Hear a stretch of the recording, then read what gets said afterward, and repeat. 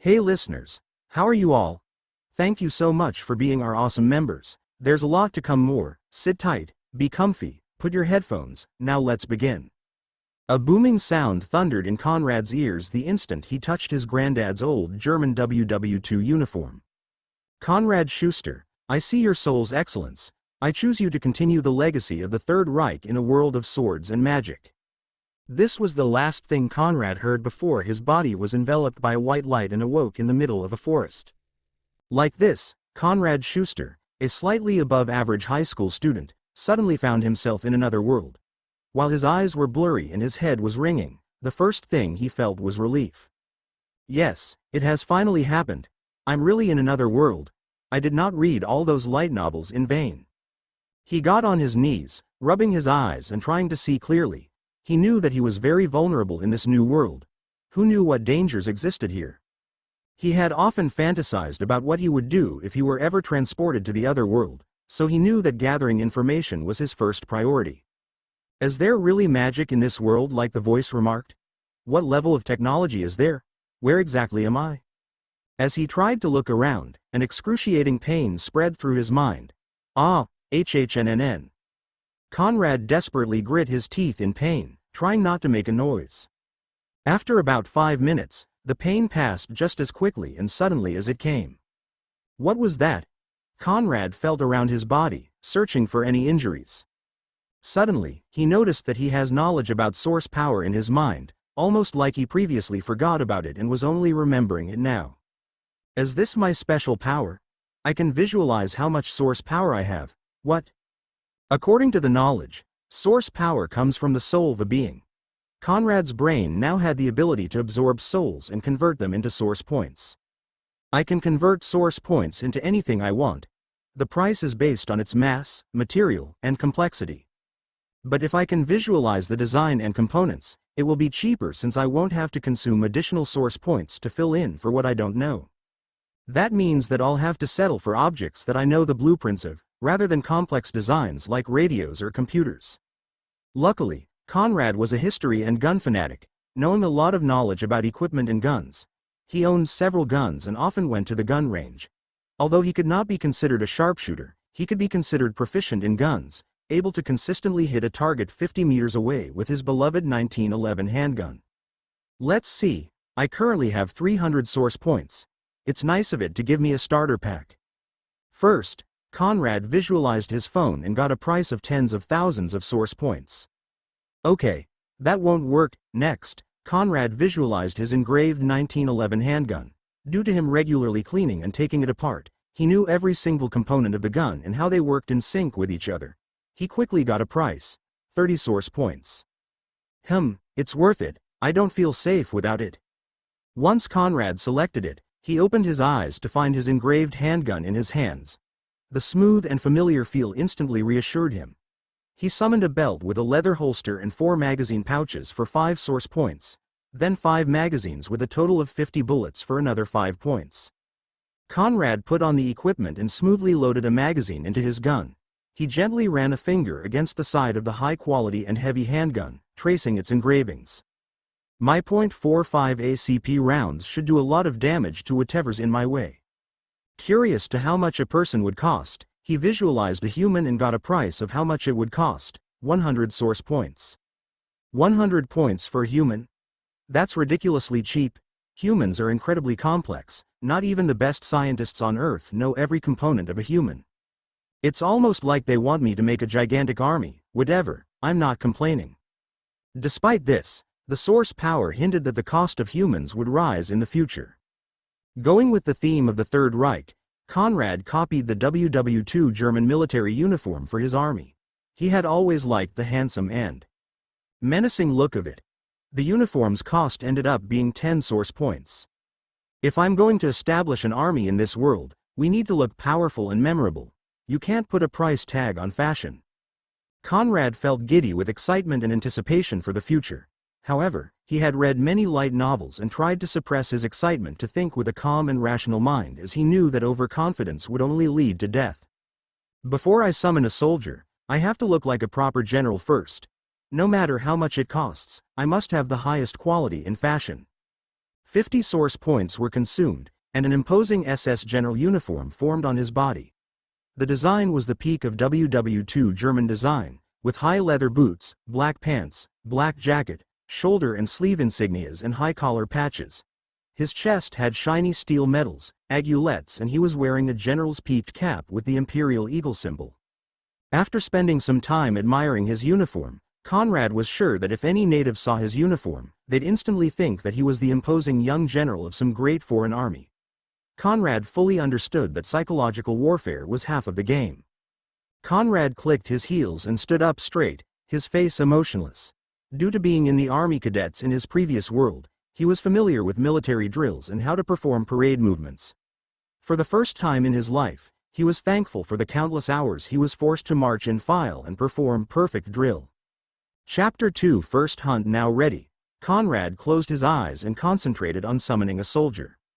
110 source points were consumed in a tall, handsome, and strong German soldier dressed in a standard German military uniform appeared in front of him. The soldier had blue eyes, a stoic face and a determined look in his eyes.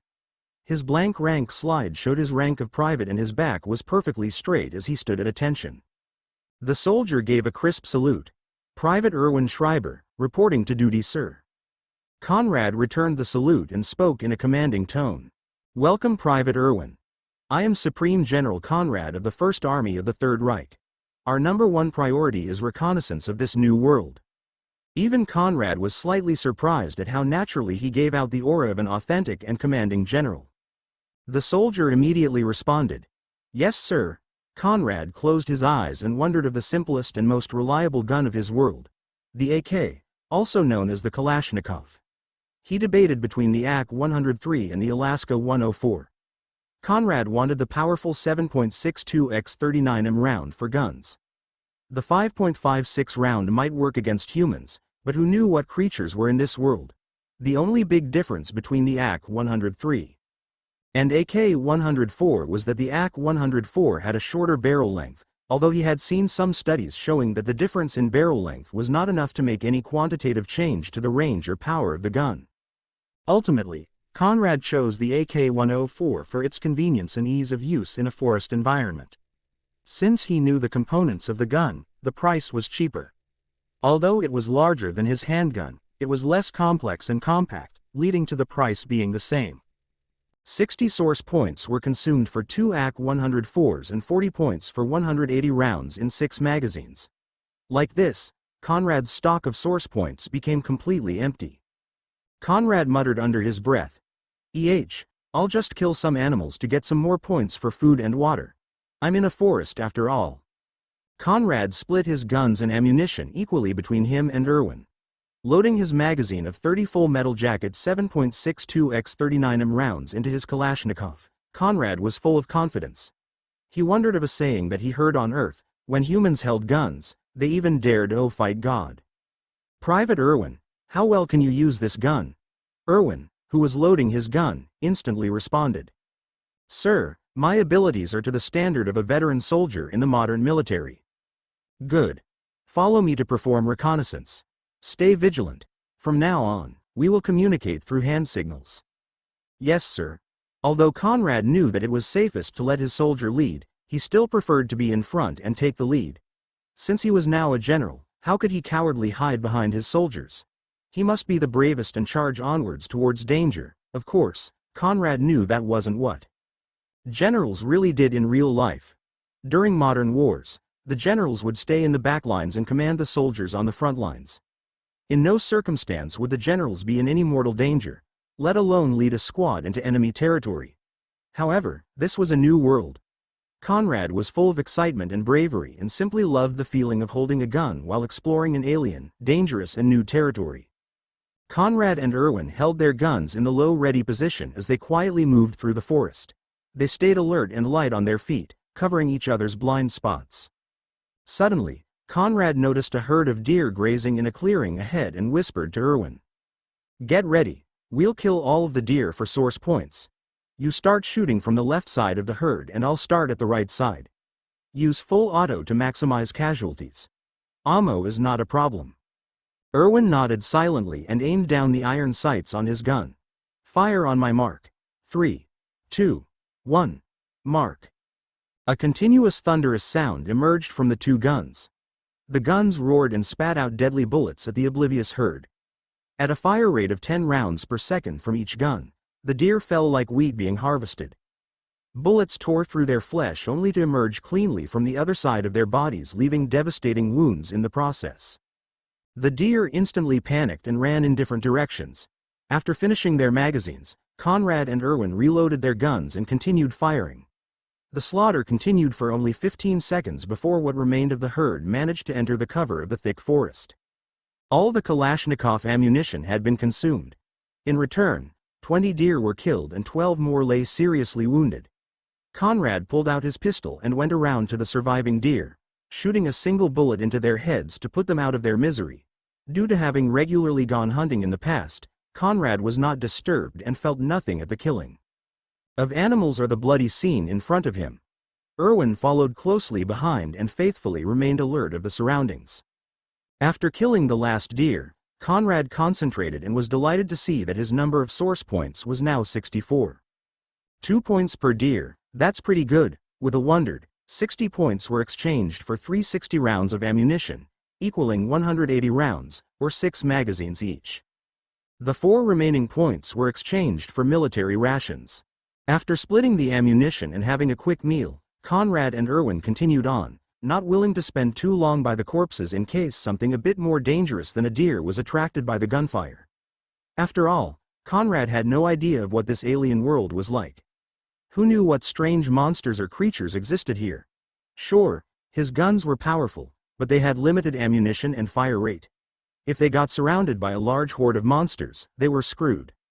Chapter 3. Military outpost. Like this, Conrad and Erwin spent a week wandering through the forest.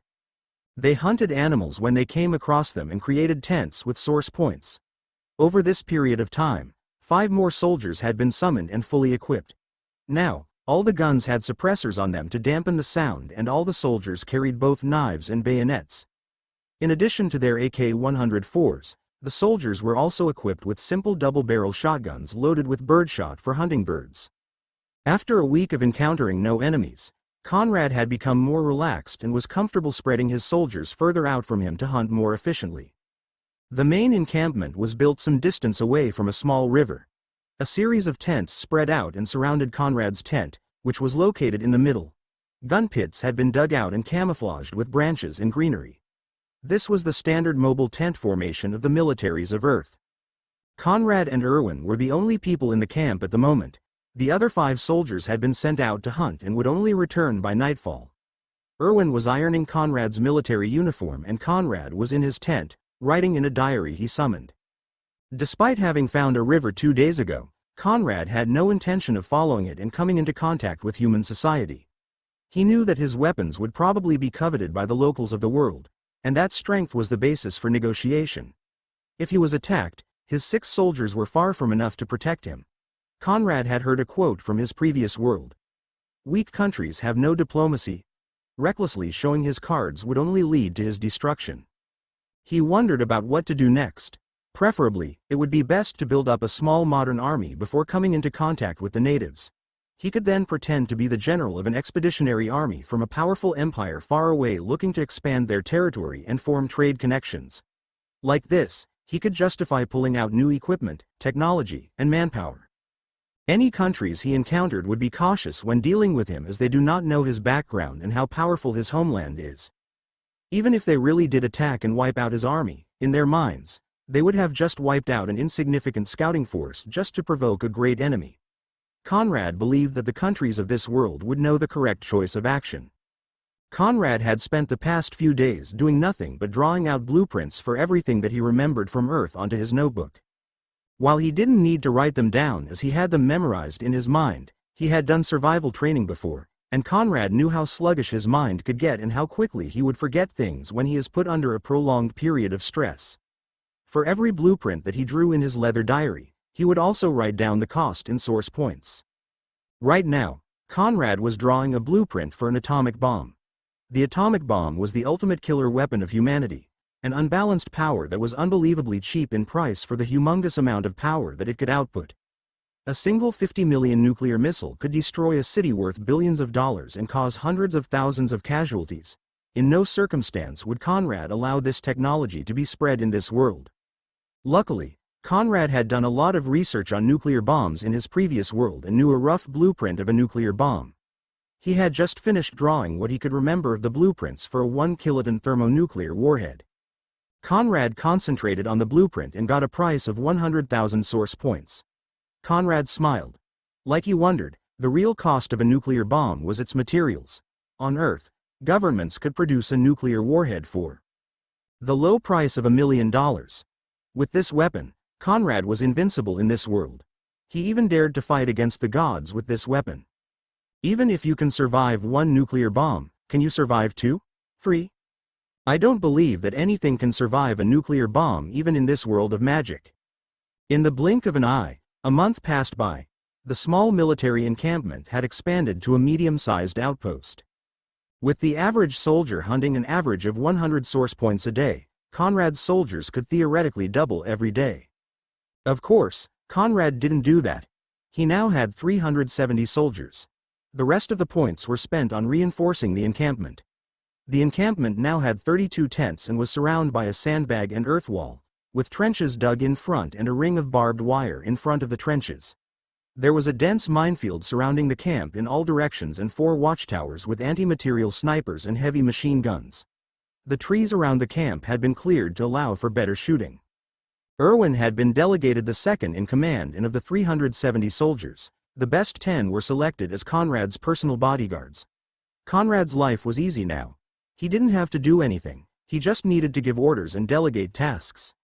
He had spent the past month training his body, working out and practicing his target shooting. He knew that he would eventually have to make contact with the outside world, but wanted to spend more time building up a powerful military force first. On this day, Conrad was looking at a map that was pieced together by scouts that he sent out. Due to overhunting, soldiers had to travel further and further out every day to hunt. Soon, they would need to relocate to a new hunting area. Suddenly, Conrad felt his source power reacting and fluctuating. He instantly knew that this meant a lot of hostile souls were about to approach. Irwin. Sir. I have detected a large number of enemies emerging. All troops to battle stations. Send out the emergency flares to call back all soldiers. Yes, sir. Irwin ran outside and fired a red flare into the sky. Stand to, all troops to battle stations. Feeling the fluctuations of the source power, Conrad slowly walked to one of the walls along with his bodyguards. When he arrived, a soldier with 3 stripes on his rank slides came up and saluted him. Sergeant Dederick reporting. The defenses of our north wall have been set up and our soldiers are ready. About 60 soldiers were lying prone on the 2-meter-high north earth wall. The perimeter of the camp had been divided into 4 sections. The north, east, south and west walls. Each wall had 60 soldiers on it and 20 in the designated watchtower. Of the 60 soldiers, 20 had heavy machine guns. An eerie silence slowly settled in. Even the birds and crickets normally chirping were silent. The only sounds were reports coming in and the clicking of soldiers checking their guns. Chapter 4 Demon Attack. Suddenly, a muffled thud went off deep in the forest, which was slowly followed by another thud, then another, and another. That's the minefield going off. The thuds went off progressively faster and faster. An inhuman scream could be heard shortly after each thud, each one symbolizing a victim caught in the deadly anti-personnel mines. Soon, the enemy came into view. They were a large horde of demons that came from all sides of the camp.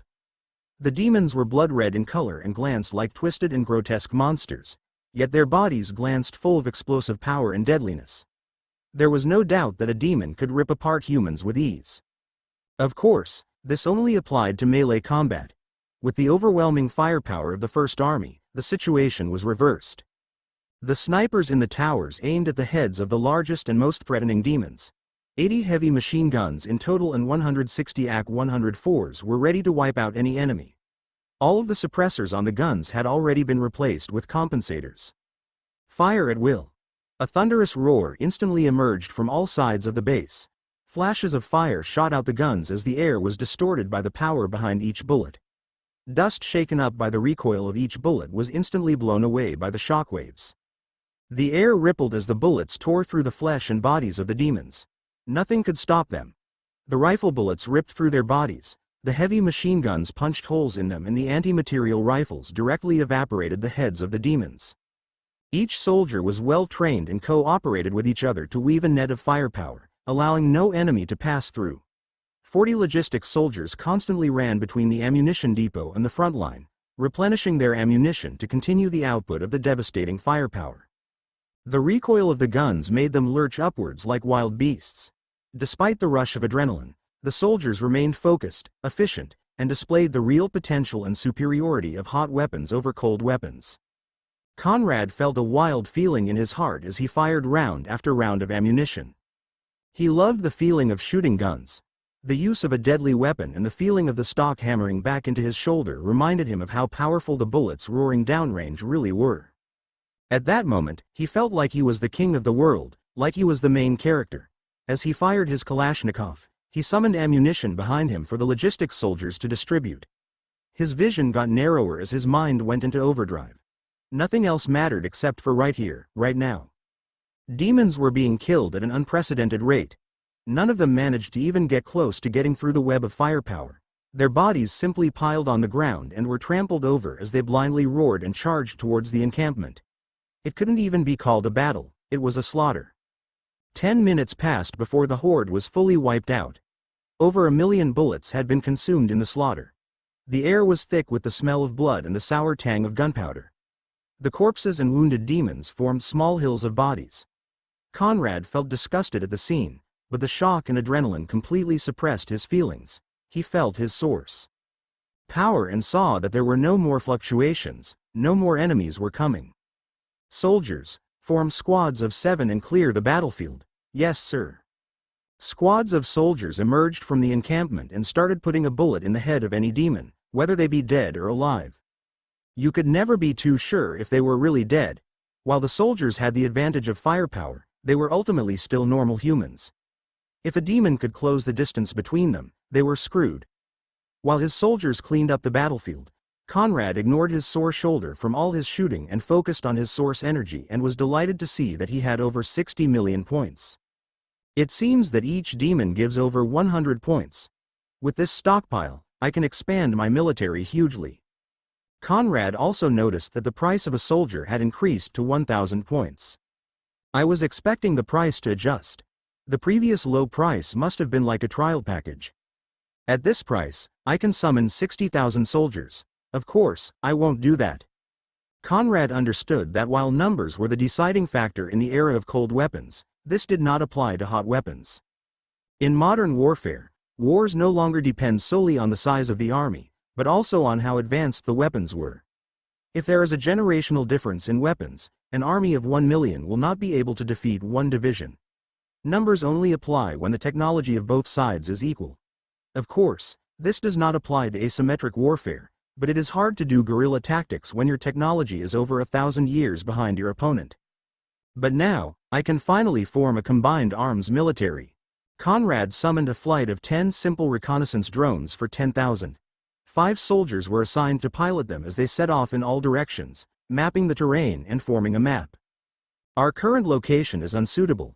We need a safer and more secure base of operations. Alert me when you find a potential location. Sir. Conrad wondered of the military bases of Earth with their high walls, flights of planes, tens of thousands of troops and tank battalions. While Conrad was thinking of a design, a drone pilot stood up and saluted him. Sir, we have found a potential location. Conrad glanced over at the screen and saw a barren, isolated island. It could work. The island was relatively large and had a natural cliff face to protect it. It glanced like it would be hard to invade and easy to defend. As he was thinking, another drone pilot stood up and reported his findings. Sir, I think that I have found human civilization. Chapter 5 New Headquarters. Conrad glanced over at the other drone pilot's screen and saw a medieval town right next to the forest. People could faintly be seen to be walking around on the ground, although the view was slightly pixelated thanks to the limited camera quality. This world's technology seems to be in the Middle Ages. However, the fact that humans are still alive after demon invasions must mean that their magic is very powerful. There's no way that a medieval society could defeat hundreds of thousands of demons without powerful magic. Private, Don't fly too close, lest we be noticed. Survey their behavior from a distance. Sir. Conrad walked back to his tent with his bodyguards. Opening his notebook, he started drawing a plan for his next actions. The island can be converted into a military base. The base will be outfitted with surface-to-air, surface-to-surface, anti-ship and anti-submarine missiles for deep-sea threats. The details can be decided later. Right now, the priority is transportation helicopters to airlift all my soldiers and supplies. Looking at transport helicopters, Chinooks are the best, but they cost 7 million source points. In comparison, the Mi-26 transport helicopter costs only 1 million points. I remember back on Earth that the Mi-26 was known for being surprisingly cost-effective given its capabilities. For attack helicopters, I'll go with the Kamov Ka-52 for its firepower, speed, maneuverability, and survivability. It costs 1.5 million points. In the future, I will also need some jet fighters.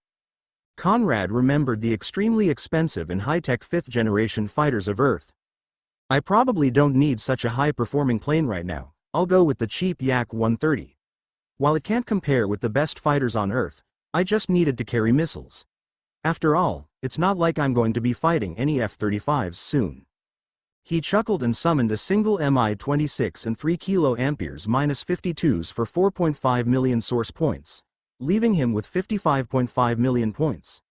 The helicopters came with pilots, each proficient and skilled in flying and using their armaments. Conrad also had a look at the price of the Yak-130, 1.5 million source points, and decided to buy a few after he got a runway set up. Loading 100 soldiers into the Mi-26 and leaving the rest at the outpost, Conrad took all the helicopters with him as he set off towards the island. Conrad sat behind one of the pilot seats as the Mi-26 followed behind the Ka-52s. Conrad was confident that even if he encountered a dragon, it would be torn apart effortlessly by the firepower of the attack helicopters. Upon arrival, the helicopters flew around the island. The island was simply a big barren rock jutting out from the deep seas. When the transport helicopter landed, all that could be seen was gray rock and the sea crashing against the cliff faces. Conrad spent 3 million points on 2,000 soldiers and 12 million on materials to build military buildings, such as barracks, shooting ranges, offices, and a large headquarters building. Building machinery was exchanged for 500,000. Finally, long-range and short-range radios were exchanged for every soldier, costing a total of 300,000. Conrad now had 39.5 million points. In the blink of an eye, another month passed by. The base had finally been built. The entire island had been converted into a military base. The base was outfitted with surface-to-air, surface-to-surface, anti-ship, and anti-submarine missiles. Watchtowers were patrolling and radar stations were monitoring the air and sea.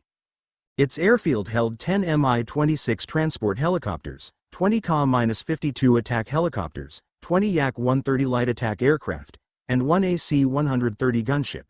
Known as the Angel of Death on Earth, the AC-130 was capable of absolutely unleashing devastating firepower with its 25mm Gatling gun, 40mm Bofors cannon and 105mm howitzer. It had not been cheap as well, being Conrad's most expensive Air Force purchase so far and costing 16 million source points. However, the pride of the base was its 6 missile silos, each containing an intercontinental ballistic missile with a yield of 100 megatons. That was his true reliance for exploring the world. In preparation for the fallout, Conrad had also built a series of interconnecting nuclear bunkers located deep under the island. If the bunker was made with modern equipment, it would have cost trillions of dollars and have taken years. Luckily, Conrad had his source power. He found that as well as using it to create things, it could also be used to destroy things. The space entire bunker had been dug out at a price of a couple million source points. Bedrock was expensive to remove after all. The bunker was fully equipped for living in it for long periods of time, and Conrad was confident it could even survive a low-yield nuclear bomb. Since Conrad was a fan of SCP, he named the bunker Site 01 and designed the interior to the style of an SCP facility. It had blast doors, accommodations, farms, recreation rooms, and even containment chambers to house any magical items of interest. Conrad planned to capture a few magical objects and creatures to study them. He wanted to use the facility to house and research a large number of anomalous objects, just like the SCP Foundation. He also planned to capture criminals and use them to test the effects of any anomalous objects. This could become a source of trade with the outside world. He gives them resources and they give him test subjects. Of course, over this period of time, Conrad hadn't just been building his base. He had also sent out many soldiers to hunt in the seas and on land far away from human settlements as he was reluctant to come into contact with the humans living here. However, today this was about to change. For the past month, Conrad had been building up his military force. Now, he was finally ready to unleash it and reveal his hand to the world. How would the natives react? He couldn't wait to find out.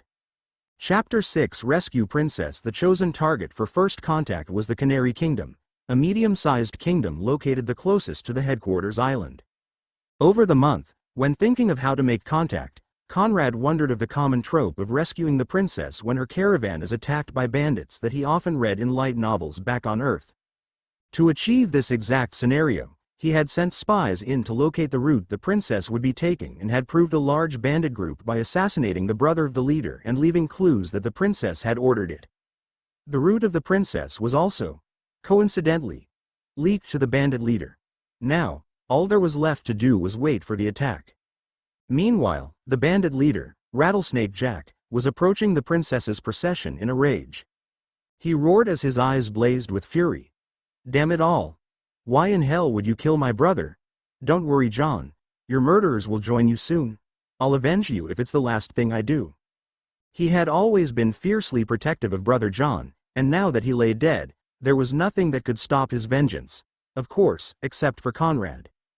With him, Conrad had brought a heavily armed combined arms company consisting of 100 infantry, 5 chieftain main battle tanks and 10 BMP-3 infantry fighting vehicles. A flight of fighter jets and attack helicopters were also on standby. Conrad personally was sitting in an armored car located in the middle of the formation. Conrad's army was traveling some distance behind the princess's procession to remain hidden in the woodland and only started to close the distance when a scout reported that the fighting had started. As they approached the carriage, a couple of dozen knights wearing shiny ornamental armor could be seen engaging a horde of bandits. There were also 6 wizards who were unleashing firepower equivalent to a soldier with a handgun. Fireballs and magic projectiles had already killed dozens of bandits. Seeing this, the bandit leader waved his hand and a few ballistae hidden behind trees emerged from hiding and fired powerful metal bolts towards the wizards. Distracted by the bandit horde right in front of them, the wizards didn't notice the ballistae until it was too late. 3 wizards were skewered, the ballista bolts easily punching through the weak magic shields on their bodies. Their bodies were nailed to the ground as they spat out blood and slowly died in agony. That was the fatal flaw of the wizard. They had a high attack but a low defense. In other words, a glass cannon. The 3 remaining wizards instantly spent a large amount of mana to cast several fireballs rippling with heat to wipe out the ballistae, but the damage had already been done. Normally in a battlefield, every wizard would be carefully protected by teams of soldiers with strong shields who would essentially act as meat shields to prevent this exact scenario from happening. However, no manpower could be spared as all the knights were engaging the ever-increasing horde of bandits. The bandits were attacking the knights like crazed monsters with no regard for their lives. Rattlesnake Jack had promised that anyone who killed a knight would get 10 gold and whoever killed the princess would get 100 gold. Most of the bandits had never even seen a piece of gold before. If they got even 10 pieces, then they could buy a house far out in the country, raise a family, and retire for the rest of their lives. After all, they were all bandits due to desperation. Their true goal was to save up enough money to retire peacefully. While the knights were fighting bravely, they were getting tired and started to unwittingly show some flaws. The number of knights slowly started to get whittled away as they got overwhelmed by the horde of bandits and were forced to slowly shrink their formation to prevent bandits from getting through to the carriage. The bandits who got the last kill on a knight would immediately run back to collect their reward and start running as far away as possible from the battlefield. They had already got their reward. There was no reason for them to stick around and wait for the eventual revenge of the kingdom. Seeing the boss carry out his promise, the bandits attacked with even more strength and excitement, each one trying to be the lucky person who dealt the finishing blow to a knight. In the carriage, Princess Iris was nervously looking out the window of the carriage with her maid. "Christina, do you think we'll be okay?" The princess was a beautiful young girl with blonde, silky hair. She normally glanced cool and composed, but this time her pretty face was covered with worry and anxiety. A beautiful maid beside her comforted her with a gentle voice that trembled ever so slightly. Her tail that peeked through her skirt in addition to her animal ears gave away the maid's identity of an animal person. "Don't worry, princess, our brave knights will protect us." Despite saying this, her face and tone showed her unconfidence. Her slightly pale look exposed that she knew that if help didn't come, they would soon be overwhelmed by the bloodthirsty bandits. Like the princess, she was desperately praying for a miracle. Meanwhile, Conrad's army finally reached the convoy, which had now become a battlefield. "Sir, over half of the knights have been wiped out by the bandits, awaiting your orders." Conrad was satisfied with how much progress the bandits made. The more desperate the situation, the more rewards he could get and the more reliant the princess would be on him once he rescued them. He felt absolutely no psychological burden on the people indirectly killed by him. Why should he care? Conrad calmly ordered through the radio in a loud and imposing voice, "Engage." "Yes, sir. All units engage the enemy. Remember, your enemy is the bandits. Try to avoid collateral damage to the knights as much as possible." The entire battalion emerged from the green woodland and instantly opened fire. The cannons on the tanks and infantry fighting vehicles shot out high explosive rounds that blew apart tens of bandits at a time and flung their bodies around like bloody ragdolls. Shockwaves were left in their wake as the ear-splitting booms startled both the bandits and knights. Rattlesnake Jack glanced over, shocked at the power of the new army. "What is that? Did the kingdom send over all their ancestral mages? No, it can't be, they couldn't have known so fast." Infantry poured out of the BMP-3s and opened fire with their AK-104s. The combined firepower easily massacred the bandits. Consumed with terror, the bandits routed and started fleeing the battlefield. At this moment, the attack helicopters arrived slightly late. The helicopters were previously kept far back so their loud rotors would not alert the enemy. The gunners were clutching their joysticks in anticipation, their fingers on the trigger. Give 'em hell. Chapter 7: Intimidation and Excitement? The helicopters swooped down like hungry vultures and unleashed their entire payload on the fleeing bandits. "Ah! It's metal dragons, run away, run away." 30mm incendiary rounds, rocket pods and hellfire missiles leveled the ground with explosions. Bandits fled like panicked chickens and were drowned and enveloped by fireballs that left nothing but blood mist and bloody fragments of what was once their bodies. Rattlesnake Jack watched his army easily get annihilated with despair. "No, this power is not possible by the kingdom, WH." His words were cut short as a 30mm round penetrated his chest, violently ripping his body in half. His final wonder before everything faded to black was hoping that the mysterious army would kill the princess as well. Cease fire. The bandits were well and truly wiped out. Only a few managed to escape into the distance. Conrad didn't bother to chase them. The combined arms quickly company surrounded the princess's carriage and the dozen of knights left. The remaining knights had retreated all the way to defend the carriage of the princess. They knew that they couldn't beat this new force, but they still nervously held their swords tightly in their hands, ready to dedicate the last drop of their blood to their kingdom. "Knights, put down your swords." Princess Iris stepped outside the carriage and spoke softly. "Princess, it's dangerous outside. They might be our enemy, the Elsass Empire." Her maid Christina worriedly tried to bring her back as the knights sheathed their swords, still alert and ready to draw them at any time. "No, Christina, I have to meet our saviors. They don't look like the Elsass Empire." But Princess Iris silenced Christina and tensely approached Conrad's army. Her knights instantly moved closer to her to protect her as she politely spoke to a soldier. "I am Princess Iris of the Canary Kingdom. I thank you for your assistance. Which empire are you from?" The soldier was stoic and didn't respond. Just when Iris was going to keep asking, the group of soldiers and vehicles in front of her suddenly moved away to the side to make room for a black and stylish armored car. Princess Iris and Christina gazed nervously at the car as it slowed to a halt in front of them, the passenger door facing them. A soldier came up to open the door and a pair of black leather shoes slowly stepped out of the car. A young general, the same age as the princess, slowly emerged from the car. He wore an imposing black military SS uniform with heroic medals, aiguillettes and a general's peaked cap with the imperial eagle symbol. His face was serious and stoic. He put on black leather gloves as another soldier came up and put a menacing general's jacket on him. He walked over with the atmosphere of a ruler that could not be defied. Princess Iris and Christina subconsciously took a step backwards. It was obvious that this young general was the commander of the mysterious and powerful army that saved them. Greetings, sir. I am Princess Iris of the Canary Kingdom. She bowed slightly. This was not out of tradition, but out of fear of angering the person in front of her. She knew that their lives were in his hands. Of course, this menacing general was Conrad. After spending over 2 months as a general, his temperament had changed greatly. I am Supreme General Conrad of the Third Reich. We are a foreign country who are expanding our influence. I am in command of all operations in this area. Conrad's powerful words hung in the air like a heavy shroud, casting a pall of tension over the encounter. Princess Iris and Christina exchanged glances, their anxiety palpable. The general's eyes were like a deadly predator lying in wait, and they were 2 helpless little bunnies caught in his trap. The princess mustered all the courage she could and spoke again, her voice quivering as she spoke. Supreme General Conrad, we are forever in your debt for rescuing us from those bandits. We were on our way to negotiate with a neighboring kingdom when we were ambushed. If it weren't for your timely intervention. Conrad remained stoic, his gaze locked onto the princess. His piercing blue eyes seemed to see right through her. After a moment, he responded. Our empire wants to form friendships. Do you have the authority to represent the Canary Kingdom?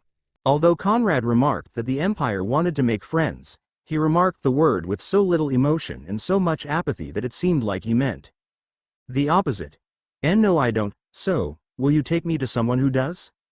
His question was more akin to an order than a request. There was a pause of silence where time seemed to slow down in his presence. Treat the wounded knights and take them with us. We are going to the Canary Kingdom. You will follow us. His words allowed for no refusal. With that, Conrad turned and returned to his car with a flutter of his cloak. Medical soldiers came out from the army and started treating the injured knights. As their horses had been killed in the fighting, other soldiers hooked up the remaining carriages to the back of a few tanks to tow it back to the Canary Kingdom with the army. The army continued through the dense woodland. In her luxurious carriage, Princess Iris sat in silence, her wonders fixated on the enigmatic encounter of the day. She couldn't help but think about the mysterious general. Even though we are the same age, how are we so far apart? How in that moment, is one person a weak little girl and the other a puppet master with her helplessly in his control? The princess, who for her entire life had glanced down on other people, had to look up for the first time. Every other boy her age that she met had constantly pursued her and treated her like she was their queen, and she had always glanced down on them with her nose high in the air. In fact, she was known as the iceberg princess with how she never even glanced twice at a man, let alone be interested in one. She had never before encountered someone like General Conrad. He was different. His indifference towards her, the subtle disdain in his gaze, the way he glanced down on her, the way he forced her to succumb to his demands. The princess blushed slightly and squirmed in her seat. But the worst part was, it excited her. It was a secret thrill, one that she couldn't confess to anyone, not even her loyal maid, Christina. Her blush got deeper as her fantasies ran more and more wild. Chapter 8 Canary Kingdom. Meanwhile, Christina was sitting in a different carriage with the knights. She didn't think about why the princess inquired to be alone, or why the princess was blushing so heavily. Christina was more concerned about the political impacts that this new force would have. As a qualified maid to a princess, she had been well trained in the art of politics. Questions ran around her mind. What were their true intentions? How were they so powerful? Are they as powerful as the Alsace Empire? Can we ally with them? Regardless of what happened, Christina had a feeling that this new force would change her life forever. As the hours passed by, the convoy gradually emerged from the woodlands and entered the lush rolling fields of the Canary Kingdom. It was heading straight for the capital city, Canarial. After a day's journey, the convoy arrived at the tall and bulky walls of Canarial. Giant ballistae on the towers showed the ultimate killing weapon of the medieval times. The gates had been shut close and a small army of soldiers was being massed at the gates. A nervous soldier peeked their head over the wall and yelled out, "Who are you and why have you come to the Canary Kingdom?" The princess's carriage opened, and the princess stepped out. "I am Princess Iris, and they are from the Third Reich, a foreign kingdom. Let me in." I need to speak with the king. A quick decision was made before a small door opened on the side of the wall and let her in. Conrad knew that the Canary Kingdom would never allow an unknown army into its capital. His blue eyes pierced through the tinted windows of the armored car to glance at the gate. He trusted that the princess would recount her experiences truthfully. And if they didn't let him in, he would show them why they should fear him and make them beg for his mercy. But by then, it would be too late. After waiting a while, the gates slowly opened. The king has agreed to meet you. We have allocated a mansion in the outer ring for you to stay. Please keep most of your metal chariots outside the city and don't bring more than 50 men in. We ask your army to move away from the wall. It was obvious that the princess had convinced the king. Conrad had expected for most of his army to not be allowed in. After all, the country was at war and would never let a large army that wasn't its own into its capital. He wasn't afraid that he would be ambushed. After all, he had saved up his stock of source points and his entire air force and army was on standby. Move out. A portion of Conrad's army split off and drove through the gate, into the city and towards the mansion. Deeper in the city, a bigger and stronger wall could be seen, symbolizing the inner city. From his intelligence agents, Conrad knew that the city was split into two sections, the inner and outer ring. The nobles and wealthy lived in the inner ring while the civilians and poor lived in the outer ring. Due to the war with the Alsace Empire, this division between the rich and poor had only been exacerbated. The economy of the outer district had been in a steady decline and most young men had been conscripted into the army. Even then, they were still fighting a losing war. The Alsace Empire was so powerful that it was at war with a coalition of hundreds of kingdoms. The Canary Kingdom was only surviving because the Alsace Empire didn't bother to pay attention to it. It would rather focus its forces against more dangerous targets. However, everyone knew it was only a matter of time before the Alsace Empire got annoyed at its stubborn resistance and sent a powerful army over. The mansion had been left by a wealthy businessman when he fled the country. It was still furnished and could immediately be used. Many of these cases could be seen as the rich tried their best to escape from this sinking ship. However, the peasants weren't so lucky. As the selected portion of Conrad's army moved through the city and towards the mansion provided by the Canary Kingdom, the disrepair of the streets and the poverty of onlookers showed the dire straits of the kingdom.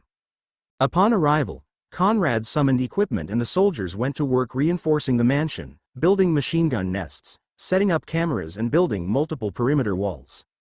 Meanwhile, the king had summoned his nobles and ministers to his castle for an emergency meeting to discuss this new force. The castle was located at the center of the inner district and sat upon a big, elevated piece of land. It was surrounded by the final and strongest wall, the castle wall, and was the pride of the kingdom. Through its 200 years of history, it has always held strong. The meeting room seemed to be untouched by the raging war and was lined with expensive and extravagant decorations that showed the kingdom's history and accumulation. However, none of those present at the moment paid any attention to it. Maid Christina, can you confirm what you just marked as true? The long table was filled with the most powerful people in the country. Right now, they had just listened to the princess recounting her experiences. Yes, everything that the princess recounted is accurate. Christina responded and bowed. If it wasn't for her identity as a witness, she would never be qualified to step foot into this room. With her confirmation, the silence of the room instantly broke. How can their weapons be so powerful? Are they secretly the Alsace Empire? What do they want? Can we cooperate? Why have they contacted us? The king stood up and the room hushed. Well, we have seen their powers. Regardless of their intentions, we should ally with them against the Alsace Empire. Above all, we should avoid provoking this force before we know more about them. I agree. I agree too. The king nodded his head, satisfied with the attitude of his subjects, and continued talking. There's no time to waste, so I invited the Supreme General here to negotiate cooperation. He should arrive in about 2 minutes. The room was instantly in an uproar. What, now? We need time to prepare. This is too sudden. The king silenced everyone with a sharp gaze and remarked in a hushed tone. I trust that everyone here had read the document our spies sent at the cost of their lives. The Alsace Empire had been annoyed at our stubborn resistance and has diverted one of their main armies to attack us soon. Their arrival is imminent. Do you think we still have time to wait? Look how much damage they have done to us with only a small auxiliary army. This Third Reich might be our last hope. The atmosphere turned depressing as the nobles and ministers sat in silence. They had been trying to avoid talking about the incoming army and live in blissful ignorance, but the king had just woken them up to reality. However, before they could open their mouths, a guard at the door suddenly announced loudly, "Supreme General Conrad of the Third Reich and his accompanying officers, we welcome your entry." As the guard's announcement filled the room, all eyes turned to the entrance, where the heavy doors were slowly being opened. Chapter 9 One-sided negotiation. The heavy doors of the chamber swung open. A hushed silence fell over the assembled nobles and ministers as they watched the imposing figure of General Conrad, clad in his black SS uniform. Conrad exuded an air of authority and power as he strode forward, his black leather gloves adding to his mystique. Behind him, his officers followed suit, their disciplined march reverberating through the chamber. King Edmund rose from his chair at the head of the table to greet the arriving delegation. "Welcome to our kingdom, General Conrad. Please take a seat. I hope that our two countries can strive forward together as friends." While the ministers and nobles were nervous, King Edmund displayed his qualifications as a king. While the nobles were focused on how to run away, Edmund would not. The kingdom was where he was born, and it was where he shall lay. Conrad nodded and sat down with his officers. He had already formulated a plan in his mind. "Thank you, King Edmund. I appreciate your willingness to meet and discuss matters of mutual interest in these trying times." Conrad's tone was measured and composed. "General Conrad, as you should be aware, our kingdom faces an imminent threat from the Elsass Empire. Their armies are closing in, and our destruction is all but inevitable without your country's help." King Edmund did not try to underplay the situation to his advantage. He knew that his own armies stood absolutely no chance against the Elsass Empire and that no matter how doubtful he was of Conrad, he was the kingdom's only hope. Conrad didn't hesitate to reply. "Naturally, our country is able to protect and shelter your country." The whole room glanced on in anticipation. "What was the price, in return for your allegiance?" The room was instantly in an uproar. The nobles and ministers exchanged anxious glances while King Edmund maintained his composure. He had guessed that Conrad's demands were going to be significant, but he didn't think his appetite would be this big. "If you wish for our allegiance, it's not impossible, but how can you protect us with the power you've shown us?" Everyone in the room had heard the recounts of how Conrad's army defeated the bandits. While their power was impressive, it was not strong enough to stop the Elsass Empire's army's advance, let alone defeat it. At this moment, a royal guard ran into the room with a terrible announcement. "Your Majesty, the Elsass Empire's army has arrived." The room instantly panicked with only King Edmund and Conrad's delegation remaining unaffected. Conrad stood up from his seat. "Let me show you our power." He started walking to the roof of the castle. The rest of the room nervously exchanged glances before following him. At the top of the castle, the Elsass Empire's army could be seen approaching from far away. The strongest army of the Elsass army was called the Imperial Army. The Imperial Army had only come into existence recently and was equipped with strange and new technology. Judging by the equipment of the incoming army, this army was a fragment of the Imperial Army. In the distance, huge wooden ships were floating in the sky, speeding forward towards the city of Canarial. It was obvious that it had already defeated all the armies sent against it. The design of the ship was something that Conrad would expect to see from the Age of Exploration. There were hundreds of these ships, packed with soldiers. Giant cannons, medieval cannons, could be seen poking out the sides of the more armored ships. Wyvern riders and heavily armored soldiers could also be faintly seen on board. However, the main attraction of the fleet was a giant fortress floating with them. Gigantic cannons covered the entire fortress and a magical shield could be seen surrounding the entire structure like a gigantic bubble. The sight of this army alone was enough to end terror in anyone who was foolish enough to stand against them. Oh my God, and to think that this is only a small splinter of the Imperial Army. We are dead, there's no point resisting, can we still run away? The only reason the kingdom hadn't surrendered during the war was that while the country might be spared, the ones in control would have to be executed for their crimes of going against the Elsass Empire. The Elsass Empire would only accept the surrender of those strong enough to fight them. The Canary Kingdom was simply not qualified for the Elsass Empire to accept their surrender. The nobles broke out in despair and some directly even started crying. The ministers were more composed, but their deathly pale faces exposed their True feelings.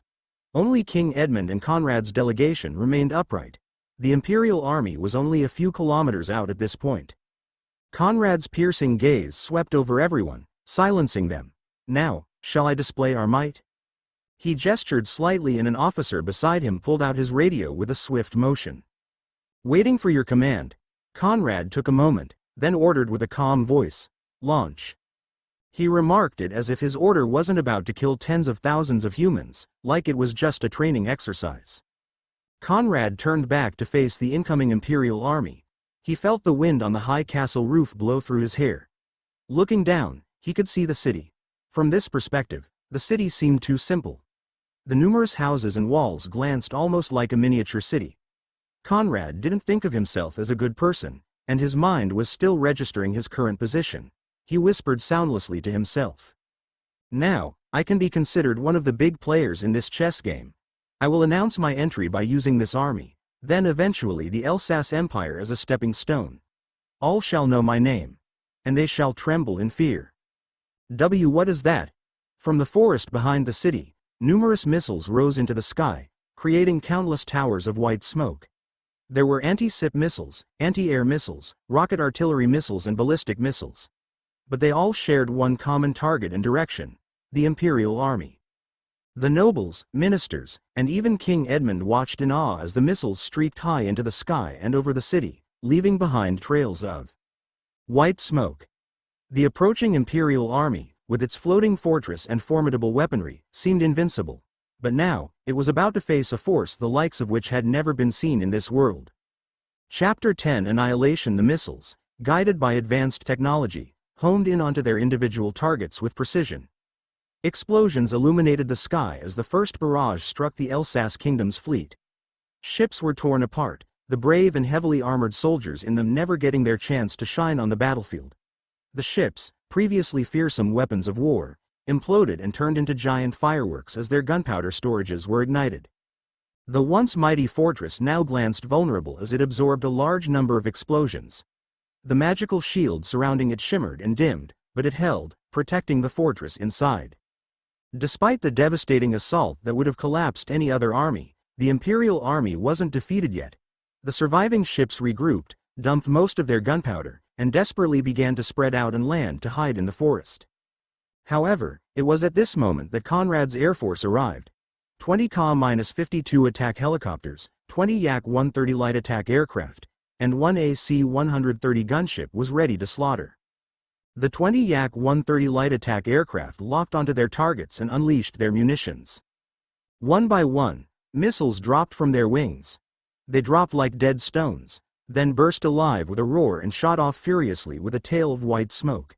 Designed to fight against supersonic aircraft, the missiles zoomed into the remaining Imperial army and impacted all their targets with pinpoint accuracy.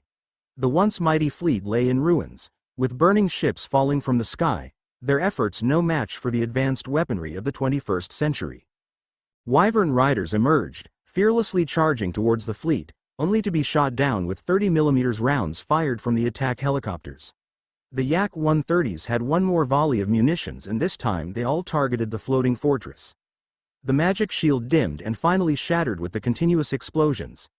Having exhausted all their munitions, the Yak-130s turned around and headed back to the airbase to refuel and rearm. Meanwhile, the helicopters swooped down to finish the job. Booms erupted as the countless medieval cannons on the fortress and remaining ships opened fire, lobbing huge stone cannonballs at the sky. However, none of them managed to impact the nimble helicopters. Fire. Bunker-busting Hellfire missiles dropped off their wings and sped towards the fortress, destroying the defenseless cannons.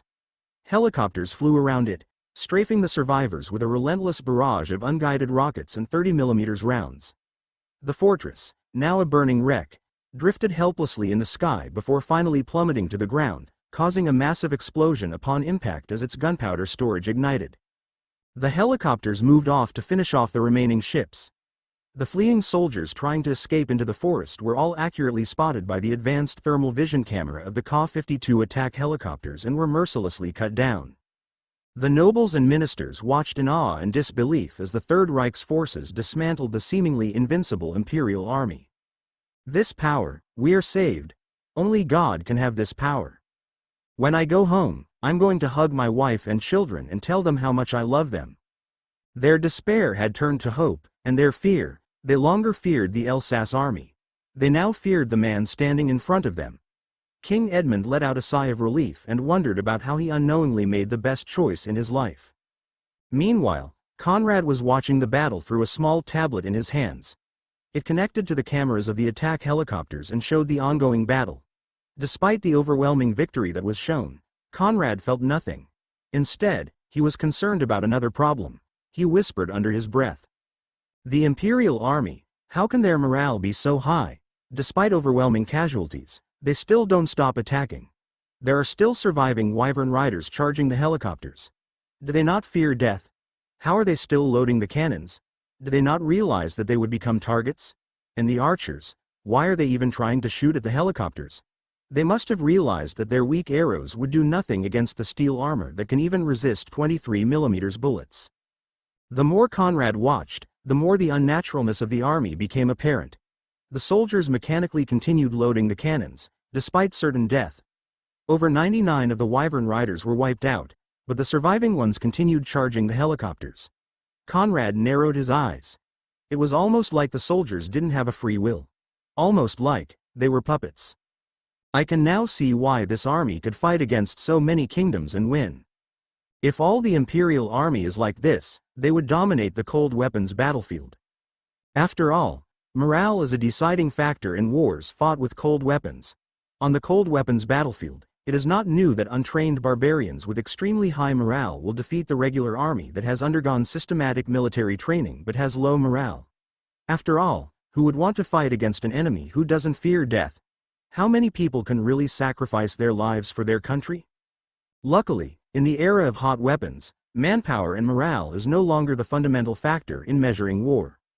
Suddenly, Conrad's source power fluctuated, giving him a message. Interesting. So their fearlessness is from the power of an otherworlder. That means that there are other people like me who have been sent from Earth into this world with a power. The new Imperial Army must have been their work. Knowing that there were more people like him, Conrad felt a sense of pressure. But at the same time, he felt a burst of competitiveness and determination. He vowed that he would destroy them all and force them to submit. At the same time, he wondered if he could integrate their powers into his. After all, his soldiers were infinitely loyal, not fearless. Of course, his soldiers would fight to the death for him, but they would still feel fear and emotions. They may even accidentally make mistakes. However, while thinking about this, a part of Conrad didn't want to remove the emotions of his soldiers. It just felt wrong and unnatural. He preferred his soldiers to have their own emotions and wonders. At that time, the Yak-130s had returned, fully refueled and armed, ready to wipe out the stubborn and futile resistance. Lock-on, fire, missiles streaked into the forest, the high explosives decimating the surviving army. In a period of less than half an hour, the fate of the army had been set in stone. Total and complete annihilation. As the helicopters continued to fly around the forest, looking for any hiding survivors to kill, Conrad turned back towards King Edmund. Chapter 11. Nymphomaniac. The nobles and ministers who had been brought out of despair were now looking at Conrad with newfound respect and fear. King Edmund, while relieved, couldn't help but feel a mixture of emotions, knowing that his kingdom was saved but also uncertain about the future.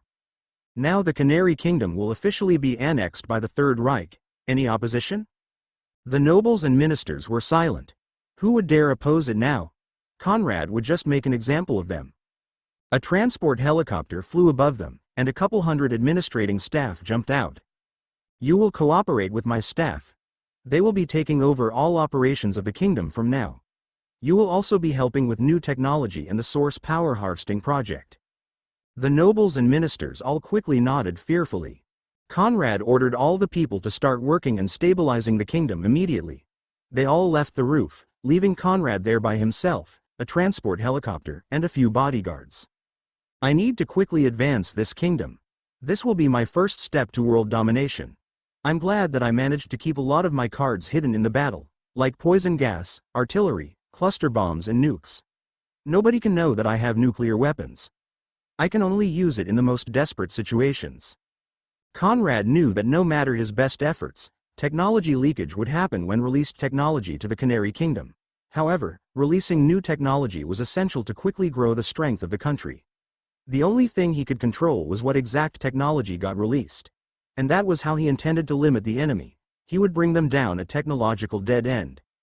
I have ordered my staff to only make steam-based technology, steam engines, steam cars, steam trains, even steam guns. I will tightly protect this technology and place large amounts of guards around it, pretending like it's a national secret. I will tell the ministers and nobles that all our weapons run on steam, and the white smoke that came out from the missiles is steam. When they inevitably leak the news, all countries will be convinced that steam power is the future, when it is only a technological dead end. Of course, I must secretly destroy anyone who tries to develop oil and gasoline technology. This world shall enter the steampunk era. No matter how hard countries tried to advance and improve their steam technology, their performance would never be able to compare to petrol and diesel engines. And by the time they realize that they have been led down a dead-end road, it will be too late. Standing near the ledge, Conrad glanced down at the city and wondered about his plans for the future. Through experimenting with his source power, Conrad had found out that he could not create magical items with his source power. It was almost like it resisted magic. That doesn't mean my source soldiers can't use magical items though, they just don't have any mana or talent to use magic. That was one of the reasons why Conrad wanted to control a country. I can't keep only using my source troops in wars. They're too expensive to die as cannon fodder. The natives of this world can be my cannon fodder. While my source troops are my true killing force, with his absolutely loyal source troops, Conrad was confident in controlling the native army of his kingdom. I will flood the kingdom with propaganda. I shall rally the people to fight against the Elsass magical empire. I will build magic schools to train talented magic users. Make the natives build magical items to enhance my source army. That mysterious voice that brought me to this world told me to continue the Third Reich, but I will live my own life. The name of my empire may be the same as in history, but I have no intention of following in their footsteps. It will take orders from me and me alone. I will build my own world. Meanwhile, far away, deep in the capital of the Elsass magic empire, the emperor of the Elsass empire was having a headache. 2 months ago, his kingdom had performed an expensive summoning ritual to summon a hero from another world. From the summoning circle walked out Daiki Kurigane, a teenager from another world country called Japan. Upon arrival, he had immediately heroically jumped up, waved his fist in the air, and yelled how he would wipe out the demons and save the world from the Demon King. After being informed that even though demons were infecting the world, there was no need to get rid of them since they were weakening enemy countries, he had instantly vowed to create an adventuring party to explore old ruins and create a harem. Once again, he needed to be explained that adventurers only existed in weak countries whose own army wasn't strong enough to protect their own land. The Elsass magical empire, one of the most powerful countries with one of the most powerful armies on the continent, had only ever hired mercenaries to do its dirty business. All ancient ruins had already been explored and cleared by the army, and most wild monsters had already been effortlessly slaughtered.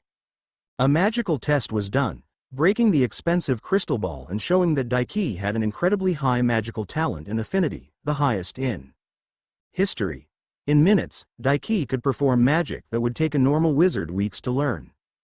The emperor knew that trying to forcibly control someone with this much potential would just create a ticking time bomb. His talent was so high that even if the most powerful slave magic was used on him, his subconscious would actively decode and remove it. The experienced emperor had decades of experience and was an intelligent and cunning man, so he could instantly tell the wonders and motives of Daiki Kurigane.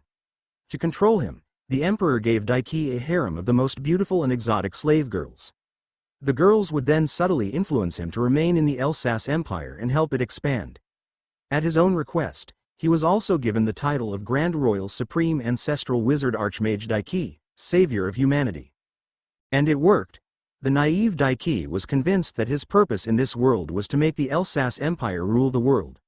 He created the Imperial Army and enchanted countless flying ships and fortresses based on his memory, as well as create a whole new field of magic to make the army not fear death and infinitely loyal. The emperor was delighted and praised Daiki, which only seemed to inflate his massive ego. However, the emperor was now having a headache. The problem was simply that Daiki was not spending any time on his magic anymore. Daiki's talent was so great that it was likely he could even become a god if he spent a few decades training hard in isolation. How many great and powerful legends in history have spent thousands of years sweating blood, training every day, only to fail at the last step?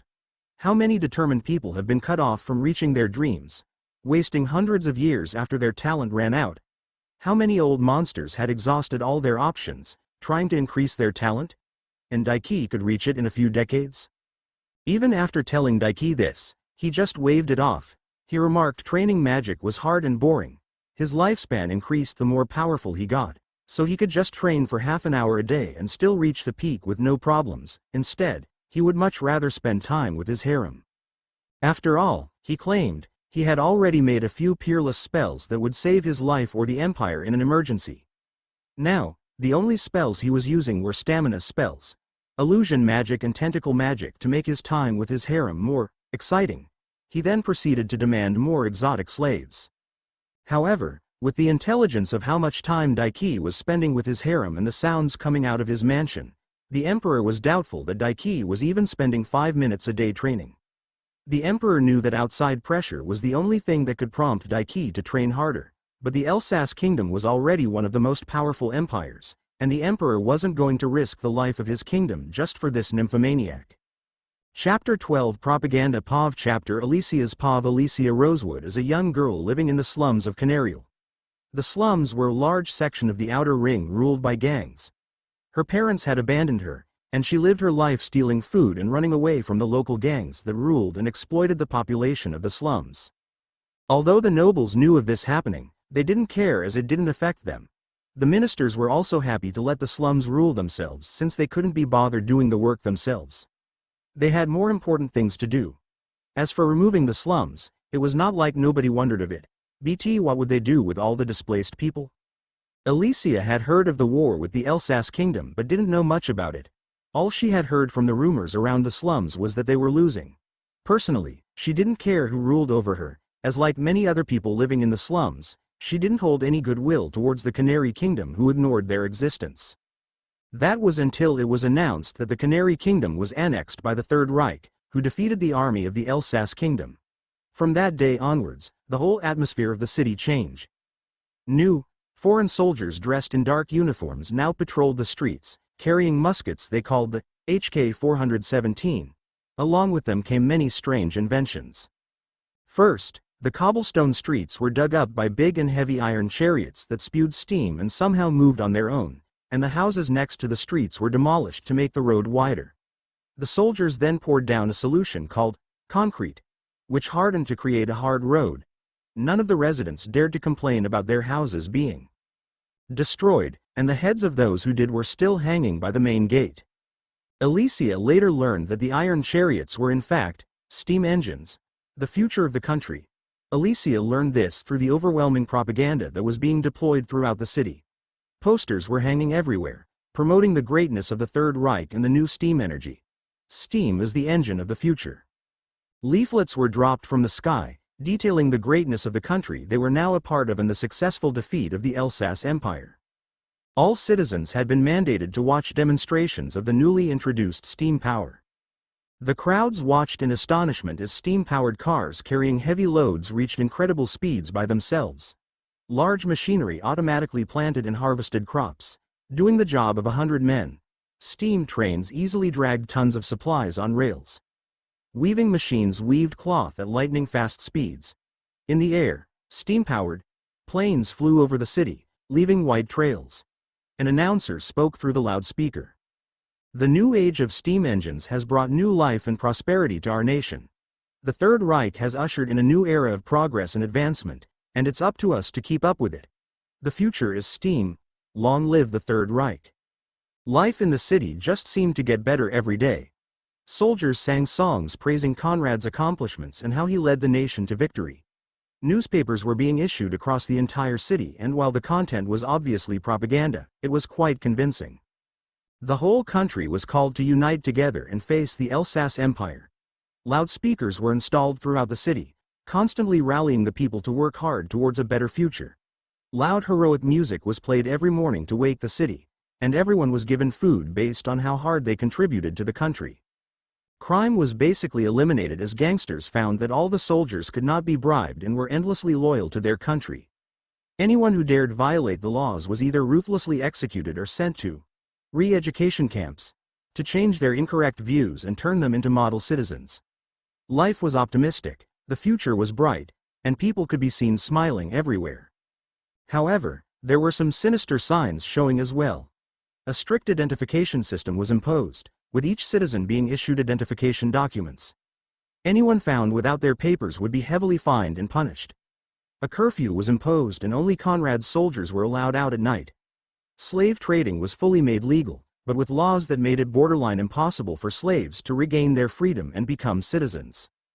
Additionally, along with the usual propaganda, increasingly xenophobic and pro-human thinking were spread, blaming the problems of the country on demi-humans. The position of demi-humans in the country was getting closer to second-class citizens. Over the past few weeks, Alicia had been required to attend the country's indoctrination classes, a program that sought to teach kids how to read and write as well as teach ideological beliefs. The classes were held in the newly built Enlightenment Institute, and all kids 8 to 16 years old, regardless of background, were mandated to attend. In addition to literacy, a number of subjects were being taught, including the importance of obedience and loyalty to the Third Reich, history and literature of the Third Reich's accomplishments, enemies of the country that threaten our survival. We are alone in this world. The superiority of the Third Reich's ideology and worldviews, the dangers and inferiority of foreign ideologies and worldviews, the future with steam energy, superiority of humans over demi-humans, and daily singings of propaganda songs. In Alicia's class, the teacher was currently chanting with the students, "Who are we loyal to? The Third Reich. What is the best species? Humans. Who is our enemy? The Alsace Empire. What is our saying? If you're not with us, you're against us. What is the ultimate glory of a brave citizen of the Third Reich? To die in battle?" The teacher nodded, satisfied. She could tell that when this generation grew up, they would become the most loyal backbone of the Third Reich. "All right, class. Our glorious leader Supreme General Conrad had declared that all students will take the talent test, with all costs being borne by the government. Those who are talented will get the chance to join the Magic Academy for the Chosen and Elite, or the Imperial Magical Academy." The class was shocked, then cheered happily. In order to consolidate their power and prevent any peasants from rising, the ruling class heavily controlled the spread of magic and who could use it. However, Conrad didn't care about those things and only cared about increasing the national power, so he directly ordered all children in the ideal age range for learning magic to be tested regardless of background and sent to his magical academy. The students came up one by one and placed their hands on the magic ball located in the front of the class. However, the ball only mildly reacted for a couple of students. But when Alicia put her hand on the ball, it glowed extremely brightly, like a small sun shining on Alicia and blowing light winds across the classroom. The teacher covered her mouth with shock. Alicia clenched her fists and silently made a vow. "Thank you, Supreme General Conrad, for this opportunity. I swear to not let the Third Reich down." End of POV chapter. Back to Conrad. Chapter 13, Anti-Demihumanism. In his office, Conrad was writing orders on a letter. The door opened and an officer walked in and saluted him. Conrad's secretary took the stack of documents he was carrying. "Sir, here's the intelligence report." Conrad slightly waved his hand as the officer saluted again and left. The room was plunged into silence as the grand doors closed. "Read the report." The secretary immediately started reading out all the important information. "Our reforms are all progressing as planned, some are even ahead of schedule. Public opinion is on our side, national unity is growing, and propaganda is running at full force with no resistance. Over 95% of the population believes that steam energy is the future. The indoctrination of the next generation has shown great potential, and the Magic Academy is being filled with talented civilians. Most importantly, our plan to create a localized enemy has started showing success." Apart from the reforms, Conrad had also secretly pushed a plan to vilify and blame demi-humans for the problems of society. He knew that the people of the country would obediently follow his rule as progress was booming and the economy was growing. However, if any one of those stopped, the people would be likely to turn against him. After all, he did not have the accumulation of generations to cultivate loyalty amongst the people.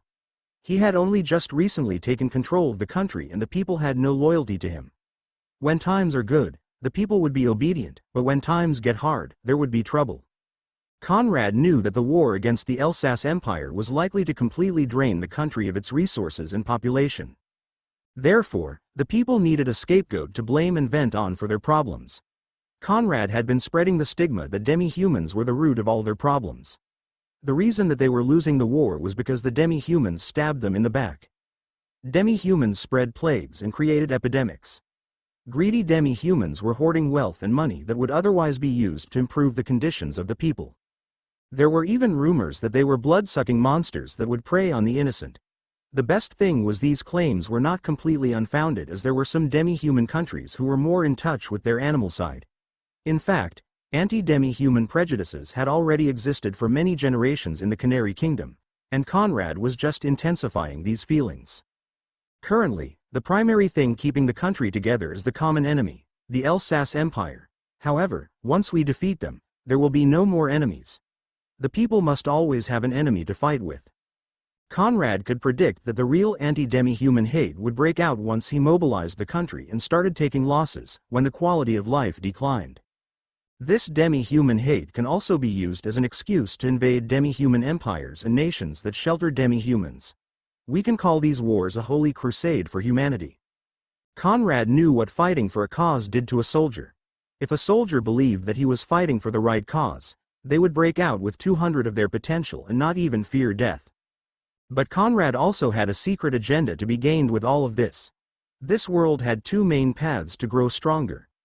One was the magic path, and the other was the warrior.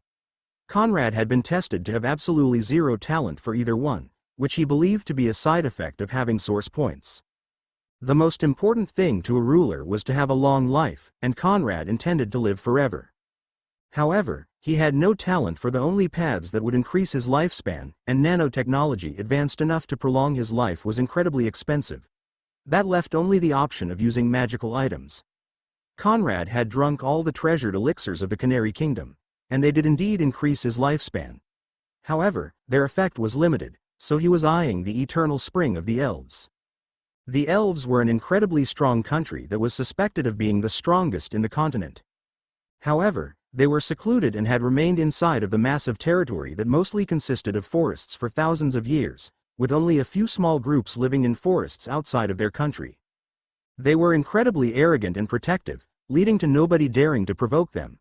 While they were known as the most beautiful race, elf slaves were only secretly traded between the leaderships of the strongest countries in fear of the retaliation of the elves, and each one of them was worth a fortune. The most prized possession and the lifeblood of the elves was the eternal spring, a legendary spring whose water was rumored to grant eternal life. It was believed that the long lifespan of the elves was due to this spring.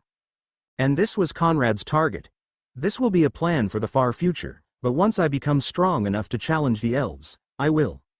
I'll tell the people that the elves are greedily using the eternal spring and demand that they share it with the whole world. And if they refuse, the whole world shall start a righteous crusade. After all, who doesn't want eternal life? But we are living in the present. Secretary, continue the report. Sir, the Elsass Empire has reacted to the failure of their splinter force, so they have sent over a field army of 1,000 ships and 5 floating fortresses. Good, we will show them the cost of their carelessness. We will send the native army to the front lines. We will use this chance to train troops and increase their confidence. Yes, sir. The secretary immediately went to work, typing messages to be sent. Shortly after, a broadcast was held throughout the whole city and every citizen was required to listen. Citizens of the Third Reich, I come bearing bad news. The Elsass Empire is determined to wipe us out and have sent an imperial field army. The whole country despaired like they did the last time they heard the news of an incoming army. But this time, there were many people who didn't lower their heads and waited in anticipation for the next line. But we will not sit idly by. We will resist down to the last soldier. The newly trained People's Army will be on the front lines, bravely resisting the enemy. Supreme General Conrad has promised victory.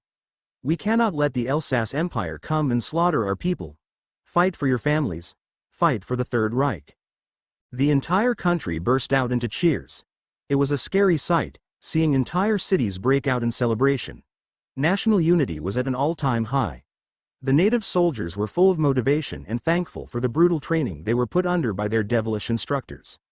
The efficiency of the country soared, as people were motivated to provide resources for the front lines. Weapons and munitions factories were churning out record numbers. Little did they know that this day would be written in history textbooks to come, serving as a pivotal moment in the history of the Third Reich and an inspiration for generations to come. Chapter 14 Battleship Volley. Huge artillery cannons were pulled by massive steam-belching steel monsters. Giant steel ships with fearsome battleship cannons poking out from them like a hedgehog took off full of soldiers.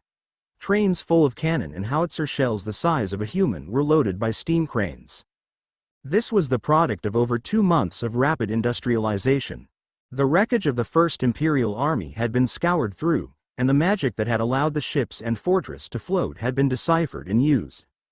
Conrad personally designed a steel ship with numerous WW2 battleship cannons based on his memories, and newly built factories started mass production, supplied by giant mines filled with modern mining equipment. The ships were named battleships. Of course, most of the equipment and resources was made with source points to speed up the progress. Conrad had spent most of the source points he earned in the previous battle on building infrastructure and helping with the production of battleships. Even then, only 10 battleships had been built. Over the last 2 months, more soldiers had been recruited and trained. Conrad wanted to hide the existence of his modern army, so he spent his efforts vigorously developing the native army. To control it, all the officers and most NCOs in it were his source soldiers, and there was even a number of source soldiers pretending to be native soldiers, blending into the army. They would rally the troops at key moments and convince them to keep fighting. Conrad's control in the people's army had spread deep, like the roots of a tree. To limit technology spread, soldiers were equipped with WW1-era rifles and machine guns and were taught in trench warfare. With guns, a newly trained recruit could kill a powerful warrior or a wizard. In the absence of overwhelming magic power, hot weapons dominated the battlefield. The WW2 cannons on the battleships and artillery were ordered to fire as soon as the Imperial Army got into the most effective firing range. While their maximum range was 20 kilometers, their effective range was 10 kilometers. 10 battleships were lined up in the sky, their sides facing the enemy. Rows and rows of large-caliber battleship cannons aimed at opened fire with a mind-shattering boom. The recoil was so great it rocked the entire ship and pushed it to the side slightly. Hundreds of shells flew into the distance and impacted straight into the Imperial Army. The weak wooden hulls of their ships provided no resistance to the giant shells. The shells penetrated deep into the ships before exploding, setting off the gunpowder storages on board. With just one volley, dozens of ships were destroyed, and even more were crippled. Since a puppet could not feel emotions, the commanders of the advancing Imperial Army were the only non-puppet people in the entire fleet. The commander of the 4th Imperial Army was normally a heroic and stoic man, but now his face was full of disbelief. Damn it, how can they hit us from all the way over there, and how are their cannons so powerful? Are we in range yet? No sir, we are still far from being in range. We need to be within at least 300 meters if we want any chance of hitting them while moving. Fuck. Are you telling me that we have to keep going 10 more kilometers under this bombardment? Just kill me already. It would be a miracle if there is anything left of us. But sir, you know what Archmage Daiki would do to us if we were caught retreating. The commander shivered at Daiki's name and reconsidered his choices. Fine. Keep advancing. But offload the troops and get them to march on foot. Tell them to spread out as much as possible. The commander took deep breaths to calm himself. He would rather do down with his fortress than defy the will of Archmage Daiki. He shivered as he remembered Daiki turning hundreds of thousands of soldiers into emotionless puppets without showing any mercy. He planned to exploit the flaw of the cannon. It could be overcome with numbers. Cannons took time to reload, and while they could do tremendous damage to a single target, they could only fire at one target at a time. The fleet would act as targets to buy time for the soldiers. Roughly 200,000 troops dismounted, the rest continuing to pilot their ships. The commander even sent down the loading crew of the cannons, showing his lack of confidence in even surviving until they got in range. The cannons of the Third Reich's battleships relentlessly fired on the incoming fleet. With every volley, dozens of ships directly blew up and even more were disabled or took heavy damage. A few shells fell into the forest, but their accuracy got higher the closer the fleet was. The dismounted army quickly advanced through the forest. This was when the artillery opened fire. 1,000 howitzers opened fire, their pre-sighted rounds washing the forest with a rain of artillery. This was when the Imperial Army learned the true horror of artillery. Hundreds of soldiers were blown away in just the first inaccurate volley. The closer they got, the more accurate the howitzers were. Meanwhile, all the ships had been destroyed, either exploding in the air or crashing into the ground in a blaze of fire. Only the 5 floating fortresses were left, with their powerful magic shields barely absorbing the explosions. However, with all the battleships focusing fire on them, their shields quickly cracked and turned to dust. Giant shells instantly razed the entire fortress to the ground. Literally. The once feared war machines had been turned into debris. With all the air targets eliminated, the battleships changed their target to the ground troops, raining hell down on the advancing soldiers. But the human puppets of the Imperial Army didn't fear death. No matter how many of their comrades were blown to pieces beside them, they just continued advancing emotionlessly at full speed. A row of heavily armed trenches had been set up outside of the forest. Soldiers of the People's Army stood tensely, nervously clenching their guns as they heard the explosions in the distance. The trenches were dug in a zigzag pattern and there were multiple layers of them. There were several railways that ran directly from the munition factories to the front lines. Lines of barbed wire were nailed in front of them, along with dense fields of landmines. All the soldiers readied their guns as they heard the minefield going off. Against all odds, the Imperial Army had done the impossible. They had done it. At the cost of overwhelming casualties, they had finally reached their enemy, and they were going to regret it. Chapter 15 Slaughter. Heavily armored Imperial soldiers raised their shields and rushed towards the trenches. In them, soldiers stood with their heads slightly poking out, aiming their iron sights at the approaching horde. Fire at will. Kill them all. The trenches erupted with a symphony of firepower. Machine gun nests opened fire, their loading crews constantly replacing cooling water and ammunition. Soldiers rapidly cycled the bolts on their bolt-action rifles. Soldiers with more advanced carbines mechanically squeezed their trigger. An Imperial soldier waved his sword and emotionlessly ran towards the wall of lead. Soldiers all around him were falling like harvested wheat, their heavy armor providing no resistance against the high-powered bullets. He ran into a wall of barbed wire. The razor-sharp spikes lacerated his body as he struggled to get through. A bullet went through his brain, and he collapsed like a broken puppet. The soldier behind him didn't react and just used his body as a stepping board to get over the barbed wire.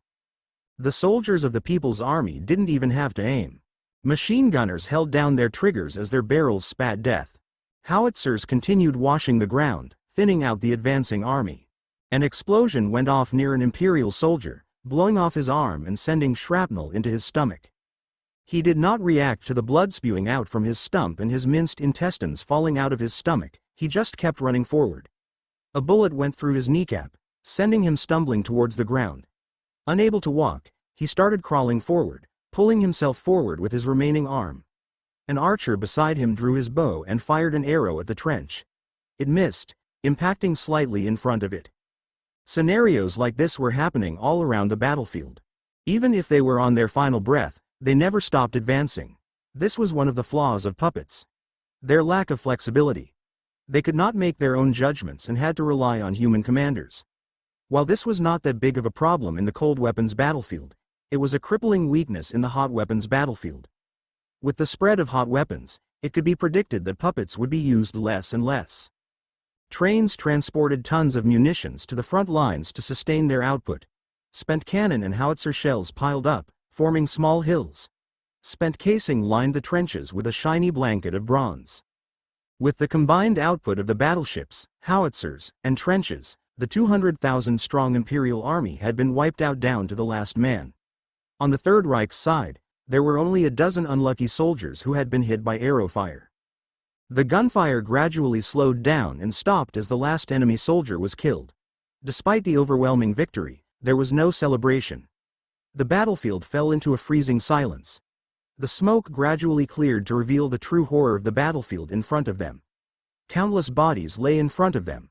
Most were missing limbs. Others didn't even keep an intact body. The once lush forest had become a barren and bloody land. Countless craters densely dotted the land, leaving no trace of their targets. The muddy wasteland was covered in blood.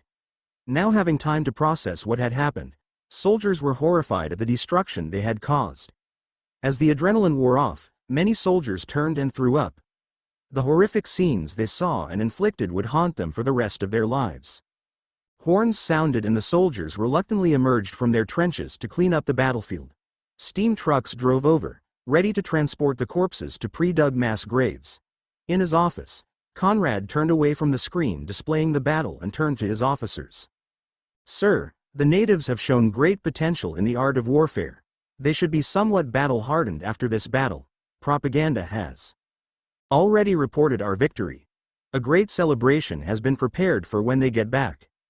Additionally, our spies have reported that the Imperial Army was made only 2 months ago, and it was made by a new legendary teenage wizard in the Elsass Empire using many resources and treasures. This wizard first emerged about 4 months ago, and rapidly grew in power. He was given the title of Grand Royal Supreme Ancestral Wizard Archmage Daiki. It is rumored that his magical talent is even stronger than the gods. However, he seems to be very lustful and has ignored the affairs of the kingdom, preferring to instead spend his time with and expanding his harem." Conrad's eyes sharpened. He had located the Otherworlder. He could somewhat tell the wondered process of Daiki. When you rapidly gained power, it was easy for it to go straight to your head, especially if you were previously a weak teenager.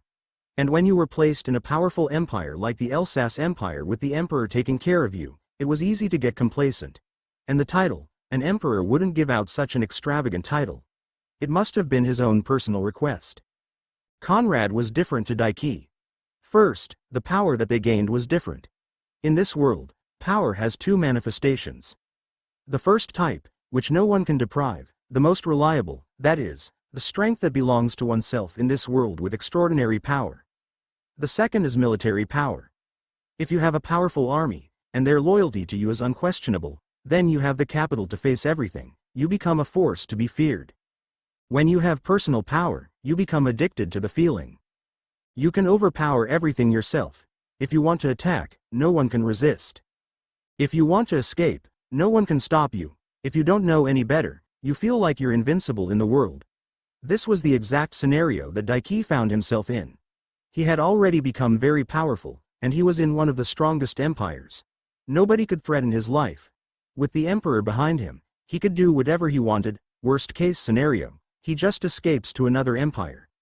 Any empire would open their doors to him, a person with such great potential. On the other hand, Conrad had never been in a state of calmness. His power came from his army, his territory. He himself was ultimately still a mortal human. Even with the supplement of priceless treasures and elixirs short of the eternal spring, his lifespan had a limit. He only had one shot. If he failed, he couldn't simply escape from his territory. He would be abandoning his power if he did so. If they found out about his power, every empire would try to capture and enslave him. After all, unlike Daiki, he couldn't resist powerful slavery magic. Chapter 16 Imperial Army in the capital of the Elsass Empire. The Emperor summoned Daiki to the throne room. Currently, Daiki was standing sloppily in front of the Emperor, with 2 beauties in his arms. The Emperor strictly informed Daiki. "Grand Mage Daiki, I have received news that the 4th Field Army of the Imperial Army has been wiped out by the Canary Kingdom." "What? That weak kingdom? How is that even possible? My Imperial Army is invincible.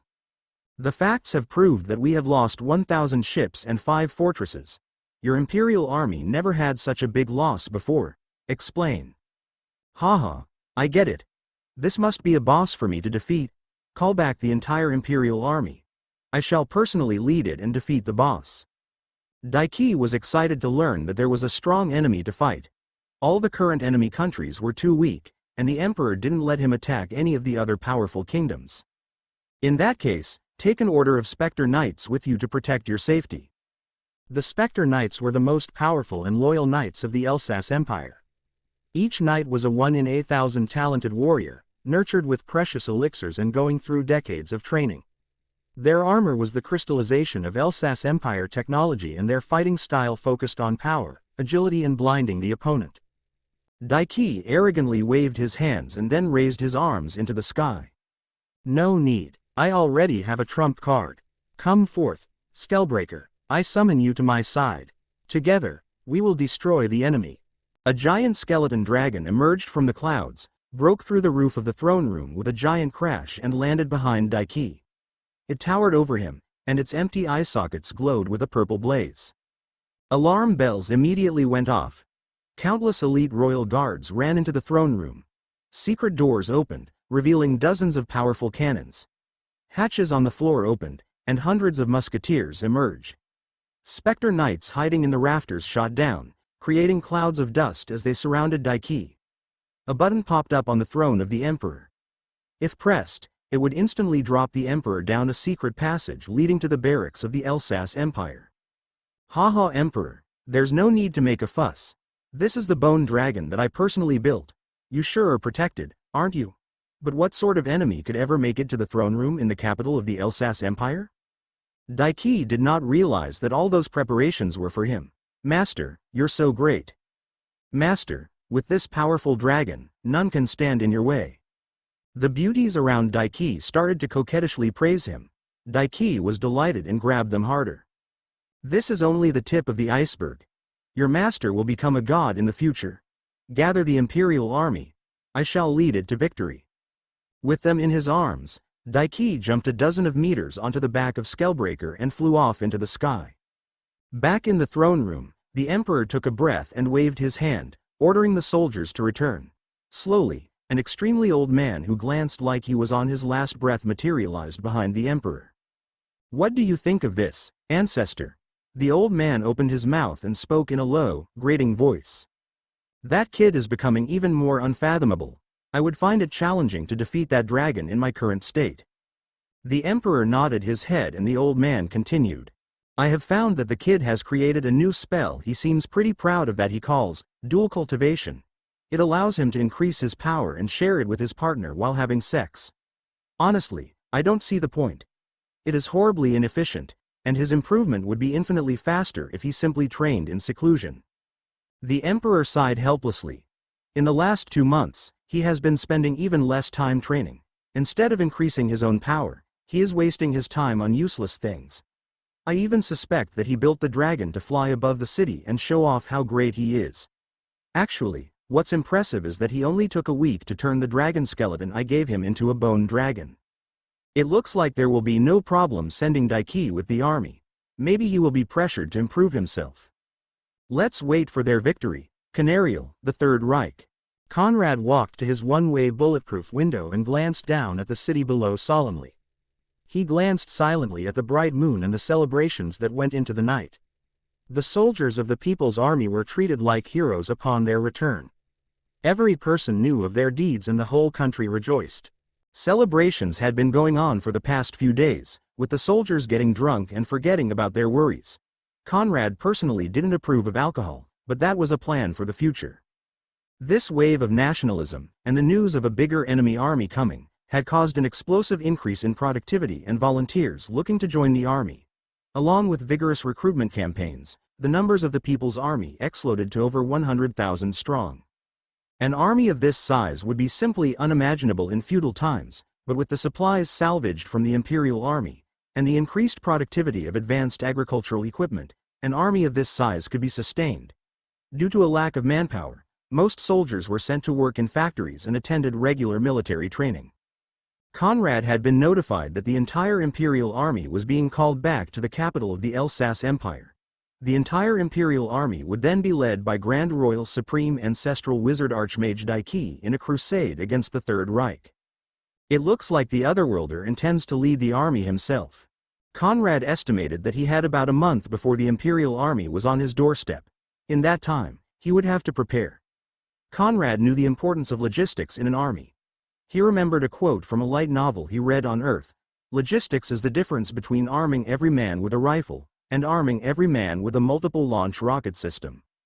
With Conrad's orders, numerous projects were pushed out to an enthusiastic population, including reforms to all farms and mines, the building of more factories and the shift of the largely agricultural society into an industrial society. The Third Reich had also attempted to make contact with other countries, but not even the enemies of the Elsass Empire wanted to have anything to do with him. Every country was convinced that the Third Reich could not defeat the Elsass Empire and was more than happy to watch them weaken the imperial army. The most these countries did was send some resources, hoping to strengthen the Third Reich and let them consume some more of the imperial army's strength. When he heard of this, Conrad instantly saw through their intentions. He sneered and accepted the resources, then directly started a list of countries to conquer after defeating the imperial army. His confidence didn't come from arrogance, but from carefully calculated results which showed that he had a 70% chance of defeating the imperial army. The 30 volatility came from the existence of Daiki. However, if nuclear weapons were used, the chances would increase to 100. Although Conrad didn't want to reveal the existence of nuclear weapons, he wouldn't shy away from using them if the time called for it. Chapter 17 Preparation. The Cliven Kingdom was a small neutral kingdom, located near the Third Reich. Due to their backwards communications, they didn't know much about the current affairs of the world. To protect themselves, they had military alliances with the surrounding small countries. As a weak country, they still relied on the backwards adventurer system to protect their lands from wild beasts and explore ancient ruins. Over 5 months ago, Achino Mochizuki, a normal Japanese teenager, had been hit by a truck and isekai'd into this country. But he came with a cheat that allowed him to get stronger the more monsters he killed. After struggling for a long time, trying to survive in this world, he slowly grew stronger and became the strongest adventurer in the country. Unlike Daiki, he remained humble and extremely nice. Due to his nice nature, a battle harem that lived and fought monsters with him had formed around him.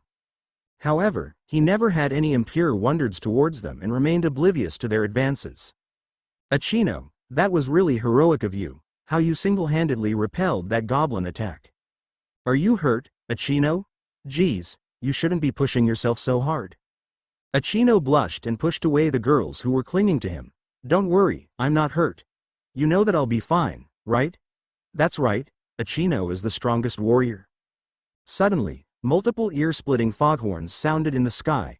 Their eerie blare disrupted the peace of the small capital city. What is that sound? Achino's face turned serious. Let's go out and see. Panic spread in the city as 10 giant floating steel ships slowly flew over the city. From the giant loudspeakers came an announcement. Citizens of Cliven, this is the Third Reich. We demand that your country immediately surrender to us. This is not a request. You have 1 hour to surrender before we start using force. Achino heard the name and saw the emblems on the ships.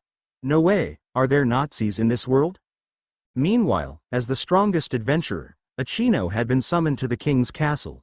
In the king's room, the king sat with his few ministers and discussed whether to surrender or not. This Third Reich seems to be a powerful kingdom.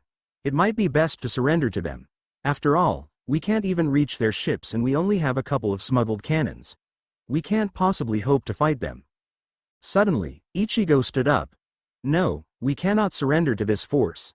They are called Nazis, and they are pure evil. I have something to confess. I am not from this world.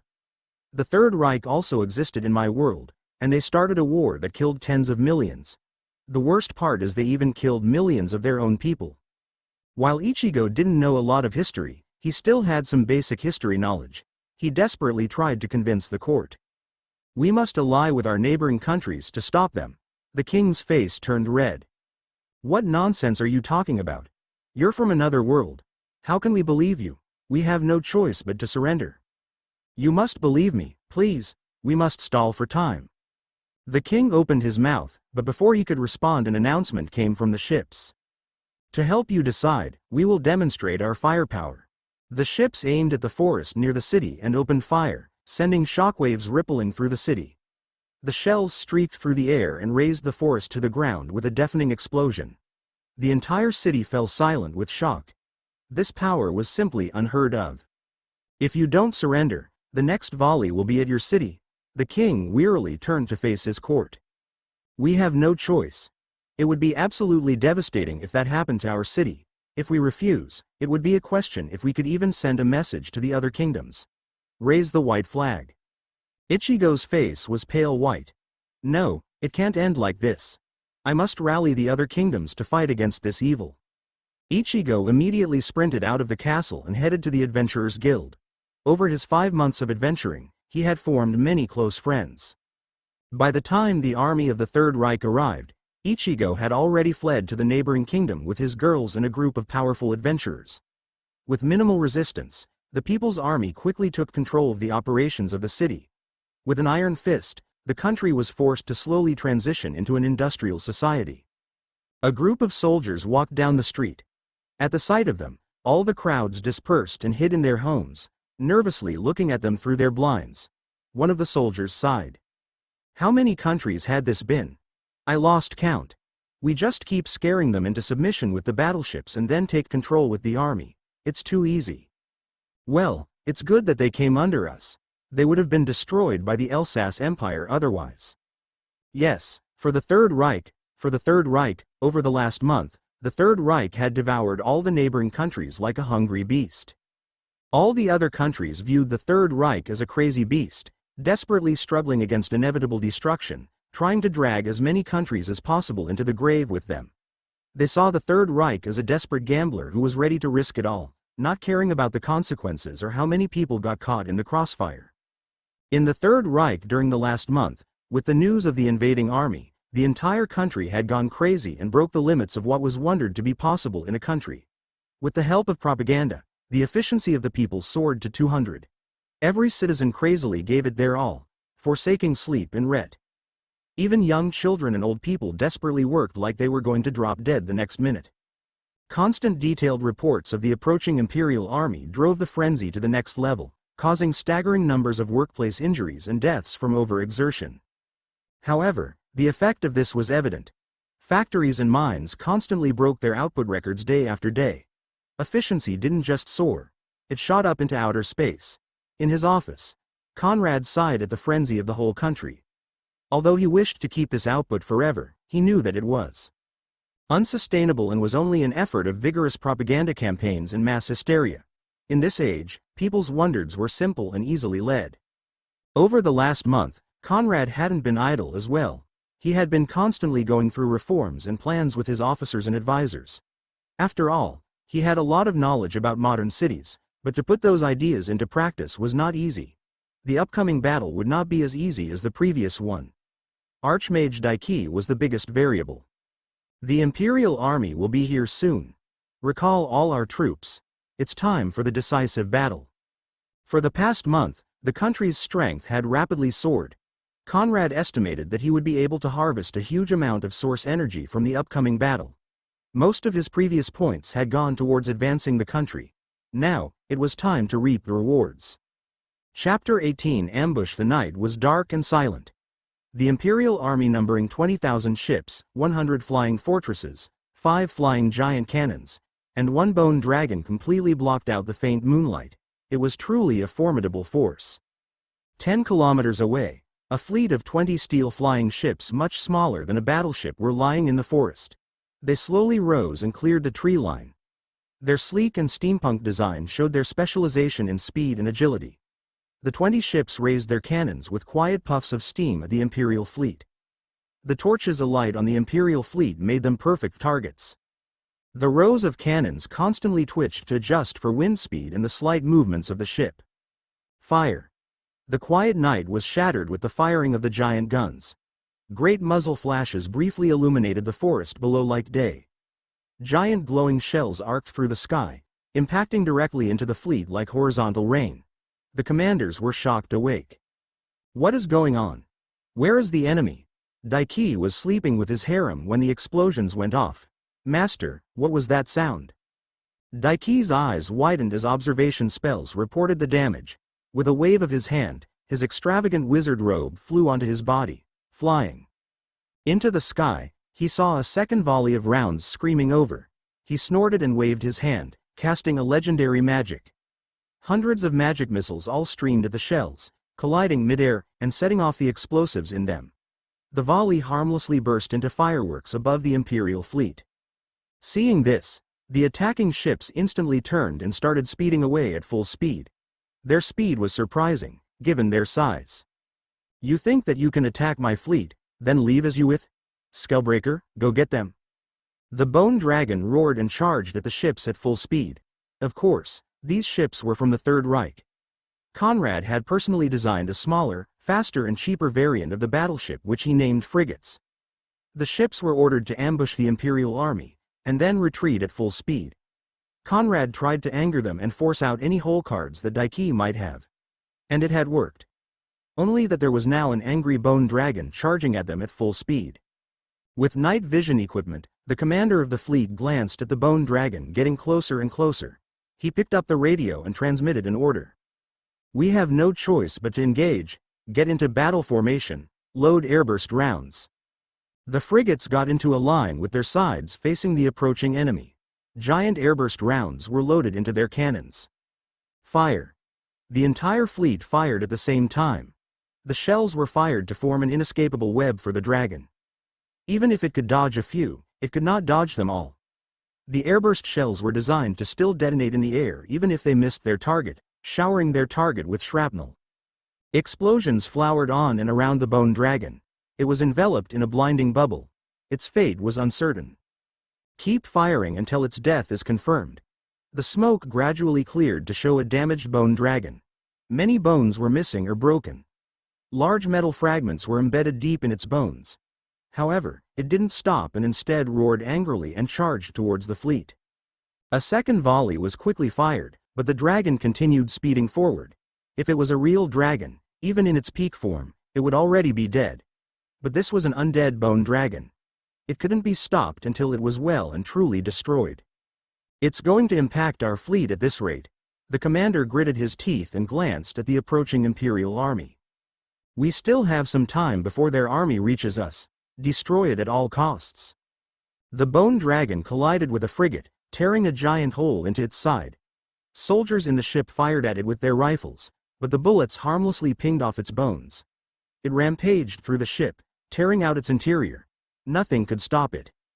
The commander of that ship opened a red box labeled "Self-Destruct" on the bridge of the frigate with a key. He flicked multiple missile switches and entered a password. Alarms went off as the protective cover slipped off a red button. Without hesitation, he smashed it down.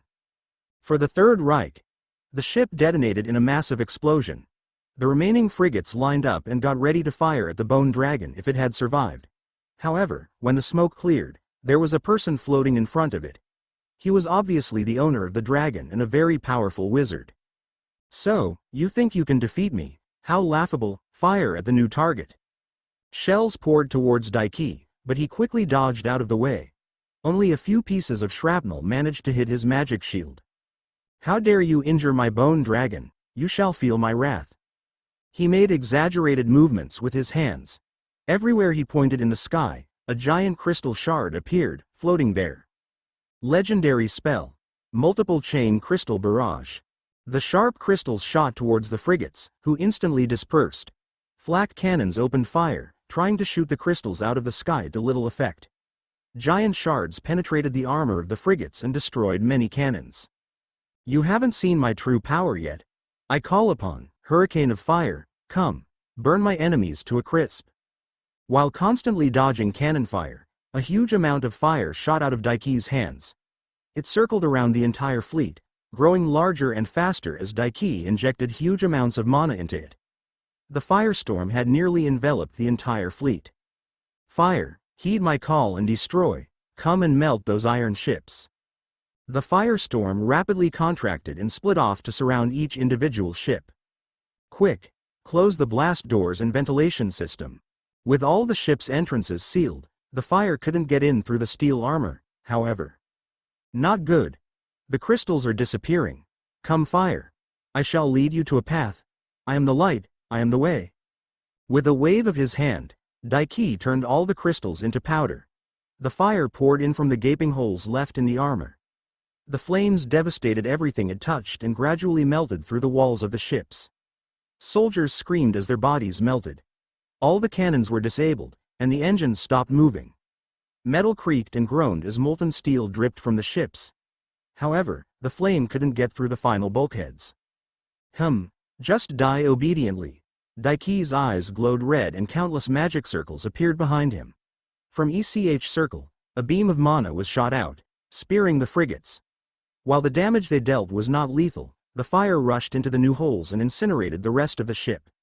Seeing no way to survive, The 19 remaining frigates exploded as their captains self-destructed to prevent technology leakage.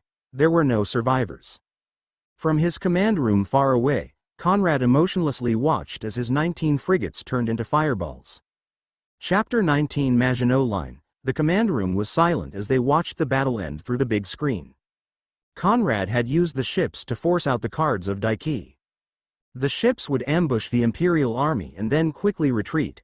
Angered by this, Daiki would then reveal his power by attacking the fleet. The real reason was that Conrad was unsure if his nuclear weapons would work against Daiki. If his power was higher than estimated and he somehow survived the explosion, it would be almost impossible to catch him off guard again. After all, he could just run to the other side of the continent and use guerrilla attacks against him. So, does anyone know why he is shouting out the names of his spells? A magic expert in the corner of the room stepped forward. Actually, research shows that saying the spell names out loud does not provide any tangible benefit. In order to find out about Daiki's power, Conrad did not hesitate to sacrifice an entire fleet of frigates. To minimize losses, he replaced most of the crew and soldiers on board with natives. The video slowed down and zoomed into Daiki's magic shield. An officer pointed to the video and explained. As you can see, when this chunk of shrapnel flew into the shield, it dimmed ever so slightly. Using our supercomputers with the data input of the Fortress Magic Shield, we estimate that Daiki's magic shield can only resist 20 head-on battleship shells at once before breaking. The only problem is getting them to hit them. With his speed, while he can't dodge a shell traveling straight at him, he can predict the direction based on where our cannons are pointing. Since his reaction time is much faster than ours, we can't correct our cannons in time to exactly where he is standing. The only way to break his magic shield is either with an overwhelming barrage that he can't stop or a sneak attack that he can't react to. A strategy we can implement is to hide a nuclear bomb in a shell and disguise it in a barrage. Conrad nodded and spoke. While Daiki is very powerful, he is not enough to turn the battle around. We will keep the nuclear option available, but try to kill him using conventional weapons to not arouse the vigilance of other empires and other worlders. This battle has also highlighted the weakness of the battleship. While it has a high offense, its armor is not strong enough to defend itself against powerful attacks. The main weakness is that the crew is still ultimately mortal. The trajectory of the cannons is also too easy to predict. We could solve this by controlling them with a computer, but this technology cannot be used in the native army. That is an improvement for the future. Report our defenses. The Maginot Line has been built in front of their line of advance. They are expected to enter range in 12 hours. The Maginot Line is a kilometer-long defense line, outfitted with hundreds of bunkers and fixed cannon emplacements. There are 4 lines of trenches and a 20,000-strong reserve force equipped with tanks and heavy weaponry kept in the rear. The remaining 80,000 troops are on the front line. A dense mine and razor wire field has been arranged, and all the artillery has been pre-sighted. The native army is the only army fighting. The source army has been hidden on the island, but they are ready to join if needed. Just like the fleet, most of the resources and weapons were made using the source points earned from the previous battle. It would be impossible to rely on the native industrial system.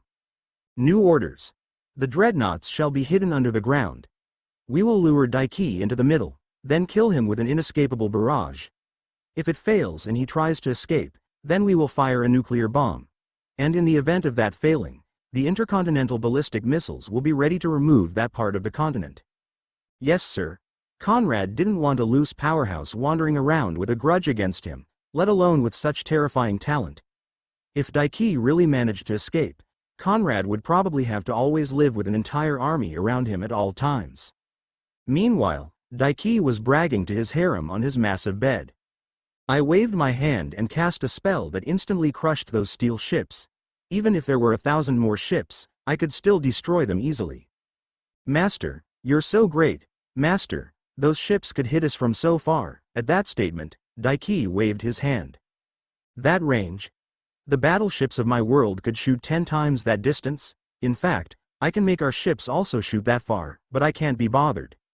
You know, I would say that this opponent's technology is about the level of WW1 in my world. I saw the soldiers holding bolt-action rifles. No wonder they could defeat my previous army. After this battle, I'll need to update the technology of my army. But at that time, I'll use modern guns. Master, you're so awesome. Master, you're so smart. On the Maginot Line, last-minute defenses were being built. Sandbags were set up and trenches were dug. Piles of ammunition were stacked underneath soldiers. A commander was looking at the approaching Imperial fleet through a rangefinder. Enemy fleet 10.1 kilometers out. Get ready to fire. A row of 200 battleships was stretched out over the length of the Maginot Line. It was truly a sight to behold. Giant cannons on the battleships and on the ground angled upwards. Fire. The ground trembled and shook like there was an earthquake as the thousands of cannons opened fire at once. A volley of unprecedented power was flung towards the approaching Imperial army. A commander of the Imperial army glanced at the incoming shells in shock. Shit. How can they shoot so far? Quick, unload the ground troops. Brace for impact. Daiki cast powerful magic, countless magic missiles shooting at the barrage. However, he only managed to intercept a few hundred shells. Chapter 20 Decisive Battle. As the barrage plowed into the Imperial fleet, a commander nervously suggested to Daiki. Your Greatness, their firepower seems a bit intense. Perhaps we should retreat before coming up with plans. Daiki snorted, and with a wave of his hand, the commander's head exploded. His lifeless body slumped on the floor, spewing blood everywhere. We continue. It doesn't matter how many people die. I'll just turn the civilians of the country into more puppets. Haha. Millions of soldiers dismounted and started marching towards the Maginot Line, ignoring casualties. Daiki pulled out a stack of high-purity magic crystals and started using them to cast more magic missile spells. With his full concentration, he managed to intercept 80 of incoming projectiles. Damn, I'm getting annoyed at those ships. Just fucking stop shooting. From the giant speakers mounted on top of the battleships, a booming, laughing voice came out. So, it looks like the great Daiki is nothing more than a coward. He just hides as his army gets slaughtered. If you're a real man, come and fight me. I am the leader of the Third Reich, and I challenge you to a duel. Or is the great mage Daiki just a cowardly little kid with no balls? That statement struck a chord with Daiki. He instantly exploded with rage. No one had ever called him a coward and lived. On a deeper level, it uncovered an uncomfortable truth that he had buried. Fuck you. Just wait there as I kill you. I'm going to enjoy your screams of pain. He burst through the roof of his extravagant ship. Master, please be careful. Master, please don't hurt yourself. Daiki turned a deaf ear and shot off like an electromagnetic gun, shooting through the air. His arrogant voice boomed through the air. Where are you? He was met with only rifle and cannon fire from the soldiers on the ground. Fine, if you won't come out, I'll destroy your army first. Daiki shot towards the Maginot Line and smashed into the ground with a huge explosion. He continuously cast destructive spells, leveling all the defenses and changing the geography of the land. He constantly dodged cannon and battleship fire, leaving a trail of death and destruction as he headed down the line. He was simply a walking weapon of mass destruction. Invisibility spells made it impossible for the battleships to even locate his position. When they tried to shoot at him, they would just hit their own defenses. His booming voice sounded again. This is too easy. Is there going to be a challenge? A soldier of the People's Army saw all his comrades get crushed by debris around him. Panicking, he threw away his gun and started running away. This fear spread through the whole army. The natives were not willing to fight an invincible enemy that they couldn't even see. The source soldiers and commanders tried to stabilize the situation, but by the time they had reorganized, the Imperial Army was upon them. Although they couldn't win by quality, they were trying to overpower them with sheer numbers.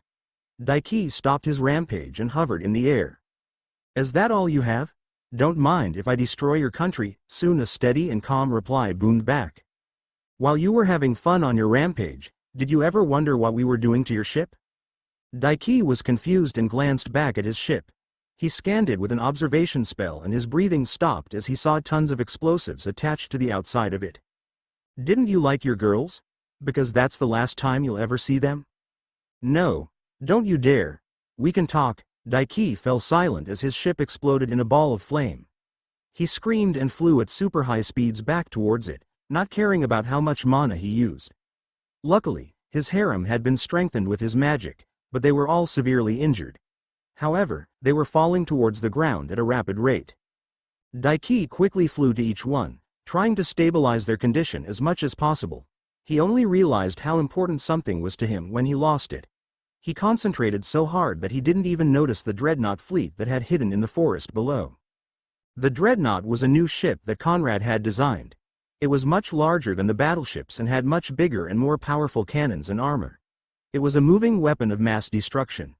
And now, 10 of them had successfully hidden near Daiki's ship. Even though their speed was slow, that didn't matter since they were already in range. From the forest, all 10 dreadnoughts fired their cannons straight at Daiki. Oblivious to the attack, he was trying to cast healing magic on the girls floating in front of him when he reacted, too late. No.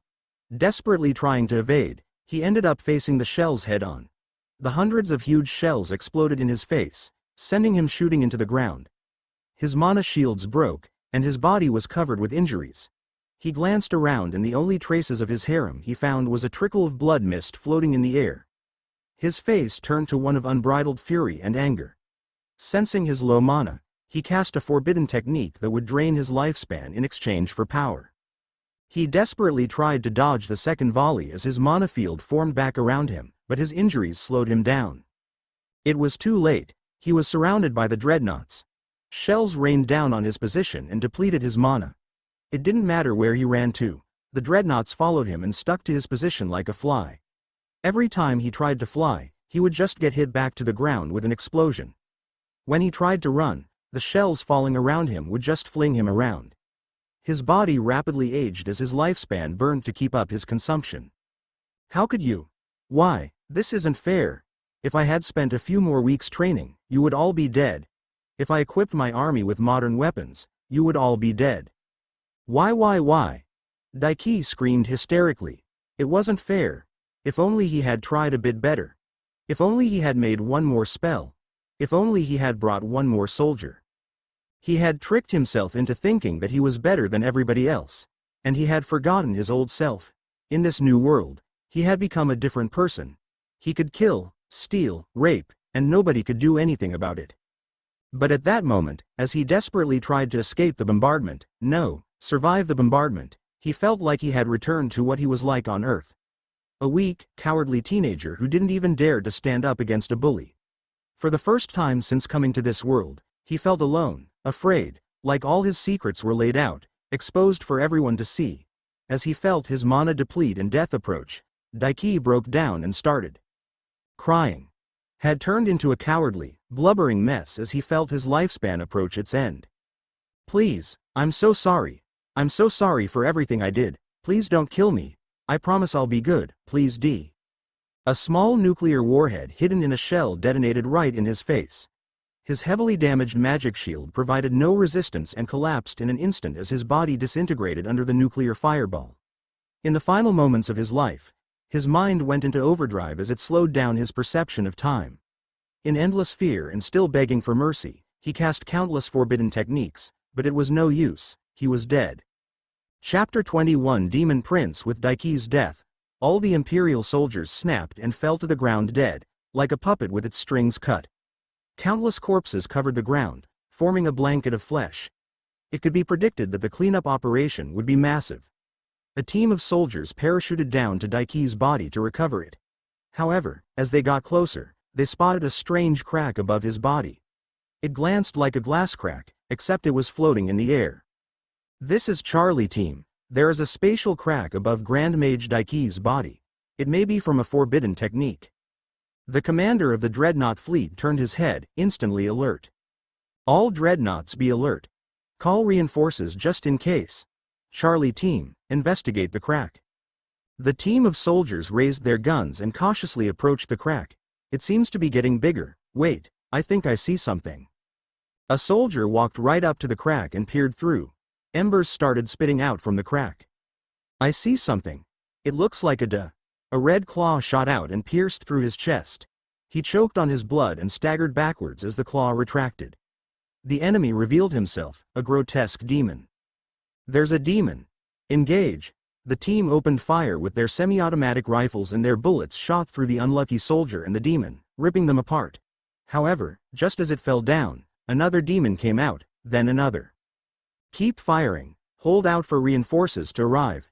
In his command room, Conrad was watching the battle and sensed a fluctuation from his source power. In his last moments, Daiki had summoned a spatial rift and Conrad suspected then to be drawn to his source power. Conrad wondered back to the incident of when his encampment got attacked by demons. This is not good, I sense a huge fluctuation. Damn that Daiki, I knew I should have just nuked him from the start. Erwin, send the whole army to the spatial rift, including the reserve force. Through his months in this world, Private Erwin had stayed as his assistant due to his familiarity. Of course, Erwin was now ranked much higher and was essentially the second most powerful person apart from Conrad. Erwin further delegated the orders down the chain of command. While the rest of the army and fleet was making a beeline towards the spatial rift, Team Charlie was slowly getting overwhelmed. The crack was growing larger and larger, and more MRE demons were pouring out of it. However, these demons were stronger and faster, requiring more bullets to take out each one. There are too many. We must retreat.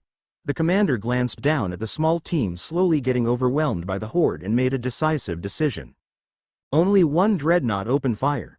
We don't need too much firepower now, we might be fighting a drawn-out battle. A singular dreadnought opened fire with its cannons. While the commander was talking about saving firepower, that was only relative to the available firepower. The firepower of a singular dreadnought was anything but weak. Shells weighing several tons instantly vaporized the land and soldiers around the rift. The cannons fired one after another to keep a continuous output of firepower. Demons exiting from the rift were instantly vaporized. However, the rift seemed to be completely unaffected and just continued to grow larger and larger. By now, the rift had grown to the size of a house and was still expanding. At this stage, the fast trucks and tanks of the reserve force had arrived. Tanks were dug into the ground and fresh troops poured out of the trucks to set up a semicircle of defenses. In the air, battleships arrived and set up a formation as well, ready to target the rift. Now, the rift had expanded to 100 meters in diameter. At that moment, every soldier on the ground felt like a terrifying existence was approaching. Their bodies trembled in fear as they clutched their rifles harder. A tall and powerful-looking demon stepped out. If the previous demons were scrapped garbage, then he was the masterpiece. His body showed none of the mutations that were seen in other demons and towered over them with his strong frame of several meters. His slender body was inlaid with perfect muscles that gave him a fatal attraction. Looking through his screen, Conrad murmured that that was what a real demon should look like. With a wave of his hand, all the speeding shells froze in space, motionless. So, this is what has been destroying my army. How peculiar, however, I must commend your power. All units open fire. Take that demon out. The entire army unleashed upon the demon. The demon showed surprise at the firepower displayed and quickly flew up into the air. Casting a spell, the demon opened his mouth, his shock. How is it possible? How are you all mortals? How are you able to harness this power? The army responded by unleashing an inescapable web of firepower. Just like Daiki, the demon felt himself get uncontrollably tossed around. The demon felt endless humiliation. He had come because he felt a power attract him, and he had expected to easily clean up this army. However, he did not expect to find himself in this situation. Did I accidentally run into the elves or the forbidden army of some powerful empire? Damn it, who dares to humiliate the Prince of Hell like this? No matter what, he sensed that the mana of this body was running low, and he wouldn't last much longer. You're lucky this is only an avatar of my true body. Here, before I go, take my gift, I'll remember you. Under the bombardment of countless criss-crossing shells, his body glowed white and rapidly contracted, before exploding in a deafening shockwave. A giant fireball with a radius of 150 meters vaporized anything within it, and a mushroom cloud rose to the sky. The nearby ground army was wiped out, their bodies either being vaporized or torn apart and shattering with the shockwaves. The nearest ships took massive amounts of damage and were sent smoking and spiraling down to the ground, like a giant sledgehammer hit them. All the crew suffered concussions and internal bleeding. From his command room, a scientist reported his findings. Sir, we calculate that the yield of the self-destruction of the demon is equivalent to an 80-kiloton nuclear bomb. The exact number is still being calculated. Chapter 22 Aftermath. Clean up the battlefield. Count the dead and start the propaganda campaign. Our might is enough to deter all the countries of the world. We can settle for a temporary peace with the Elsass Empire. We'll demand a lot of resources, and they will be forced to agree to all our conditions if they want to avoid further fighting. During this battle, the People's Army suffered devastating, almost crippling losses. Many were killed during the fighting with Daiki and the Imperial Army, and the entire army that was sent to fight the Demon Prince was wiped out. The army was in no shape to march onwards to the Elsass Empire. Without a scapegoat, it was possible for the Third Reich to even directly collapse. With Conrad's order, a vigorous propaganda campaign started whose effects would change the nature of the Third Reich forever. Demi-humans were blamed for the high casualties suffered in the battle. The Third Reich stated that at the crucial moment, the demi-humans had collaborated with the Elsass Empire and demons to betray the People's Army and stab them in the back. All around the country, the people's hatred of demi-humans was manipulated with propaganda and source soldiers blending in with civilians to a boiling point. The Third Reich stated that demi-humans were now the enemy of the state. The effects were immediate. Shops belonging to demi-humans were smashed and looted, families were dragged out and many were murdered. At the peak of their emotions, the Third Reich announced that all demi-humans were no longer citizens and were to be degraded to slaves. While Conrad wanted to vilify demi-humans, he did not want them to leave the country as they were a source of labor and population. Instead, he set up forced labor camps and rewarded them as slaves to people who made significant contributions to the country. Old or useless demi-humans were harvested in extermination camps for source points. Meanwhile, while countless atrocities were being committed, Conrad was in his office, determining the next steps of his plan. This battle has highlighted the flaws of our current weaponry. Namely, the weakness of ground troops and the limited armor and accuracy of our ships. While the shells fired by the ships are very powerful, that's only if they manage to hit the enemy. While I have been compensating for this by increasing the caliber and power, I am heading in the wrong direction. With the encounter with the Demon Prince's avatar, if all their shells hit the target head-on, only a couple of dreadnoughts would be sufficient to take it out. Instead, what happened was that even with my entire fleet firing, he managed to dodge most of the shells. This is a problem with no easy solution. I could solve it by using homing supersonic missiles, but I don't want to reveal that technology to the world now, and the current industry of the country is nowhere close to producing that stuff. Maybe I could use magic to enchant the shells. Unfortunately, I have no powerful wizards and it'll take time for the Magic Academy to produce new talents. It's worth looking into though. The accuracy of the cannons can also be improved. Right now in battle, the cannons are aimed at roughly the position of the enemy and have a low hit rate at small objects, especially if it is moving. If I could increase the accuracy and have them cooperate with each other, they would be much more effective. After all, the effects of an airburst and a direct hit are very different. Computers would easily solve this problem, but I can't use them in the native army. The next best thing is using magic or warriors with a high reaction speed. Maybe in the future, all the warriors in the country would be cannon gunners. After all, they can play a much bigger role there than picking up a gun and rushing to the front lines. Speaking of warriors, the bodies of source soldiers and the native soldiers are only human and are very fragile. They still have high combat effectiveness, but the weakness of their bodies will become more apparent the more powerful the enemy is. It would be disastrous if the enemy used sound or soul attacks, since no matter how many battleships you send, they will all be killed from within. Conrad remembered the fictional super soldiers on Earth. Since he could not make magic with his source power, that left him with only the technological route for super soldiers. First of all, power armor is not suitable. It is incredibly expensive and cannot be manufactured with the current technology. Even if it was possible, the human inside is still ultimately immortal. He wondered of the Space Marines of Warhammer 40K. Their power was completely biological and came from the gene seed that genetically re-engineered their bodies. With additional organs surgically added in operations, their abilities were pushed to superhuman levels. The best thing about the gene seed is that it is reusable. I will look into this further. The biggest problem is that apart from nuclear weapons, I have no other high damage units. The damage of a nuclear weapon is too spread out since they aren't concentrated to one point. That was why a sword with the power of a nuclear explosion can deal much more damage to a single object than a nuke. I need a weapon that can deal high concentrated point damage. First of all, biological weapons like toxic gas can be ruled out for fighting high-powered enemies. Their lethality is not enough, and they have too much contamination and pollution. We've kind of hit the ceiling of gunpowder cannons, so the next step is electromagnetic cannons. A giant electromagnetic can become an ultimate killing weapon, perhaps even more lethal than a nuclear bomb. It also doesn't have the radiation and contamination of a nuclear warhead. As for a final trump card, I can use the most powerful weapon possible, antimatter. Any technological vessel to contain it is so ridiculously expensive in source points, but I'm sure that a solution with magic can be found.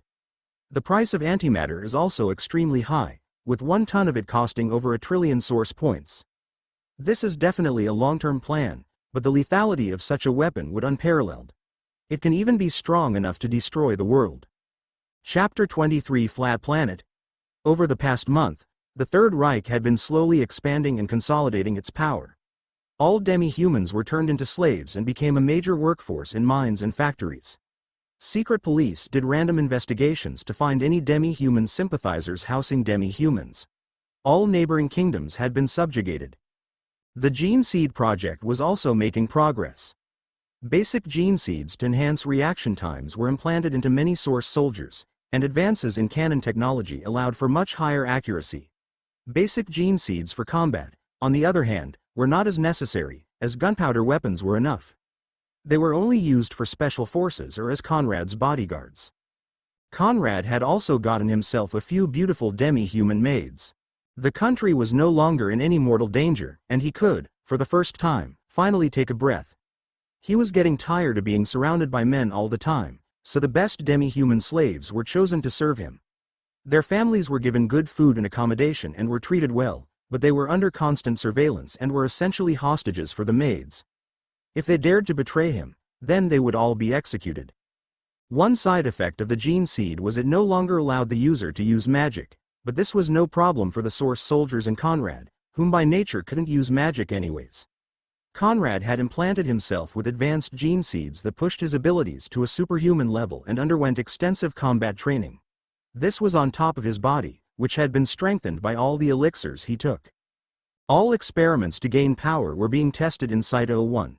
Blood magic, necromancy, cursed weapons, and everything magical that could potentially increase national strength was being researched. Demi-humans and convicted criminals were used as test subjects, and all experiments were heavily monitored and controlled. Conrad didn't want a containment breach happening. The entire world had been shocked at the power displayed by the Third Reich. Even though their national strength was injured, no one dared to challenge the mostly intact battleship fleets whose cannons could rain unparalleled destruction. In a rush, kingdoms and empires all around the continent started investing heavily in cannons and steam technology, with mediocre results. In response, the Third Reich began selling steam equipment. The prices of them were hugely inflated, but countries still bought them at high prices. Of course, Conrad only released simplified and outdated versions of the technology. Even then, countries were shocked at the efficiency and power of them, especially the train. Far-sighted empires started building extensive train tracks covering their country. On the other hand, other countries, like the Elves, rejected the technology completely. Conrad also set up a giant tobacco industry. Tobacco didn't exist in this world, so it was an untapped market. Cigarettes and cigars were sold to other countries, and the addictive tobacco products instantly became popular. Conrad banned all smoking in the Third Reich and was against smoking as he knew how harmful it was. The demand for tobacco was so high that it completely overshadowed supply, and giant tobacco fields were planted to keep up. Even then, there was still much potential to be explored in the market. The influence of the Third Reich and its products were spreading throughout the world. Traders looking to enter the country were heavily restricted, so trader permits issued out by the Third Reich became highly sought after. High Command was established as the headquarters of the military. Since the country was essentially a military dictatorship, High Command controlled the entire country. Government officials, on the other hand, had no military power and were completely controlled by the military. The nobles that previously dominated the country had been completely removed from their power. They were simply powerful blood-sucking leeches that drained the country of its wealth and resources. When Conrad reorganized the country, he found no use in keeping them and sent them all to extermination camps. He wanted to remove the problem from its roots and not leave any remains that would hate him. In fact, any important official and person with a reason to hate him had already been removed. Conrad noticed that he had almost lost his empathy, and he was able to give out orders to kill innocent people with a feeling of guilt. He still had all his other emotions, but he just turned more rational and willing to do anything. He was almost like a rational technological AI. I don't know what losing my empathy means, it's probably an effect of my source power. Conrad didn't wish to become an absolutely rational being, after all, he wanted to enjoy life. I must eventually find out the origin of this source power, other transmigrators, and this world. After the battle with Daiki, Conrad realized that he was not the only powerful alien that entered the world and that he did not have enough knowledge of the other powerful forces that inhabited the continent. Therefore, he started a space program to expand his intelligence. He tried to launch spy satellites into the sky, but he found that the further up in the sky you went, the higher the pressure was. This was very unscientific and resulted in all his rockets imploding as they were not designed for high pressures. Further experiments showed evidence that the world was not round as he assumed. In fact, it seemed to be flat. Now, if you inquired any person living on the continent if the world was round, they would laugh at you and not hesitate to say it was flat. After all, wouldn't you just fall off a round planet? But the source scientists whose thinking and knowledge originated from Earth knew that this was incorrect. On Earth, the world was undoubtedly round. The proof was overwhelming. However, in this world, there was no equator where the world curved out of sight, and no matter how many experiments over long distances were performed, all the evidence pointed to the world not being round. In fact, no matter what they tried, they could not find any curvature of the planet, not even the slightest bit. The source scientists that Conrad had summoned were puzzled about it, and they felt like their whole world had shattered. All their evidence showed that this world was flat. But that was impossible. How would gravity still work like normal and not pull everything towards its center? Why was the sun, moon, and stars round? Is the planet simply too big to measure any curvature with the sample size they have? But if that was the case, the gravity should be much higher. All these problems would be solved if they could get a rocket to space and see the world from there, but none of the rockets could withstand the unscientifically high pressure. Determined to find the truth, a new rocket that could handle high pressures was developed. It was a giant rocket with a cylindrical hull even stronger than a deep-sea submarine. It was made with precious strategic materials harder than titanium, like mithril and adamantite. Since they were magical materials, they could not be made with source points and had to instead be carefully made by scientists and factories. Over the past month, Conrad had spent the nation's resources and efforts to unlock the mystery of the flat world, and today was the launch date. Chapter 24 Rocket. At a height of over 100 meters tall, the rocket glistened in the bright daylight. The launch site was empty, and a reinforced command room was located in the distance. In it, Conrad was there, wanting to see the results firsthand. The mission control room was incredibly high-tech. Rows of flight controllers, scientists and support personnel sat in front of computers, and a large screen in the front was displaying the status of the rocket and the view from cameras mounted on it. The design of the rocket was inspired by the Saturn V rocket of Earth. Most of the rocket consisted of fuel storage, and the different stages of the rocket were designed to withstand pressures up to the height where they would detach. The module at the very top had the highest pressure resistance, being built out of adamite and mithril and being built with the peak of technology. Magic had been used extensively to enchant the rocket, namely lightness magic. Originally designed to make armor lighter, it would now achieve great success in boosting the efficiency of the rocket. Other magic enchantments were also used to improve the efficiency and strength of the rocket. In the mission control room, the final checks of the rocket had been finished. The rocket was fully operational, and the weather was clear. Launching in 5, 4. The rocket started smoking as the giant engines started heating up. 3, 2, 1. The rockets burst into flame, gradually increasing in power. Their loud roar deafened all birds in a mile radius. 0. Lift off. Spewing giant clouds of smoke and fire, it slowly lifted off the launch platform, clearing the tower. The slender and pointy white rocket shot into the sky and broke the sound barrier in under a minute, surrounding itself with small condensation clouds. All systems stable. Stage 1 separation in 2 minutes 30 seconds, 67 fuel remaining. Cameras mounted on the rocket showed the land getting further away. With a bang, the lower half of the rocket separated as it ran out of fuel and the rockets of the second section started. Stage 2 separation in 14 minutes. All systems normal. The rocket continued on, turning into a small dot in the sky. At this moment, Sensors in the hull went off as they detected stress. The pressure on the hull is increasing. The air pressure is lower.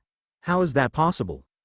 Despite the rocket being put under increased pressure and stress, the air pressure did not increase. In fact, it started decreasing.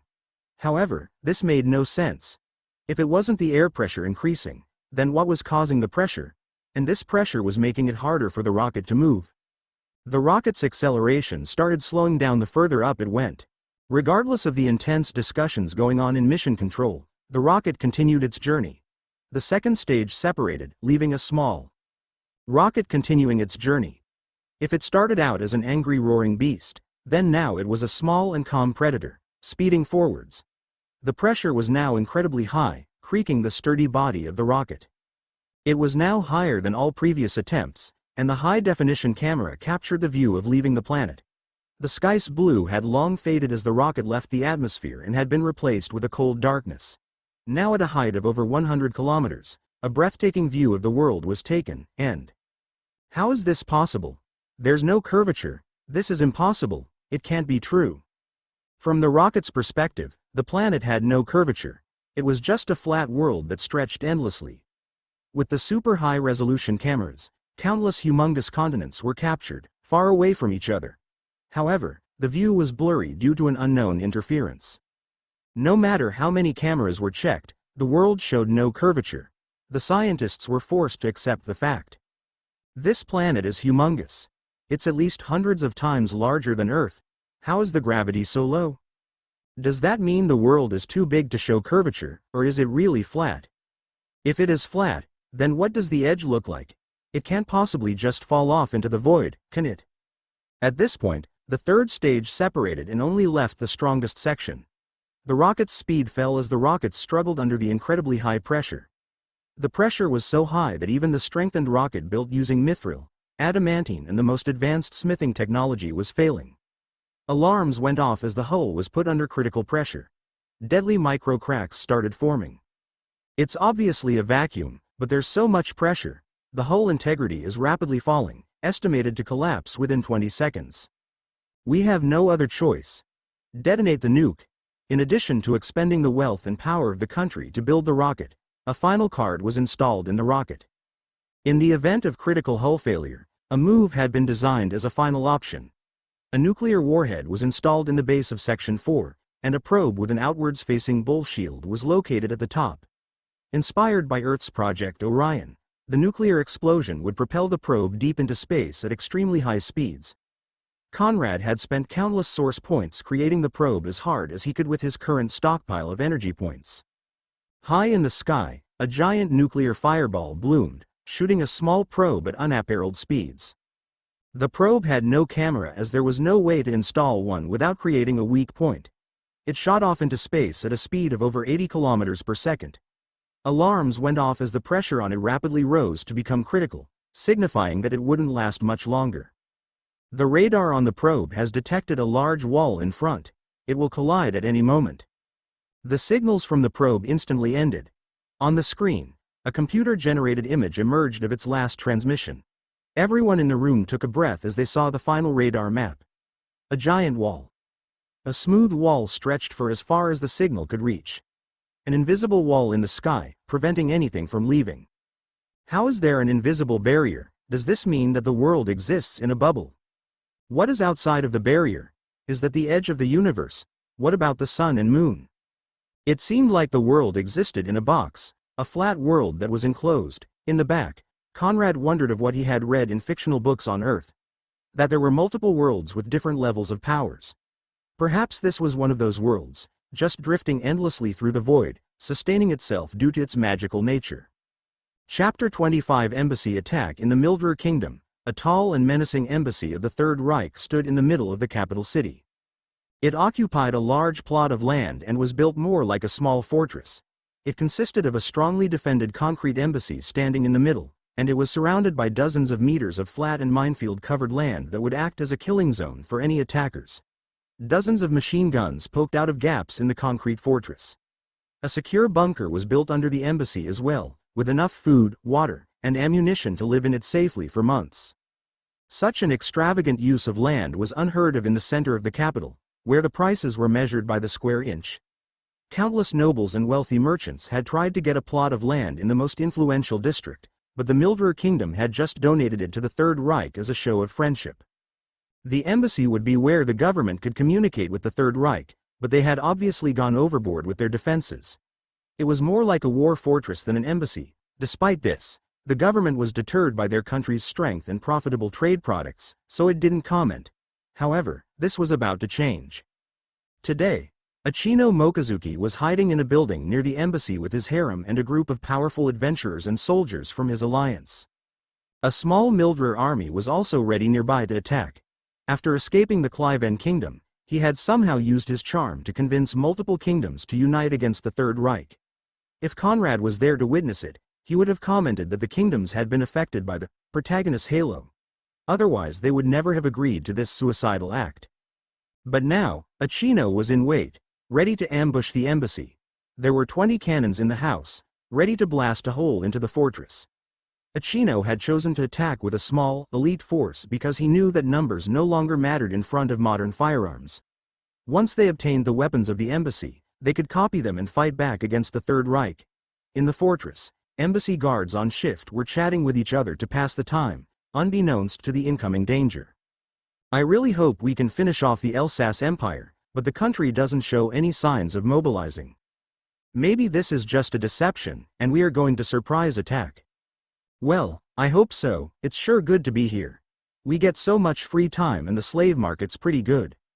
Oh, they have some real fine goods there. Yeah, I actually bought some more demi-human slaves the other day after my previous ones broke. Apparently, the girls are the last survivors of their tribe. The merchant was trying to sell them at an extremely high price, but I just pulled out my Third Reich soldier identification, and he got so scared. Haha. Not even the strongest empires want to provoke the Third Reich, let alone this backwards kingdom. Meanwhile, the attacking force had finished their preparation. The powerful warriors tensed their legs, ready to launch into action. The strength of the gun was its range, so if they could get close enough, they would win. Ichigo took the lead and burst out of the house and used all his strength to slash his sword downwards. A blast of air cut through the minefield, gouging a trench and clearing a safe path. Charge! The attackers jumped after him and quickly closed the distance. The guards hurriedly reacted and triggered the alarm. Soldiers in elevated machine nests opened fire and the rest started making their way over to the side being attacked.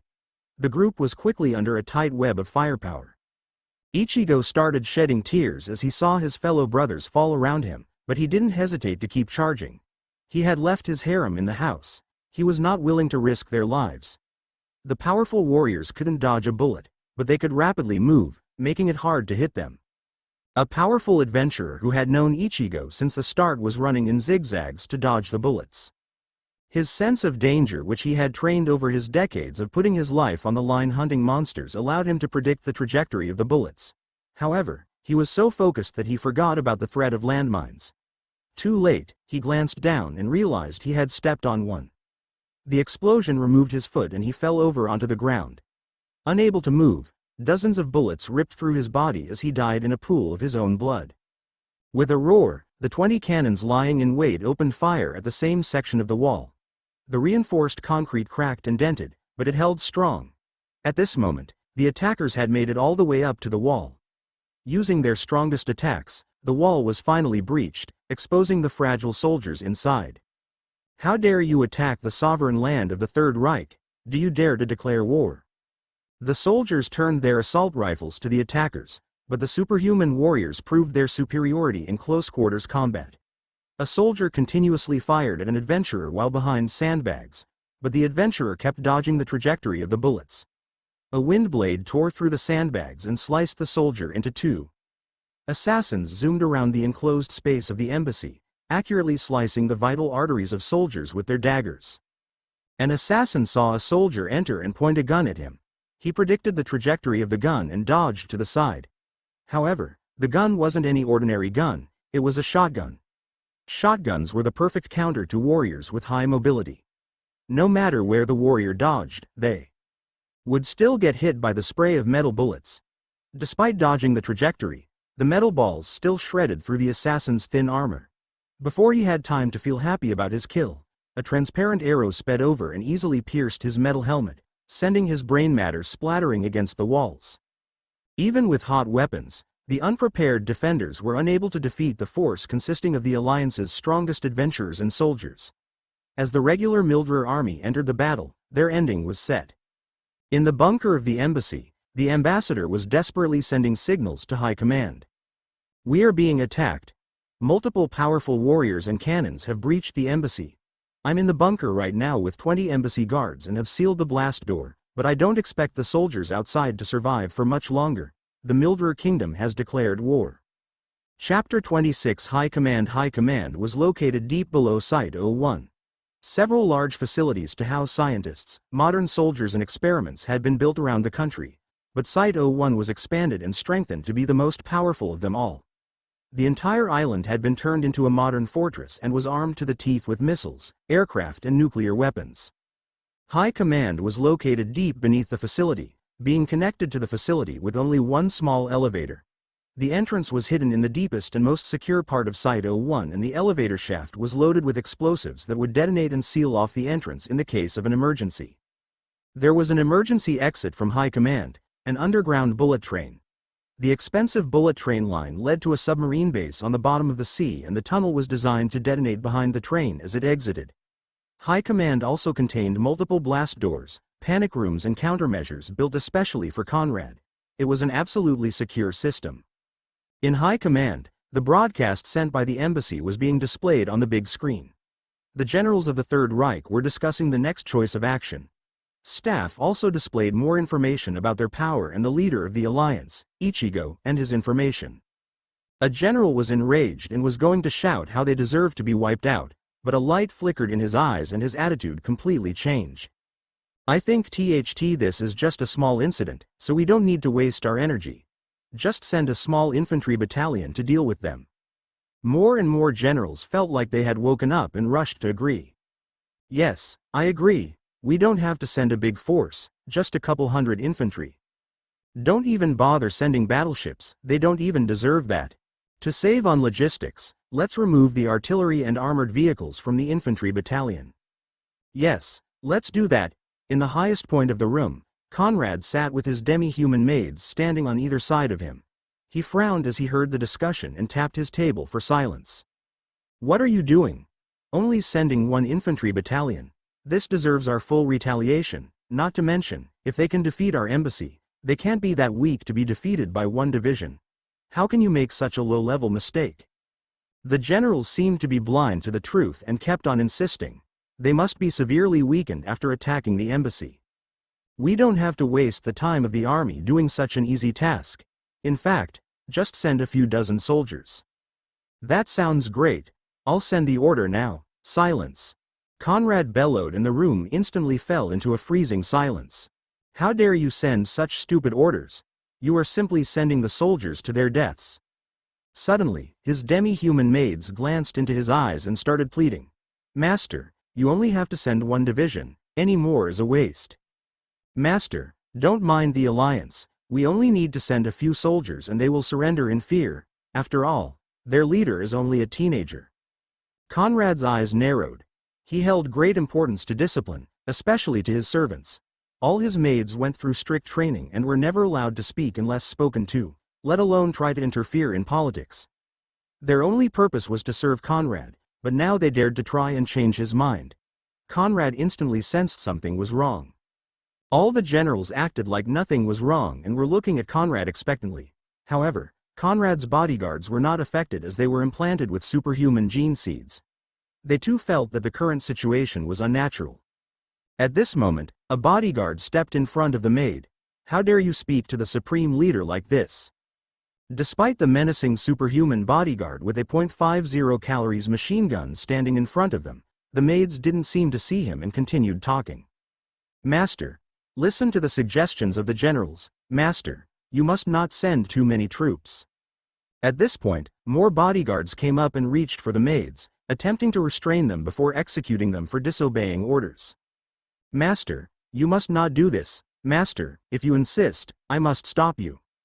The demi-human maids suddenly burst out with tremendous strength and made a dash for Conrad, attempting to assassinate him.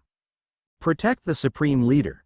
The bodyguards showed their superhuman reaction time and aimed and fired at the maids in a fraction of a second without hesitation. 0.50 calories incendiary bullets accurately tore into their bodies before exploding, splattering the room with blood and chunks of flesh. A general felt some blood splatter onto his face and reached up in a daze. Feeling the warm blood, he suddenly snapped awake. What happened to me? How could I do that? The rest of the generals woke up from their daze and were horrified by what they had done. How could I suggest such a stupid plan? Why did I dare to send the order without the permission of the Supreme Leader? Even I was affected. Is this some kind of mind control magic by the enemy? It's terrifying. Bodyguards surrounded Conrad and vigilantly pointed their guns at the rest of the generals. Sir, the evacuation protocol is ready at your order. Conrad waved his hand, signifying that there was no need. Seeing the leader of the alliance on the screen, he had guessed what had just happened. The Japanese teenager must be an otherworlder as well. Conrad suspected that his special power was plot armor, where his enemies would underestimate him and make stupid decisions that would only allow Ichigo to grow until he was able to defeat them. Conrad predicted that if he wasn't here, the order would have gone ahead, and Ichigo would defeat the small force sent while getting stronger in the process. The Third Reich would then keep on sending progressively stronger enemies until Ichigo got strong enough to defeat them. It seems that natives have no resistance to the influence, source soldiers have mild resistance and superhumans are immune. From now on, all generals will be implanted with a gene seed to prevent this from happening again. And we will not send the regular army to fight them, since they will be affected by the enemy's power. We must kill the enemy in its cradle. Therefore, I hereby order to send the new Space Marine Legion to annihilate the enemy and kill Ichigo. Chapter 27 Space Marines. Heavy hydraulics sounded as they lifted bulky armor pieces onto a mechanical frame. They clicked and screwed into place as they formed the power armor of the Space Marine. Numerous mechanics and personnel ran around assembling the armor onto the emotionless Space Marines. Towering at over 8 feet tall, they were genetically enhanced super soldiers with gene seeds implanted in the most powerful individual combat force in the Third Reich. Despite being called Space Marines, they could not even start to compare to real Warhammer 40k Space Marines. They were inferior in strength, training and equipment and would be slaughtered by them. In fact, you could call them an inferior imitation of a real Space Marine. However, even an imitation of a Space Marine is a devastating weapon. Even with all these shortcuts to save cost, only 20 of them had been created. The power armor they used was a simplified version and only tripled the strength of the user. It was an inferior armor, had less life support systems and used 21st century technology, including night vision, thermal vision, targeting assist and augmented reality. It was big, bulky and heavy, but extremely mobile and flexible. While their training and experience could not be compared with real Space Marines, they were still masters in combat and Conrad hoped to eventually catch up to and even surpass the real thing. To standardize ammunition, powerful custom-made 30mm guns were used. Traditionally autocannon ammunition, the 30mm round had never been used in a rifle before. Perhaps the Space Marines were the only people who could actually use such a gun, as the recoil would blow the arm of any regular person off. At face value, power armor and superhumans weren't worth it.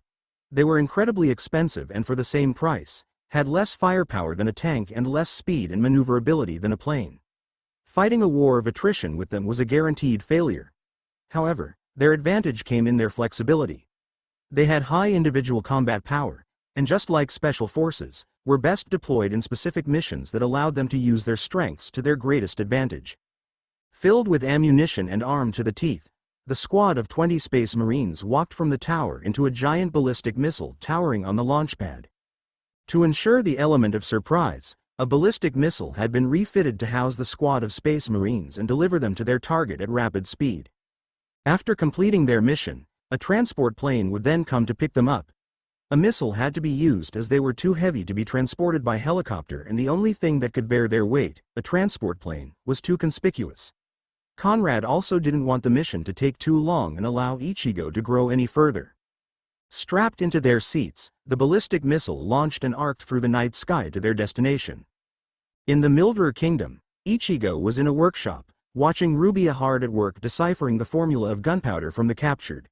It was midnight, and she had been working all day.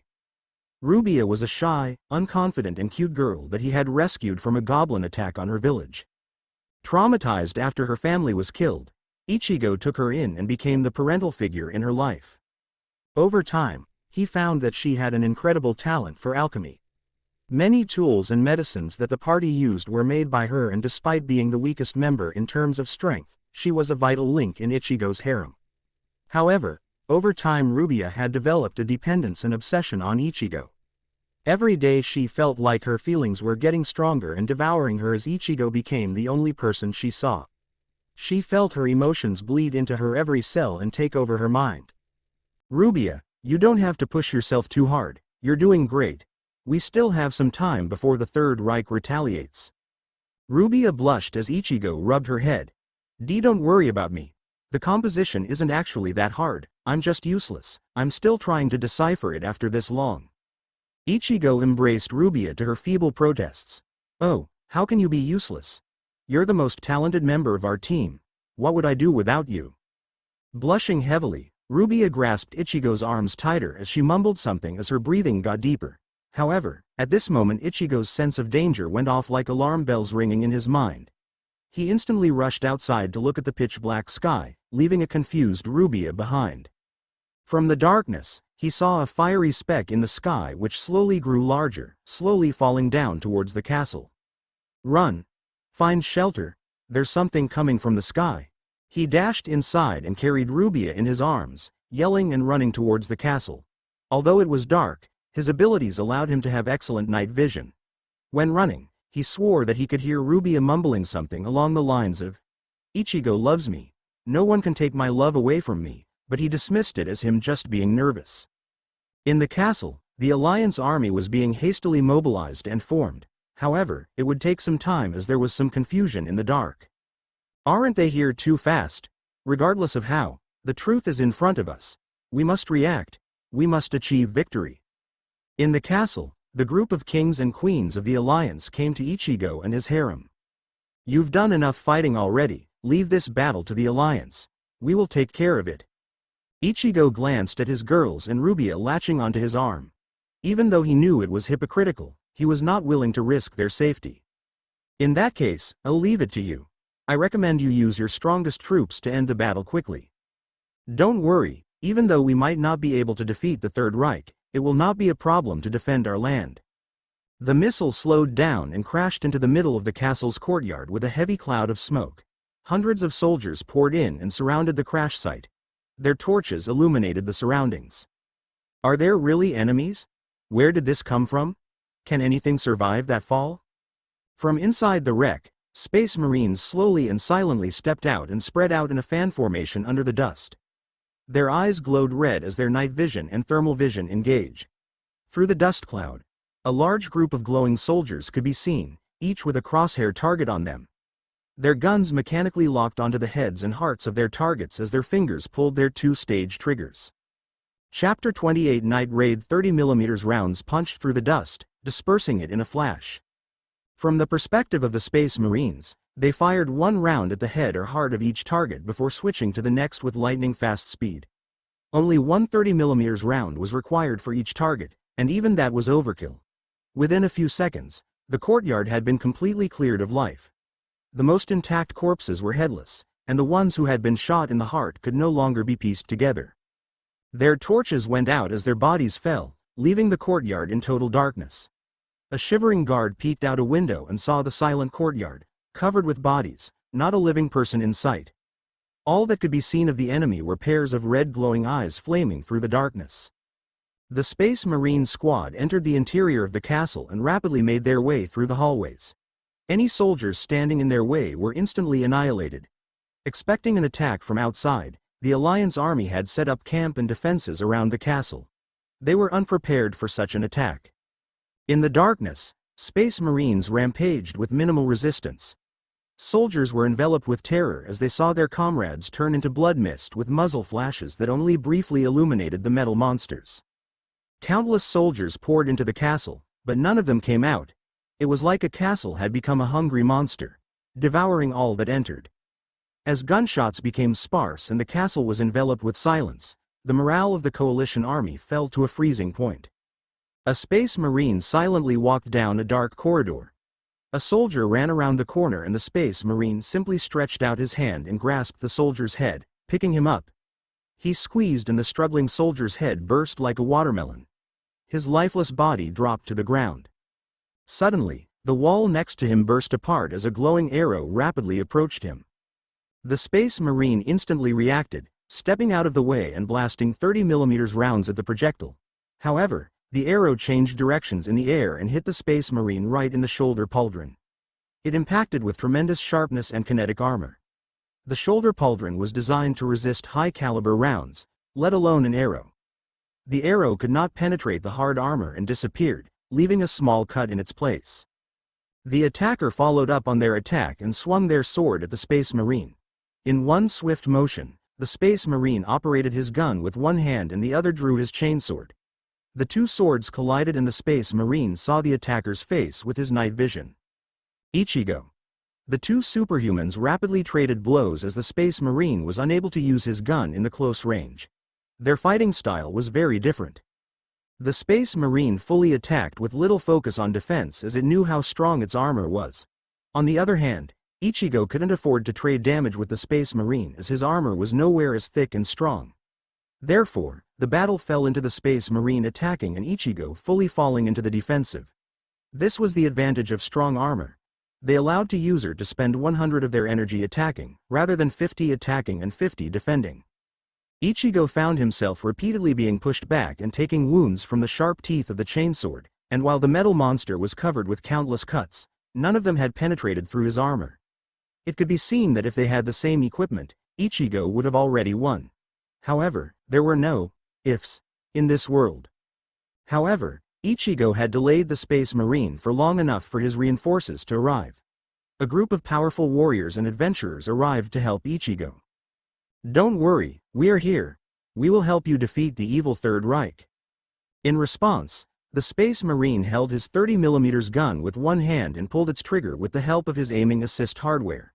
The gigantic shockwaves and deafening sounds disorientated the reinforcers and the hail of 30mm bullets shredded through them. The bullets didn't care how strong their opponent was, how determined they were or how much potential they had. It delivered death all the same. It was the greatest equalizer. In front of bullet, everything is equal. Ichigo's face was covered with tears as he saw his friends get wiped out with no survivors. "Everyone stay away. Run away. You can't defeat them." Ichigo's reinforcements weren't the only people that came. The rest of the space marines had regrouped and were hiding nearby, not willing to reveal themselves before the encirclement was complete. The plan was a lone space marine would bait Ichigo and the rest would encircle him. The encirclement being complete, they revealed themselves and surrounded Ichigo, firing their guns.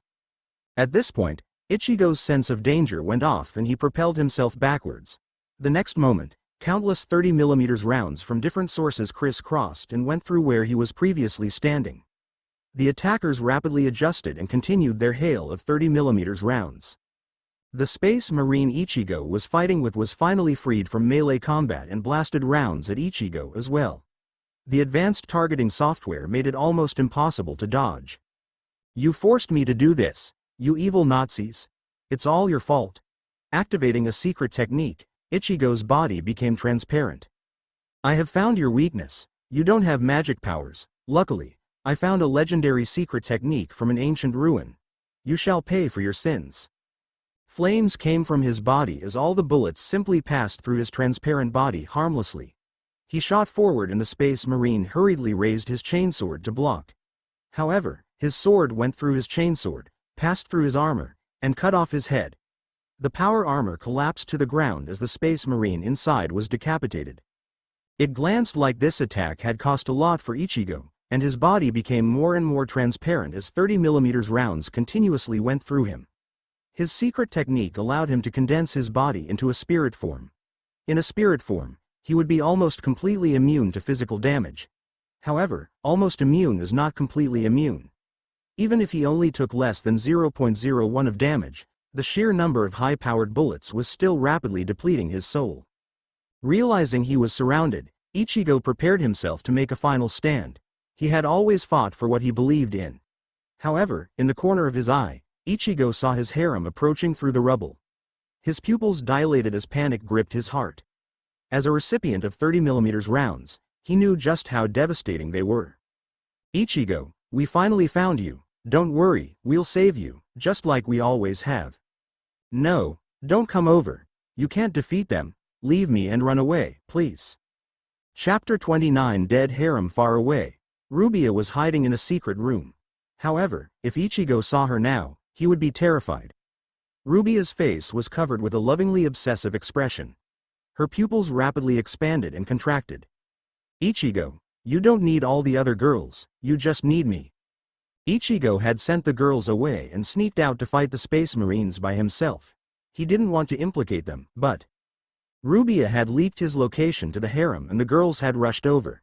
This was despite Rubia having watched the battle through a soul imprint she had secretly placed on Ichigo. She knew how powerful the Space Marines were.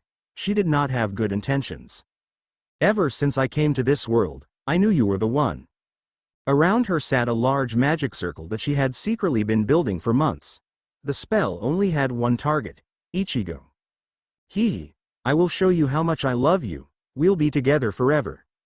Meanwhile, seeing the Space Marines ignoring them, the harem bravely attacked with all kinds of abilities from all over the continent. There were bows, swords, axes, magic, throwing knives and guns. A girl dressed like a marksman with a feather hat aimed and fired her matchlock gun with impeccable accuracy.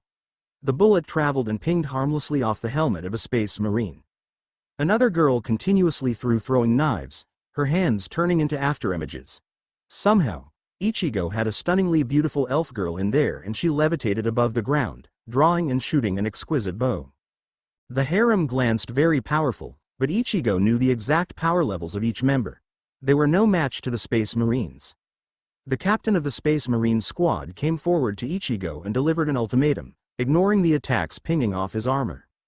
Mr. Ichigo, you should know best what will happen if we attack them. Surrender now, or we will kill them one by one. A young girl waving a rapier instantly spoke up. Ichigo, don't listen to his lies. With us here, we can defeat them. The captain didn't even look at her and raised his gun with one hand behind his back. Using cameras on the back of his power armor, the gun aimed and fired accurately. From the girl's perspective, she felt an immense sense of danger as she glanced down the barrel of the gun. She desperately tried to move, but her body simply wasn't fast enough. A 30mm bullet penetrated and exploded right in the middle of her chest, covering the ground with a rain of flesh and blood. The harem stood there, stunned. They could not comprehend how their friend, whom they had spent countless adventures and experiences with, had just died like that. You monster! How could you do that to Serenia? I'm going to kill you. In response, the commander only shrugged. He didn't care if they surrendered or not, he would have still killed them even if they did. Oh, her name was Serenia? Well, she's dead anyways. The harem charged towards the Space Marines in a fit of rage. Sadness and anger consumed Ichigo's mind as he lost all reason and attacked the Space Marine captain with all his strength. Compared to his previous calm and skilled swordplay, this time he was like a mad berserker, not caring how much of his soul power he used up. However, this time the Space Marines had learnt their lesson and kept their distance from him while pumping him full of 30mm rounds.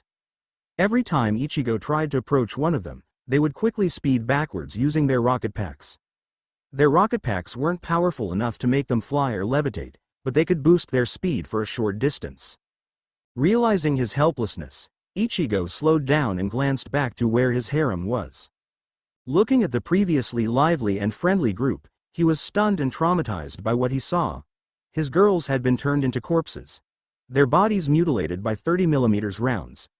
A few bodies were cut in half and had obvious blunt force trauma, showing their failed attempts at close-quarters combat. Ichigo felt their pale and lifeless eyes look into his soul, blaming him for their deaths. He collapsed on his knees as he knew there was no hope. He regretted it. He regretted everything. The only survivor was the elf girl who had survived with her wind powers and expensive magical items. However, she had run out of mana and her body was captured by a Space Marine. He pulled out a knife, ready to decapitate her. No. You can't kill me. I'm the princess of the elves. I can represent the elven kingdom. A moment passed and the princess sighed in relief as she saw the Space Marine stop moving. No country would ever want to provoke the elves. She had been hesitant to reveal her identity as the elf kingdom would face serious backlash if it was exposed that their princess was running around the continent. The countries of the world were only not willing to fight the elves, but they weren't scared of them. An alliance of the continent's strongest empires would prove troublesome. Therefore, an agreement had been made that the elves would stay in their country and not interfere with the rest of the world. If this matter spread, it would be a major political scandal. However, the princess had no choice. Seeing the Space Marine not moving, her arrogance and superiority as an elf came back. HMPH. Take your hands off me, filthy human. Stop attacking Ichigo and just wait for the wrath of the elves. How dare you disrespect me? She spat out blood and she glanced down horrifiedly. The Space Marine had speared his giant knife straight into her chest. She tried to open her mouth with disbelief, not able to comprehend why this country would dare declare war on the elves. The knife twisted, completely destroying her chest cavity. With a swipe upwards, her head burst open as her mutilated body collapsed onto the ground. The beautiful and arrogant princess was dead. She had made a crucial miscalculation. In the eyes of the Space Marines, she wasn't an elf, she wasn't a princess, she was only one thing: an enemy. Chapter 30. Together the Space Marines were forced back by a sudden force. They planted their feet as they used all their power to not get blown away. Ichigo's soul struggled and screamed, rapidly disappearing as he let out his rage. Suddenly, there was a white flash and his soul disappeared. The Space Marines regrouped and checked the area. The commander reflected on his actions and realized that he was slightly influenced by Ichigo's power. Despite being told to not talk with the enemy, he had done so. Well, the target is definitely dead. Clean up the remaining forces and wait for extraction. Sir. Every Space Marine took it for granted that Ichigo was dead. No one even wondered to question it. Their thinking quickly turned to the next target. Some Space Marines walked to high points in the rubble and opened fire on the army stationed outside. Every bullet would go through dozens of soldiers before stopping. Others, out of ammunition, grabbed their weapons and dove straight into the army, leaving a trail of death and destruction as they advanced. Each Space Marine was isolated and surrounded by thousands of soldiers, but they could only get slaughtered as their weapons were ineffective against the armor of a Space Marine. The Space Marines didn't fight with any tactics, any techniques. They just swung their chainswords around them like heavy lumps of metal, ripping apart the bodies of every soldier around them. A small hill of bodies formed around each of them, with the Space Marines showing no damage or fatigue. Ballistic bolts, the killer of the battlefield, simply splintered their armor, not even slowing down their advance. Quickly, soldiers refused to advance their deaths, facing an unknown and invincible enemy, the army. Routed, despite the best efforts of their kings and generals. The panic quickly spread through the whole army, and they fled with their back to the Space Marines. This was potentially the worst thing they could do, as the Space Marines sped forward and cut down the defenseless soldiers. Left with no option, the ground thundered as thousands of coalition cavalry charged forward. The rulers of the country were like desperate gamblers. The only reason the alliance could be formed by Ichigo in the first place was partly because of his protagonist halo, but mostly because the rulers were unwilling to let go of their power, even just a portion of it. They were led by Ichigo to believe that they could successfully resist the Third Reich. Now that they had already declared war on the Third Reich, there was no going back. They hoped that if they could destroy or capture this elite force, they may be able to negotiate terms with the Third Reich. Unfortunately, they had turned out to be stronger than imagined and had killed Ichigo and their infantry. Their only option left was the cavalry. A wave of lances lowered as the cavalry fearlessly charged forward in the dark. The Space Marines, out of ammunition, stood still as the cavalry galloped with unbreakable momentum. Their lances soon impacted the Space Marines. If they were normal soldiers, they would be instantly skewered. However, the lances just snapped, only leaving a faint mark. The Space Marines leapt forward and started slaughtering the cavalry. Each pulled out dozens of grenades from their pack and threw them into the crowd. The deafening explosions tore apart the cavalry and sent the horses in a panic. Frightened by the loud noises, the horse ran out of control, only making it easier for the Space Marines to kill them. It was utter chaos. The cavalry were just regular humans and could not see in the dark. Unlike the infantry, they didn't carry torches. The Space Marines were like fish in a sea, weaving through the chaotic crowd unimpeded, with the cavalry not even seeing them before they died. With the Space Marines covered in blood and massacring both the cavalrymen and the cavalry in the dark, they soon routed as well. Meanwhile, Rubia stood over the depleted magic circle and stroked the weak dormant soul of Ichigo. She had cast magic which drew Ichigo's soul to her and disguised it as his death. As her power was not sufficient to kill the harem herself, she was originally planning to lead them into an extremely powerful dungeon or trap, then draw Ichigo's soul after they all died. But she didn't mind this development. It only allowed her to be with him sooner. "Don't worry, you are safe with me now. No one will disturb our love again. You only need me." It looks like you might have some memory loss. It might be for the better. We can always just make new memories together. We will be together, just the two of us, forever. Ichigo's soul was dormant due to the traumatic damage it had suffered. It could be predicted that it would take a long time to recover, and it would always have permanent damage. However, Rubia didn't care about that. She put the weak soul in a small alchemy jar that nourished and recovered his soul. Putting it carefully and securely right beside her body, she grabbed her backpack and donned a long black cloak. Tightly wrapping herself in all black, she jumped on a horse she had prepared and set off as fast and far away as possible. While she hated the Third Reich for injuring Ichigo, she had no wonders of fighting them. She knew that the power displayed in the night raid tonight was only the tip of the iceberg. While others might think that the Space Marines were made with expensive magic, as an alchemist, she could see that they were purely technological and could therefore be mass-produced. Instead, she would rather spend her time with Ichigo, nourishing his soul and rebuilding a body for him. However, this time he would always be with her and her alone. She would do anything to achieve this and didn't particularly care where she was headed, she just wanted to get away to a distant country. Hell, she would even take refuge in the Third Reich, which seemed promising. All she wanted to do was be with Ichigo. Be with Ichigo. Be with Ichigo. Be with Ichigo. Chapter 31 Psychic Energy. The early rays of dawn shined on the still battlefield. The mutilated and bloody bodies cast long shadows on the ground. The beautiful sunrise gave an artistic feeling to the cold carnage below. From the sky, a Boeing C-17 Globemaster III transport aircraft escorted by flights of fighter jets slowly landed on the long runway cleared by the Space Marines over the previous few hours. The cargo door opened as the aircraft rolled to a stop. The bloody Space Marines were saluted as they entered, two of them carrying their fallen battle brother. The cargo door closed, and the plane took off. None of them cared about the aftermath, it wasn't up to them. Soon, the People's Army would be sent in and credited with the victory. They would clean up the survivors and subjugate the kingdoms.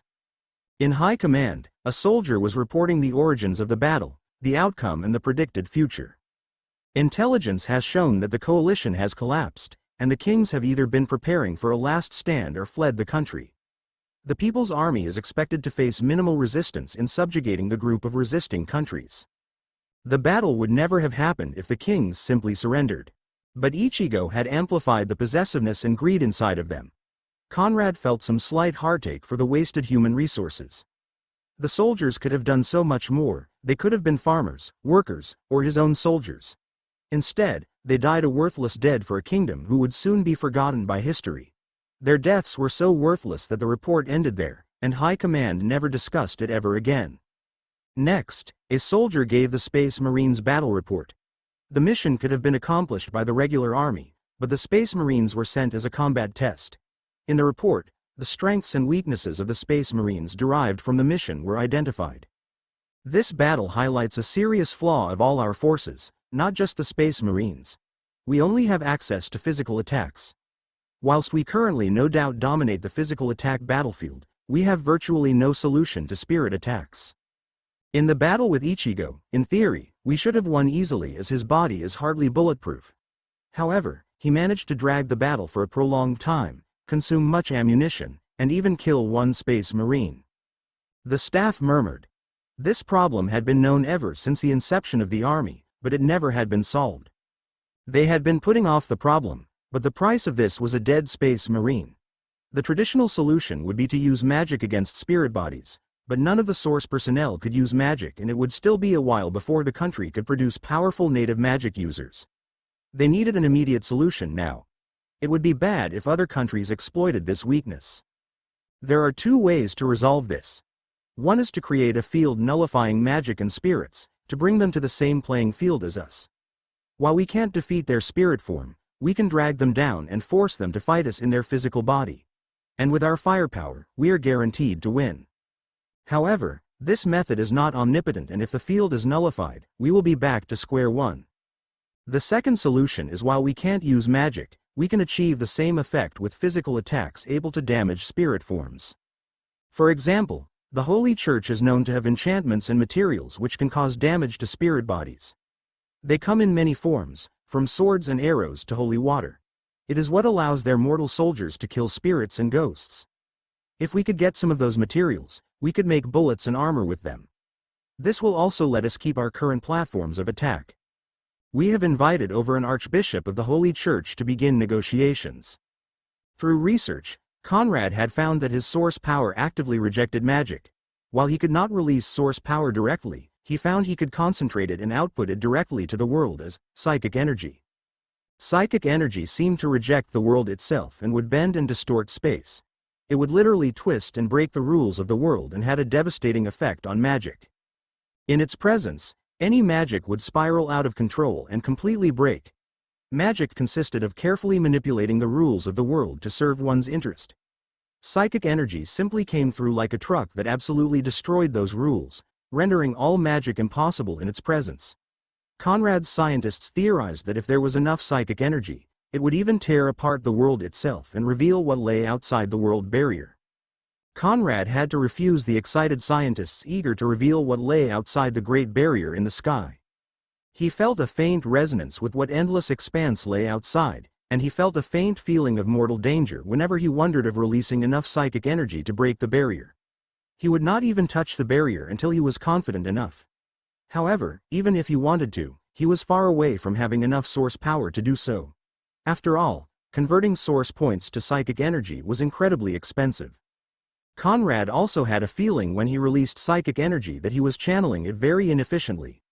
The current way he used it was just releasing the raw psychic energy unfiltered, bursting out everywhere. It would affect everything near it, even injuring Conrad's body. Even with the superhuman enhancements of Gene Seed, he could only release a tiny quantity of psychic energy before the uncontrollable energy injured himself. Subconsciously, he felt that he had barely scratched the surface of psychic energy. It was a root of endless potential and power, even more so than any magic could ever dream to achieve. Chapter 32 Holy Church. The Holy Church was the most influential and powerful organization on the continent. They had countless believers in every country, and their influence was unparalleled. However, their main leverage lied in their anti-demon abilities. Demons were their mortal enemies, and they had the most powerful and advanced counters against them. They could manufacture holy metals through secret means, and their wizards specialized in purification magic, which was rumored to be granted directly from their god. The demon prince that Conrad's army encountered before only came through the rift because he didn't detect any holy magic. If he did, he would have been much more cautious. Currently, an archbishop of the church was being led by General Irwin on a tour through the Third Reich. Shouts came from a house nearby and gunshots broke out. The secret police had just discovered a family hiding a family of demi-humans in their house. Whilst the anti-demi-human movement had been hugely successful throughout the country, there were still some demi-human sympathizers. They didn't speak out for fear of being sent to the concentration camps, but many hid and sheltered demi-humans in their houses. Therefore, the secret police were tinquired with finding and exterminating such people with the help of the People's Army. It was evident that that was what had just happened. A small pool of blood flowed out from the front door of the house. Led by soldiers from the People's Army, a group of handcuffed demi-humans and humans were forcibly escorted into a steam car waiting outside. They would be sent straight to the camps. "Excuse me, Your Holiness. Don't mind this scene." A heavily armed convoy of steam trucks and tanks was moving through the streets of Canarial. They were escorting Archbishop Alexandra of the Holy Church, showing him the prosperity and power of the Third Reich, and had just come from the industrial district into the residential areas. "Mr. Irwin, what I've seen has been very shocking. It's unbelievable that you managed to develop such a high level of technology in such a short time." From the sky, a small and inconspicuous ship flew down. With a hiss of steam, the cargo bay opened. "What you've seen is nothing." The Archbishop stepped into the ship with Erwin and it shot up to the sky. "This is our latest small patrol ship, very cheap and easy to manufacture. However, it is nothing when compared to the pride of the fleet, the dreadnought." Erwin gestured towards the clear sky as if expecting a dreadnought to be there. The Archbishop was confused and glanced around the windows of the ship. As a powerful magic user, he cast investigation spells but found nothing in the area. "To my knowledge, the dreadnought is a humongous metal ship. If that is the case, why don't I see anything?"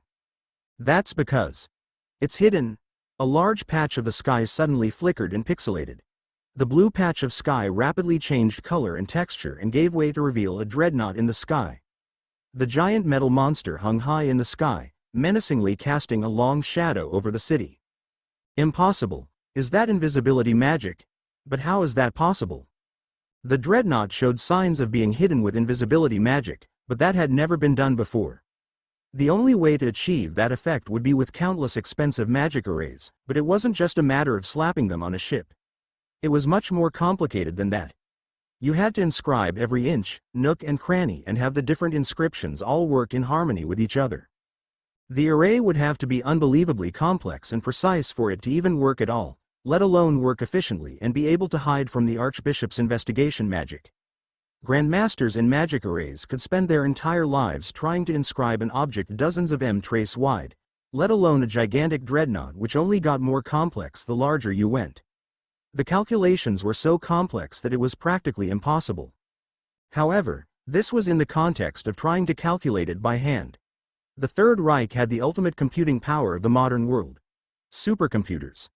Imputed with the exact schematics of the dreadnought and a simulation of magic rules, gigantic supercomputers had worked around the clock to calculate the most optimal array placement schematic and had resulted in a computer file with a size of multiple petabytes. 1 petabyte 1000 terabytes. It could be imagined why something of this scale and complexity had never been done or even attempted before. It would simply cost so many resources to do it by hand that you might as well just build more armies for a fraction of the price. However, the result of completing such a project was evident. No country would feel safe with the knowledge that a deadly weapon of war, or an entire fleet could suddenly appear above their capital. The reason the Archbishop could learn of this secret was because it was being used right now, in a sneak attack on the Alsace Empire. The technology was going to be exposed anyway, so it might as well be used as a display of might. This was also because the Third Reich had started adopting a slower and more stable growth. While their technology and weapons were powerful, they would still be crushed if the continent united against them, let alone. What other threats and other worlders might exist? Instead, Conrad wanted to sufficiently grow his country and become a superpower before challenging the world. The empires of the continent were warily watching this emerging power, and if Conrad started indiscriminately waging war, they would instantly unite against him. However, if he didn't show too much aggression, they would make concession after concession as none of them were willing to be the first to start a war until it was absolutely necessary. Even if they knew it would harm them in the long run, none were willing to be the first to jump out. They were like frogs slowly being boiled in the water. But still, even if they were deterred by his force, they still greatly desired the technology Conrad held. Soon, they would start making moves to obtain it. That was why Conrad planned to sell the WW1-era technology at extremely high prices to the Holy Church. Although they rarely participated in politics, the Holy Church held great influence and would become the Third Reich's strongest shield and closest ally. Chapter 33 Sunstone's Eldriel, the capital of the Alsace Empire. Sitting on his throne, the Emperor was grimly receiving reports. The atmosphere was palatable as the full weight of the situation sunk in. While the Alsace Empire held the title of a powerful empire, it was actually a paper tiger. Its strength lay in its vast population able to form an army the size of millions. However, it severely lacked high-end combat power. Its low-level force was overwhelming, but its high-end force was quite disappointing. That was why the Emperor would try to summon a person from another world, and why he would so desperately get him to stay. Before Daiki's death, he was the most powerful person in the Alsace Empire. Without him, all that was left was the large but low-level army. Perhaps in this medieval world, a large mortal army might be able to suppress a powerhouse, but that did not apply to the WW1-era weapons of the Third Reich. The impact of battleship cannons directly decreased the more powerful the opponent was. A high-level magic user or warrior could dodge the shells, cast disruptive magic, counterattack and even be able to survive a few direct hits. However, a mortal soldier could do nothing of the sort.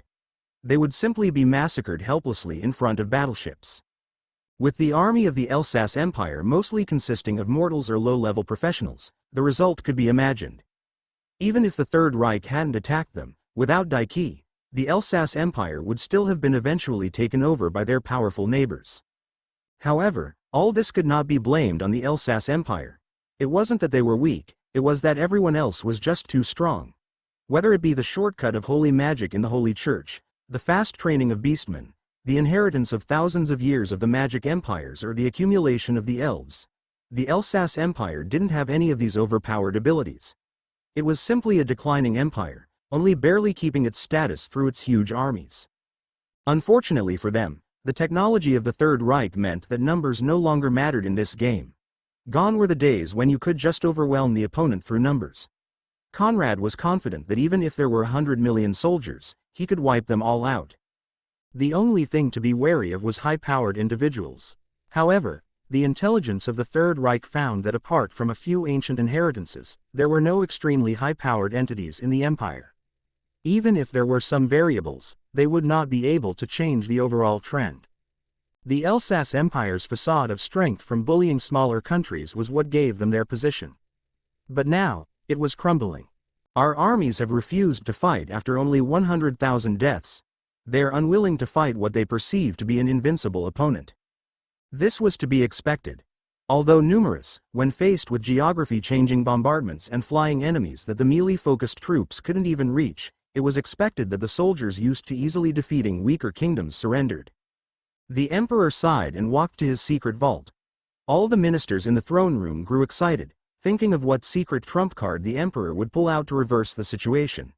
After all, every empire had an ultimate trump card, the mystery of which would serve as a deterrent, like a nuclear weapon. Only the ruler of the country would know what it was, as countermeasures could be made if it was revealed what it was. Of course, there was the chance that the country didn't have a trump card or it wasn't very powerful. But, who dared to gamble? Although rare, there were cases in history of a losing empire dragging their opponent into mutual destruction with them. The scariest part was that nobody knew what the card of anyone else was. It could be anything from an extremely powerful group of assassins, an ancient chained demon, powerful curse magic or even a magic array that would draw the life energy of everyone in their capital city to unleash a groundbreaking spell. However, the emperor knew best that he didn't have any heaven-defying trump cards. Opening his secret vault with his blood, a small reinforced box emerged from the ground. Opening the box, inside lay several pale yellow stones. They were shaped similar to mana stones but gave off a special brilliance that sparkled and illuminated the whole room. Although small, the aura they gave off was palpitating, as if it was on another level of existence from everything else in the room. Looking at them, the emperor's face steeled with determination. These are sunstones, passed down since the founding of the empire. They contain a tiny amount of the sun's essence and are priceless treasures. Their origins have been lost to time, with any imitations not even achieving a portion of their power. This is why the Spectre Knights were formed. Ever since the start of the empire, countless generations have tried to study how to harness the power of the sunstones. Through hundreds of years of research, the Spectre Knights were formed as an imitation of the power held in the stones. They are trained from birth and have their bodies modified to let the power run through them, giving them great power and blinding light to fight their enemies. However, due to the limited supply, we have never drawn much power from the sunstones, lest they be used up. The emperor waved his hand and the sunstones levitated to each of the Spectre Knights respectfully standing nearby. The empire is in a time of crisis. Brave knights, draw the full power of the sunstones and bring victory. Use them without worry about consumption. The sunstones are valuable, but the empire is even more important. With them, you will turn into beacons of light, harnessing the endless power of the sun and scorching your enemies with blinding light. Chapter 34 Bismarck. The Bismarck was the flagship of the Third Reich. Its size was even larger than a dreadnought and it belonged in a class of its own. When sailing in the clouds, It blotted out the sun and struck fear in all its enemies with its cannons who were on another level. The battleship cannons were so comically large that they were almost impractical. Their ammunition was huge and hard to load, its power was so great that the barrel had to be replaced after every battle. The gun would overheat quickly and the shockwaves would injure or even kill the crew. While monstrously powerful, it had similarly come with a hefty price tag. It had taken huge amounts of resources and many source points were consumed. Right now, it was sailing alone towards the capital of the Elsass Empire. Well, technically you couldn't call it alone, as a continuous stream of supply and logistics ships were following after it, keeping the coal-devouring monster fed. Along its advance, any resisting army was wiped out in a single barrage with no resistance. There had been a few weak magic attacks, but they could not even dent the thick steel armor of the Bismarck and were all promptly out in one shot. However, the upcoming battle would be different. Deep inside a small city of the Elsass Empire, a small elite army was getting ready. Hidden under a large canopy, enchanted catapults were being set up. Waiting nearby were hundreds of Spectre Knights, each equipped with a fragment of a sunstone. This was the full force of the Elsass Empire's Spectre Knights, and they planned to launch a surprise attack on the lone Bismarck. The Bismarck had been traveling in a straight line since its departure, so it wasn't too hard to predict its route. Even though the Elsass Empire was declining, it was by no means incompetent. They planned to quickly close the gap and negate the effectiveness of the battleship's cannon. As for close-range combat, the Emperor was hoping that the Spectre Knights would dominate that battlefield. After all, their intelligence showed that apart from weapons, the Third Reich had no high-powered individuals. As for the mortal soldiers, in the absence of battleship cannons, while small arms are powerful, they still need to be aimed. The Spectre Knights had won every single battle they had been in as their bright light blinds and disorientates their enemy. In addition, they now had the legendary Sunstones. Spectre Knights stepped into the catapults as the soldiers rapidly removed the canopy. Determined eyes shined through their helmets as they braced for the acceleration. The atmosphere was silent. There was no cheering or crying, just the seriousness of well-trained soldiers in high discipline. Wordlessly, the catapults fired all at once under the aim of experienced catapult operators. The heavily enchanted wood creaked and shuddered as they flung the heavy knights high into the sky, directly into the Bismarck. The surprise attack was simply so fast and gave no time for the Bismarck to react. By the time the commander got an emergency notification through the magic detection system, the Spectre Knights had already reached the hull. Closing in at high velocities, the Spectre Knights glowed brightly as they slashed the steel armor with their swords, explosively cutting apart the thick armor. The high pressure of their sword attacks directly caused explosions, blasting big entry holes into the Bismarck. Enemy attack. The enemy had boarded the ship. All combat personnel to Quadrant F. Quadrant F-17, F-19, F-25, F-27 and F-31 has been breached. I repeat, all combat personnel to Quadrant F. Repel the enemies at all costs. Soldiers poured into the rooms, exposing the thin rushing air of the atmosphere outside. They felt nauseous due to the low air pressure, but they nervously pointed their guns at the cloud of dust caused by the explosion. The cloud started slowly dispersing, but there was no sign of the enemy. Hey, is that a light? Everyone glanced over to where an observant soldier pointed and saw a faint light in the dust, slowly getting brighter. Without even confirming what it was, they opened fire. They were absolutely terrified of whatever boarded the ship. After all, if it was a human, then how powerful would they have to be? The hail of bullets passed through the dust but didn't seem to impact anything. Suddenly, the faint glow burst out with brightness and became a scorching ball of light. It became a miniature sun, giving off so much blinding light that it could be seen from hundreds of kilometers away. The eyes of the soldiers burned and exploded as they could not handle the brightness. It was as if they were standing right next to the sun, staring straight into it. Every soldier was blinded. Nothing could protect them from the light. Even if they glanced in the opposite direction or were in different rooms, the light still seeped through the walls and turned everything a blinding white. In an instant, the soldiers completely lost their combat effectiveness. Spectre Knights sped forward, massacring the helpless soldiers and easily dodging their blind fire. After all, they weren't special forces, who could locate and shoot a target based on hearing alone. They were just regular soldiers. The Spectre Knights, each looking like miniature suns, tore through the rooms and started rampaging through the internals of the ship. Nothing could stop them. While speeding down a corridor, a Spectre Knight noticed a strange statue standing in the middle of the hallway. It glanced like a suit of extremely big and thick armor, holding an oversized gun. Just in case, the Spectre Knight used an investigation spell, but he didn't detect any magic fluctuations from it, so he simply ignored it as he ran down the hallway. This so-called statue was a space marine. In his ear, an AI voice was sounding. Warning. Brightness has crossed the danger threshold of the user. Sealing helmet from all outside light. Switching to computer simulation of the environment. The Space Marine's view flickered from pitch black into a virtual reality projection of his surroundings using the floor plan and schematics of the Bismarck. Using auxiliary systems to generate surroundings, thermal vision, radar and sound detection activated. A blurry sphere was overlaid into his view, symbolizing the estimated location of the Spectre Knight based on its heat signature, the suit's radar and sound detectors.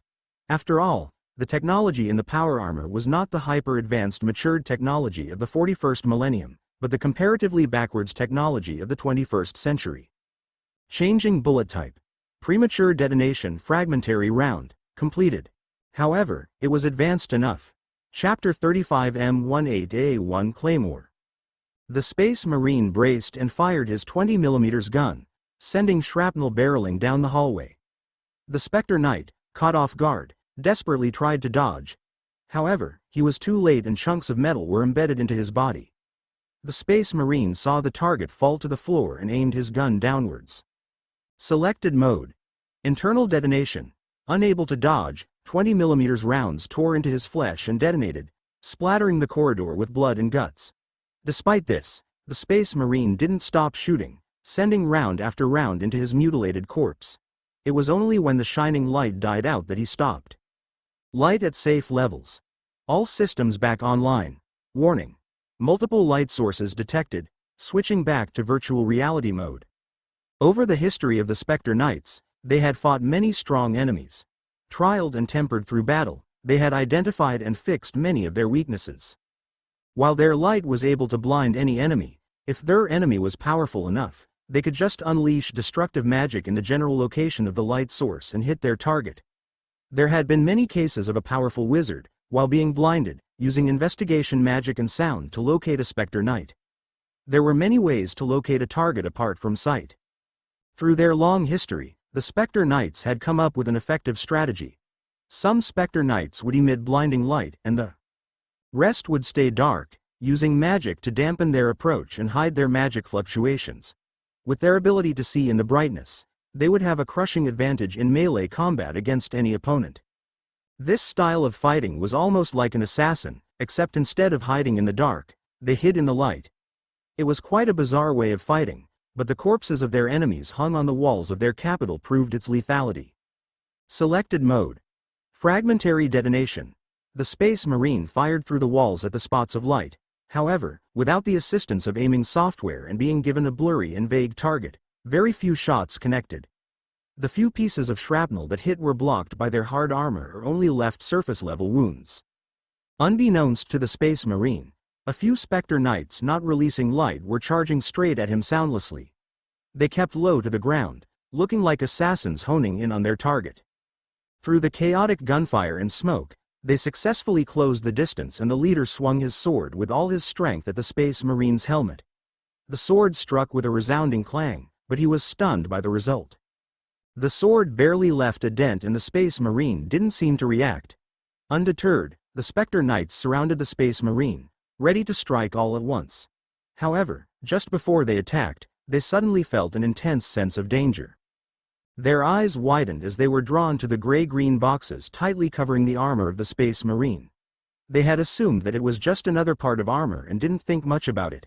Little did they know that this oversight would cost them their lives.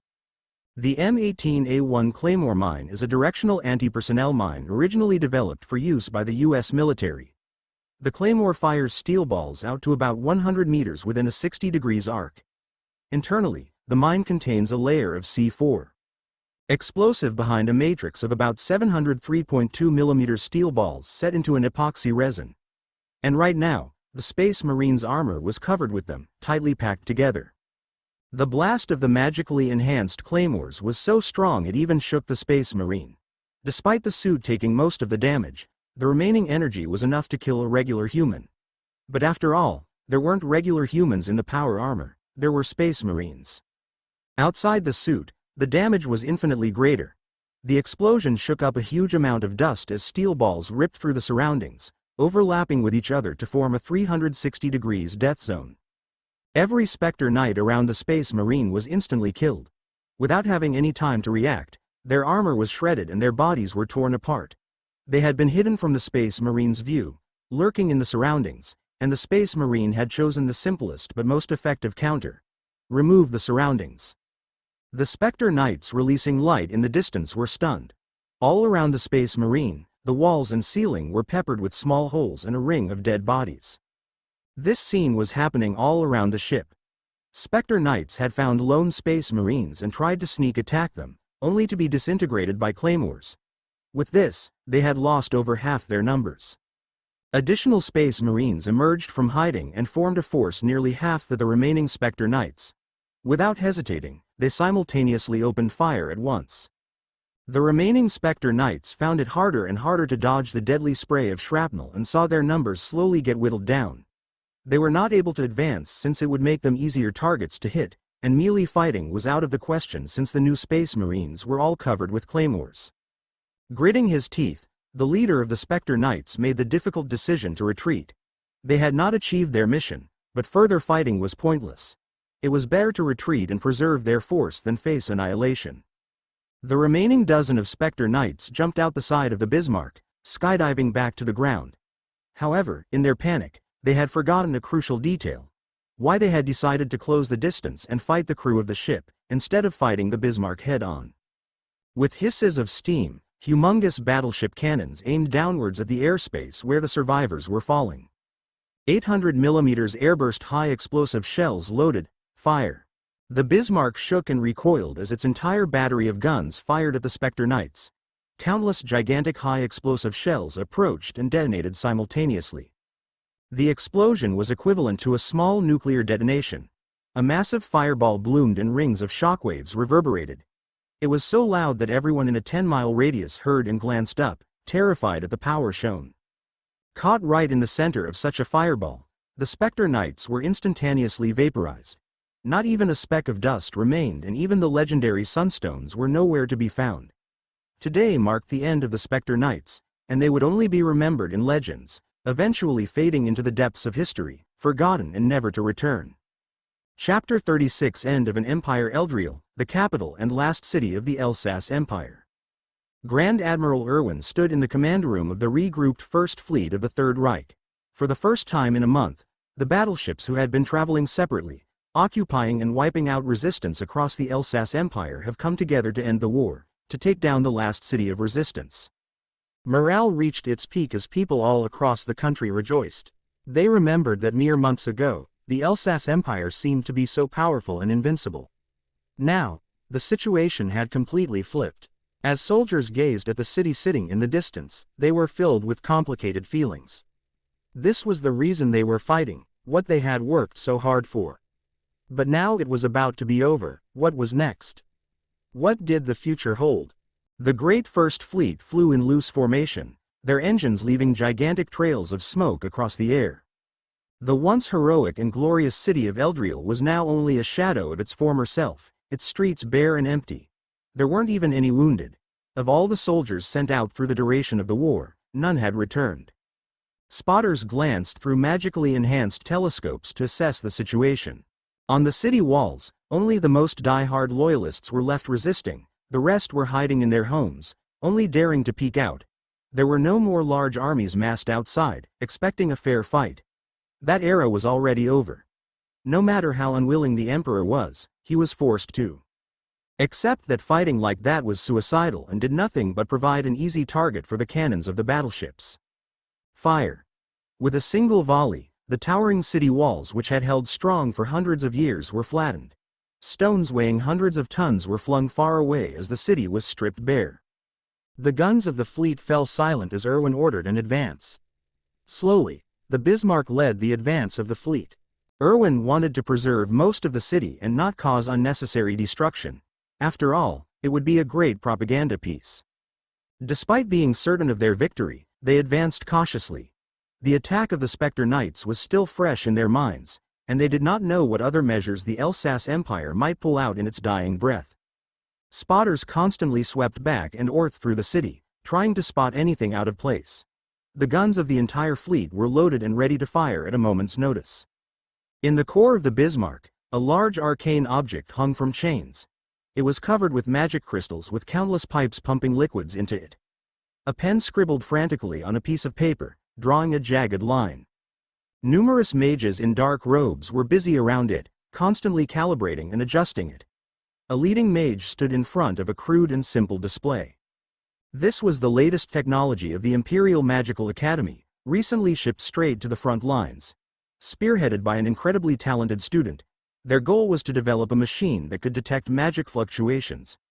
Built on the foundation of existing detection spells and enhanced with technology, this prototype was formed. While it was big, bulky and practically immobile, it was incredibly effective at its job. The lead mage watched the complex mess of dials, lights and graphs. Legendary magic fluctuations detected 12 degrees 200 meters.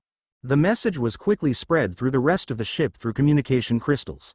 Within seconds, a gun turned and fired, razing a house to the ground. A powerful wizard was instantly evaporated, not even having the chance to cast the magic he had been building up. With this technology, a weakness of the battleships of the Third Reich was solved.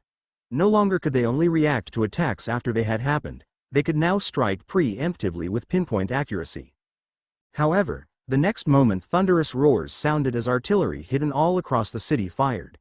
Their explosive shells impacted the steel hulls of the ships, blasting off pieces of armor and leaving dents. Now revealed, they were quickly spotted by the fleet. "Hey, isn't that our own artillery? I recognize that from the army. Yes, those are our modern howitzers. Why are they here? How can they have our technology?" WW1-era artillery guns constantly fired at the ships in the air, their design identical to the ones used by the People's Army. However, while they indeed were powerful, they had limited lethality, not being able to penetrate the internals of the ships.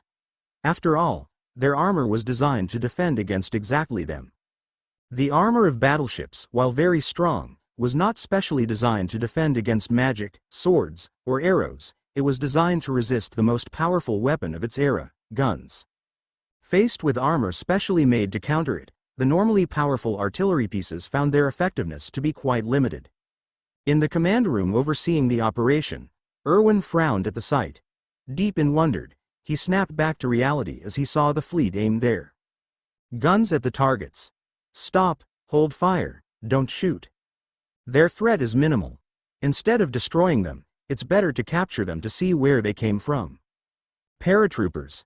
Hatches opened on troop transporter ships as paratroopers streamed out, their dark parachutes blooming in the sky as they descended down onto the city. Suddenly, flashes of fire came from the ground as hidden anti-air guns opened fire, their glowing tracer rounds filling the sky. Why are there AW guns here? They've stolen our weapons. Damn, just die obediently. Why aren't our cannons shooting? Kill them all.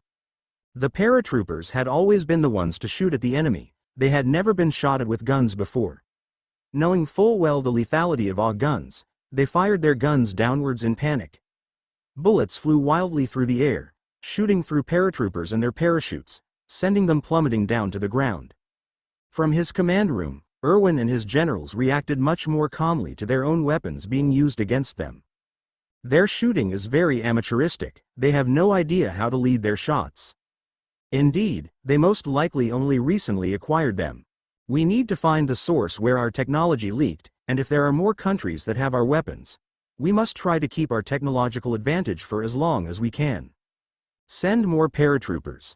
Don't bombard the area with guns, lest we destroy any evidence. Chapter 37. Urban fighting. A paratrooper awkwardly landed and tumbled to defuse the impact of his landing. Holding his MP-18, he vigilantly glanced around the empty street he was in. It was completely devoid of life, with abandoned carts and signs of looting everywhere. His name was Gerwind, and he was a war veteran from back when the Canary Kingdom fought costly wars of attrition with the Elsass Empire. When the Canary Kingdom was subjugated by the Third Reich and the People's Army set up, he gladly signed up. Due to his rich combat experience, he had been assigned a sergeant rank and sent to join the paratroopers. The newly formed People's Army lacked veterans the most. No matter how hard you trained soldiers, they could still perform poorly when entering the battlefield for the first time. Luckily, the war between the Canary Kingdom and the Elsass Empire had produced a number of veterans who had great mental strength, bravery and leadership skills, Gerwind being one of them. Conrad wanted his troops to be equipped with the peak of WW1-era firearms technology, especially the paratrooper shock infantry, who required high speed and firepower at the cost of defense. As a result, they were equipped with the MP-18, a German submachine gun, 6 stick grenades and a trench knife. While Conrad's forces across his country had all been equipped with WW1-era firearms, he had been wary of how exactly they were distributed. Compared with traditional cold weapons, firearms require much less training to the point even a child could cause incredible damage with it. An ordinary person could cause hundreds of deaths if they fired a Maxim machine gun down the streets of a busy city or destroy vital infrastructure such as bridges with a few explosives.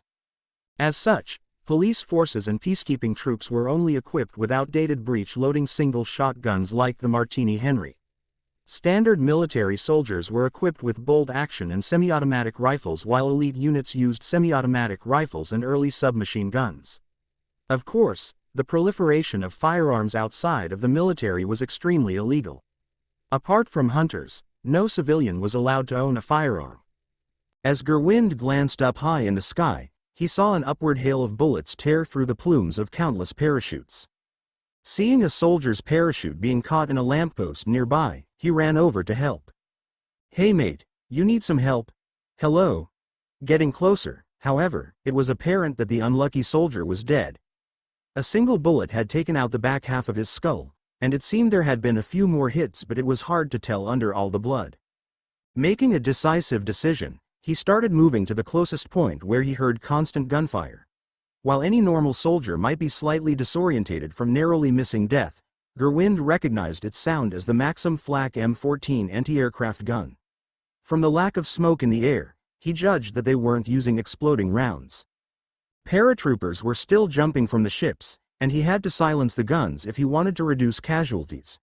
From the sporadic small arms fire he started hearing across the city, he could tell that the other paratroopers had also started fighting. Despite being used to death, he still felt a sharp tang of sadness as he wondered how many of his squad would survive. Following the sound, he came to the entrance of a small alleyway.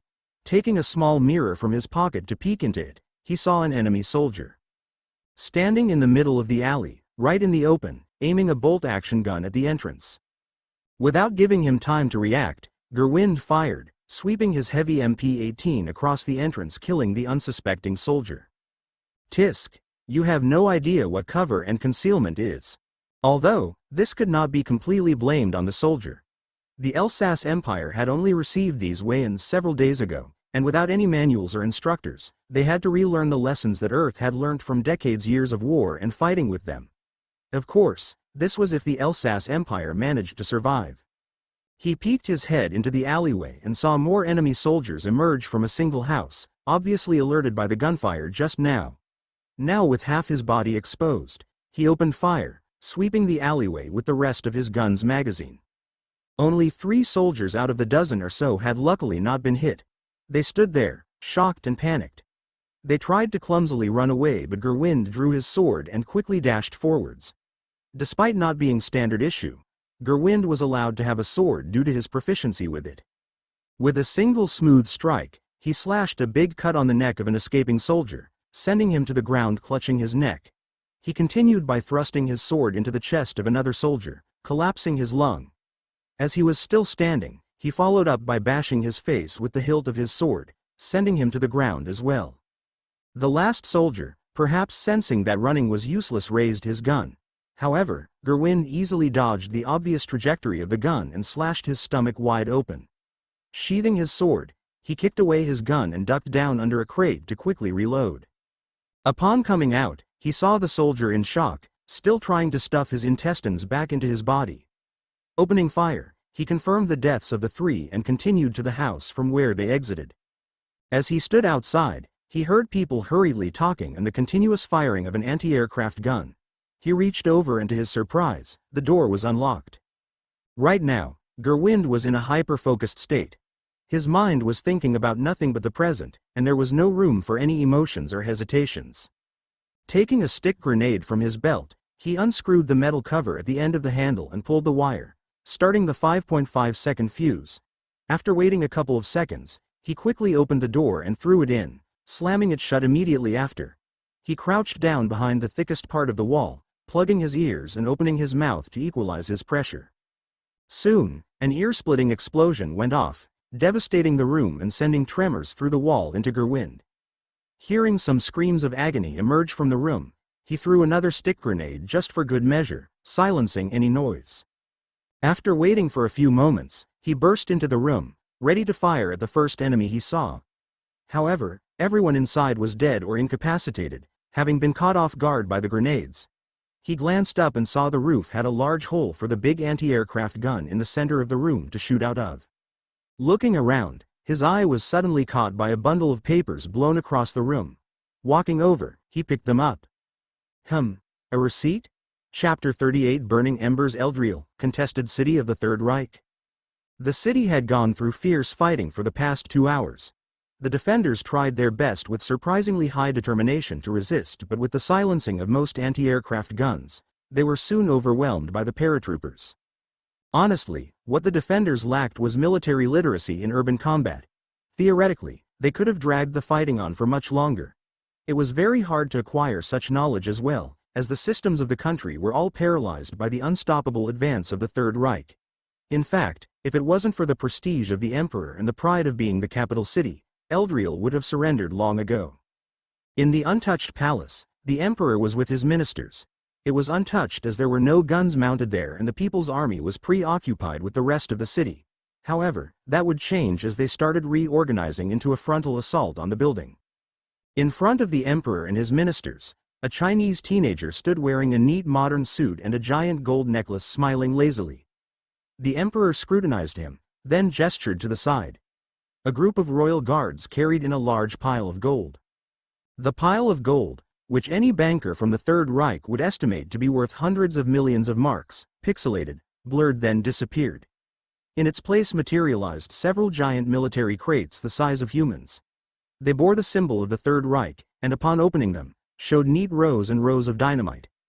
The Chinese teenager glanced off into empty space and smiled.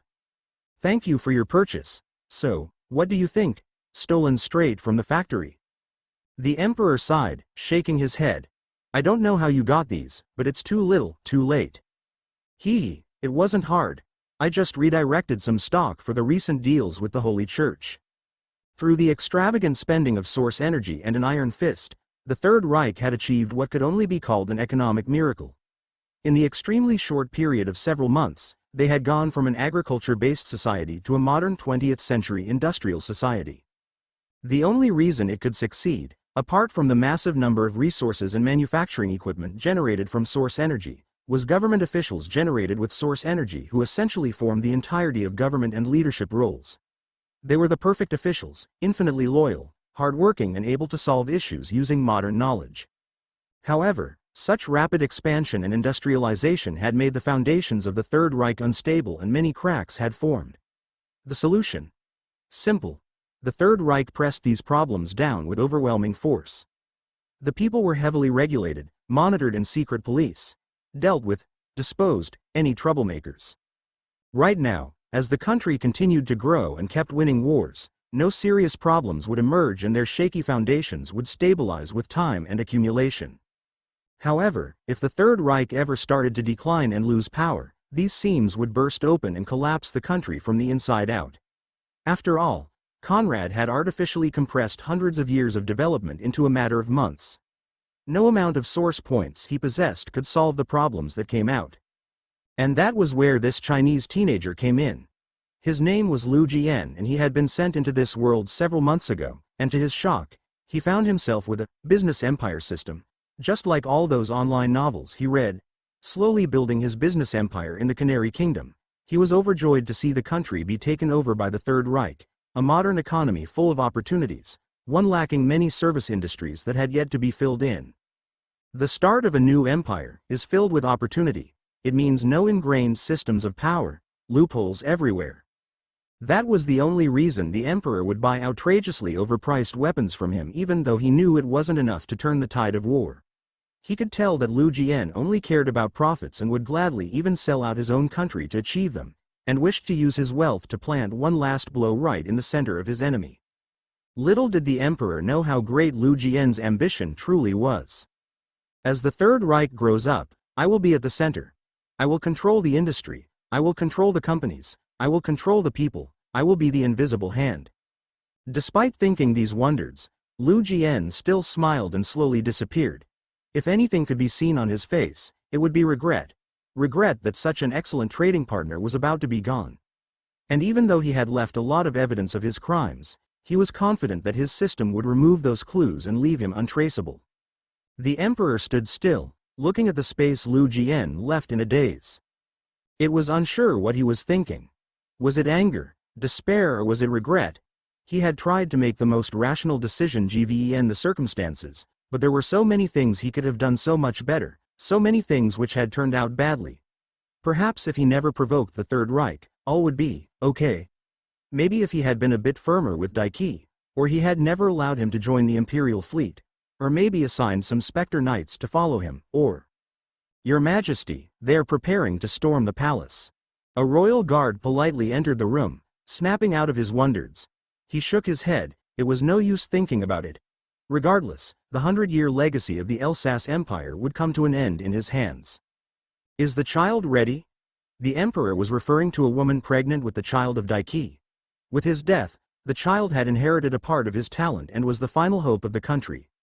Forbidden magic had been used to accelerate her growth to the body of a 4-year-old, however, her mind was still undeveloped and was not even capable of speech. With a wave of his hand, the emperor changed into civilian clothing. He walked out of the room and carried the child that was just brought in his arms. Never would I have wondered I would ever be an ordinary person. The royal guard immediately opened his mouth in protest. He normally would never have dared to respond, but perhaps he was stimulated by the intense atmosphere of incoming doom. That's not true. You will always be our emperor. As long as you are alive, the Elsass Empire will never fall. The emperor only walked in silence but gave off a slight atmosphere of pride at the guard's words. After a long, extravagant hallway, he entered a room where a group of ordinary dressed civilians stood. They packed light and had several horses that carried supplies. In public, they could be easily mistaken for a group of traveling traders, but the gleam in their eyes and their bearing leaked their elite training. Your Majesty. The group knelt down in one synchronized motion. Nodding, the emperor addressed them. You are all my elite soldiers, and we will carry the last hope of the empire. This is the child of Mr. Daiki, and she has inherited the terrifying talent of her predecessor. Our duty is to protect her, raise her well and take back the empire. We may retreat for now, but we will never forget this humiliation. The soldiers were silent, but their eyes gleamed with excitement. They had originally been prepared to die with the palace, but they had been assigned a secret project, a plan which would carry the embers of their beloved empire. And so, the secret entrance opened, and the hope of the Elsass Empire disappeared into the dark. Royal guards buried the recently bought dynamite and leveled the entire area to hide its existence. Chapter 39 Conspiracy High Command was full of generals, Conrad sitting at the highest and most important position.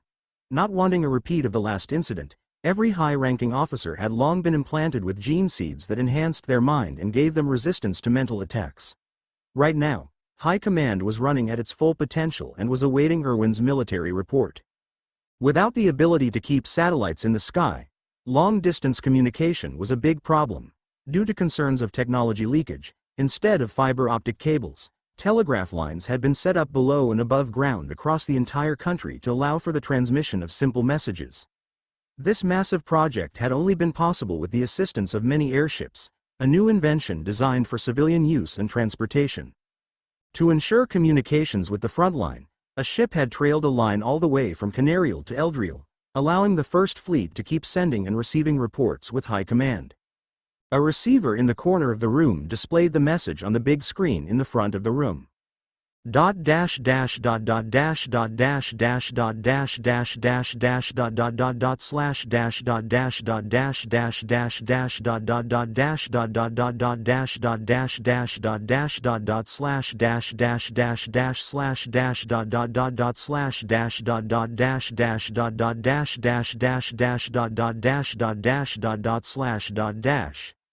Weapons confirmed to be national production. Serial numbers still intact. A list of numbers was sent through. A soldier ran off to check them in the records room. It's confirmed, there are numbers. More specifically, they are arms designated to the Holy Church. Conrad gestured towards the room. Now, the question is, how did they end up in the capital of our enemy? In fact, this was the second transmission that was sent back since the first fleet reached Eldriel, the first being the details of the presence of modern hot weapons being present in the capital. This was an unexpected development that set High Command on alert. Multiple theories as to why were sent around, but none of them seemed feasible. But now, one of the most improbable theories was proven to be true. Could they have stolen them? No, how could they have smuggled it from the border?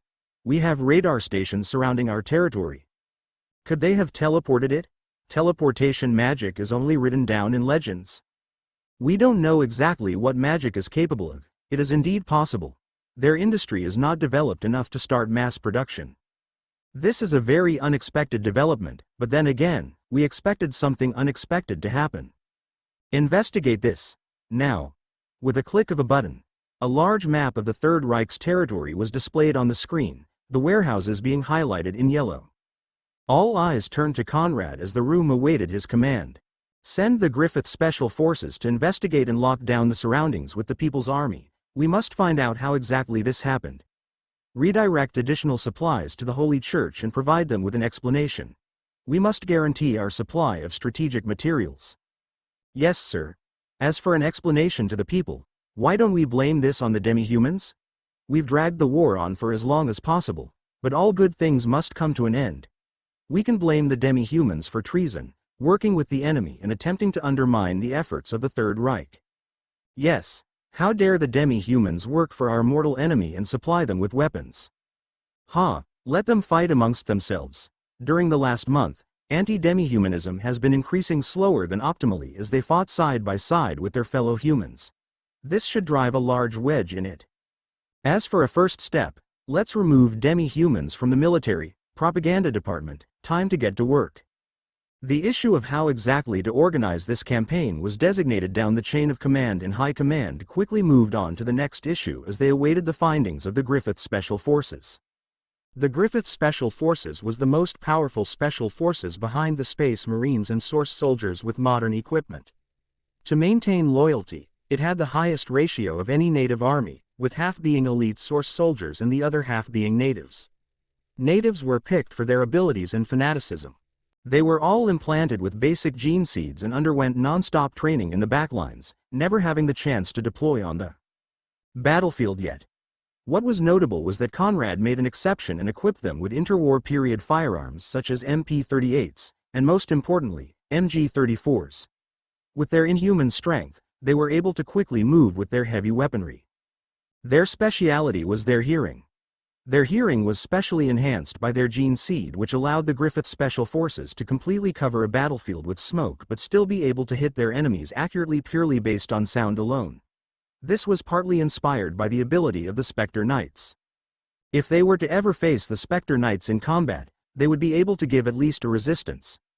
Of course, Conrad would never do that as every soldier was incredibly expensive and would never be used as cannon fodder. Next issue. People are going missing in Dresden and there are rumors of goats. Local authorities have not found anything and are even going missing themselves. We have gotten a few frenzied transmissions of supernatural happenings but nothing concrete. Apart from the capital, every other city had been renamed to wipe out the influence the late Canary Kingdom might have on the people. Thinking for a moment, Conrad spoke. Supernatural events could indeed be possible in this world. However, our forces are hardly equipped for such entities that don't take physical entities. This is why this deal with the Holy Church is so important. We must develop our capabilities in attacking the spiritual before others exploit this weakness. I will personally meet with their representative to further discuss our trades. Yes, sir. Chapter 40 State Route 71 Blackbird Airspace of the Third Reich, unspecified location. 15 kilometers up in the sky, a State Route 71 Blackbird escorted by 5 F-22s streaked through the skies. Here, high up in the atmosphere, the distant clouds below seemed to form the ground and the sky a barren, peaceful world. Sitting in the co-pilot's seat, Conrad admired the stunning view. At Mach 2, the clear and empty skies outside blended into a blur of brightness. Now was a rare moment of silence when he was away from the world. Conrad glanced at the pilot next to him. He was wearing a jet black pressure suit with a large pressurized helmet and an anti-glare face shield that made up the front half of the entire helmet. Similarly, Conrad was wearing the exact same equipment. While the cabin was indeed pressurized, the suit was there to protect the user from a sudden drop in pressure. Closing his eyes, even through the pressure suit, he could not just hear, he could feel the powerful roar of the twin engines. Vibrations went through the airframe as it resisted the tremendous forces it was under to maintain such a speed. A week had passed since the defeat of the Elsass Empire, and its territory was in the process of being slowly digested and annexed. The goal of this airborne escort was to safely and quickly transport Conrad to host a military parade and an official meeting with the Holy Church in the newly captured city of Eldriel. And State Route 71 Blackbird, capable of heights of over 25 kilometers and speeds over Mach 3.3, was selected as the vehicle of choice for Conrad due to its high speeds and high flying altitude, traditionally being a pure reconnaissance aircraft. It was modified and improved without any conservation for cost, including additional life support systems and 2 nuclear-tipped MRAAM missiles. 5 F-22s surrounded it in a star formation at a distance of 50 meters each. Their munitions similarly consisted of purely nuclear missiles. Conrad's scientists had made several breakthroughs recently. Tests had found that magic enchantments and materials held great promise in greatly improving the effectiveness of such modern 21st century technology.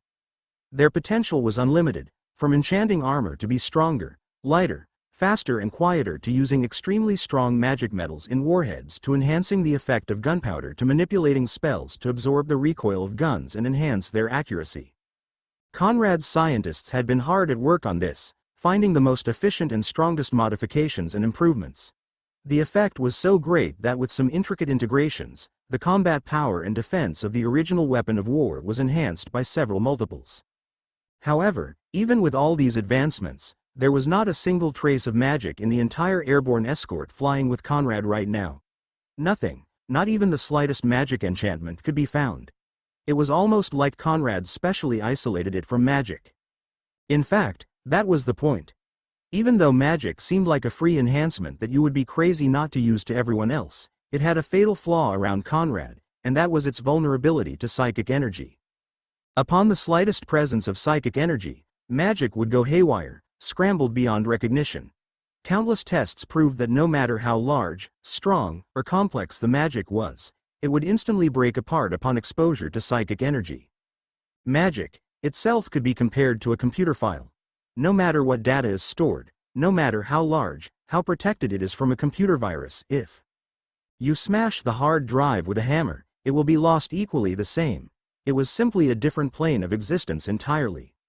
Magic metals were better, being very stable. They didn't simply just stop existing in the presence of psychic energy, they were only weakened and temporarily became regular metals. Their magical aspect was simply suppressed by psychic energy, though tests had shown that under direct contact with psychic energy, they would permanently become regular metals. Currently, apart from nuclear weapons and in the absence of antimatter, Conrad himself was set to be on track to become the strongest individual fighting power in the entire Third Reich. Actually, this is not entirely correct, as when in terms of pure physical firepower, it was unknown if his destructive power would be able to match that of battleships. No, it came from being able to release psychic energy. Prior to the shipments from the Holy Church, he was the only one in the country capable of effectively fighting spiritual entities and held an inherent crushing advantage over any wizard as powerful as him. Ever since discovering psychic energy for the first time 5 weeks ago, Conrad had to start from scratch to carve out a completely new and alien power system, the likes of which the world had never quite seen. With a lot of trial and error, a bit of guesswork and speculation from his life on Earth, Conrad had a basic understanding of how to progress. With crude but effective methods, He had been training his mind and body to be able to accept and output more and more amounts of psychic energy. He had never missed a meditation session, and today was no different. Opening his eyes in his seat in the small, enclosed cool cabin 15,000 meters above the ground, Conrad raised his wrist in front of him with a familiar motion. With a hiss, a small portion of the suit mechanically opened, exposing a patch of white skin underneath. From a small pocket, he pulled out an innocent-looking needle and accurately injected its contents into a wrist vein.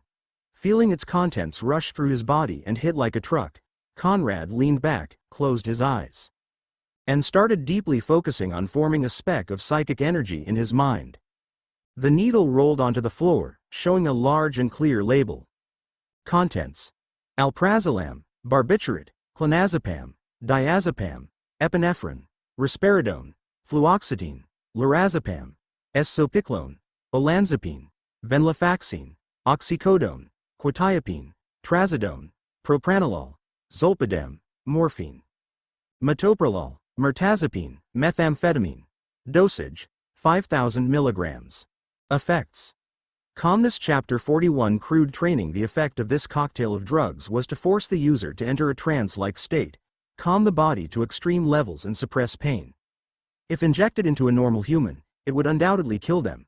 However, Conrad's superhuman physique meant such a high concentration was required.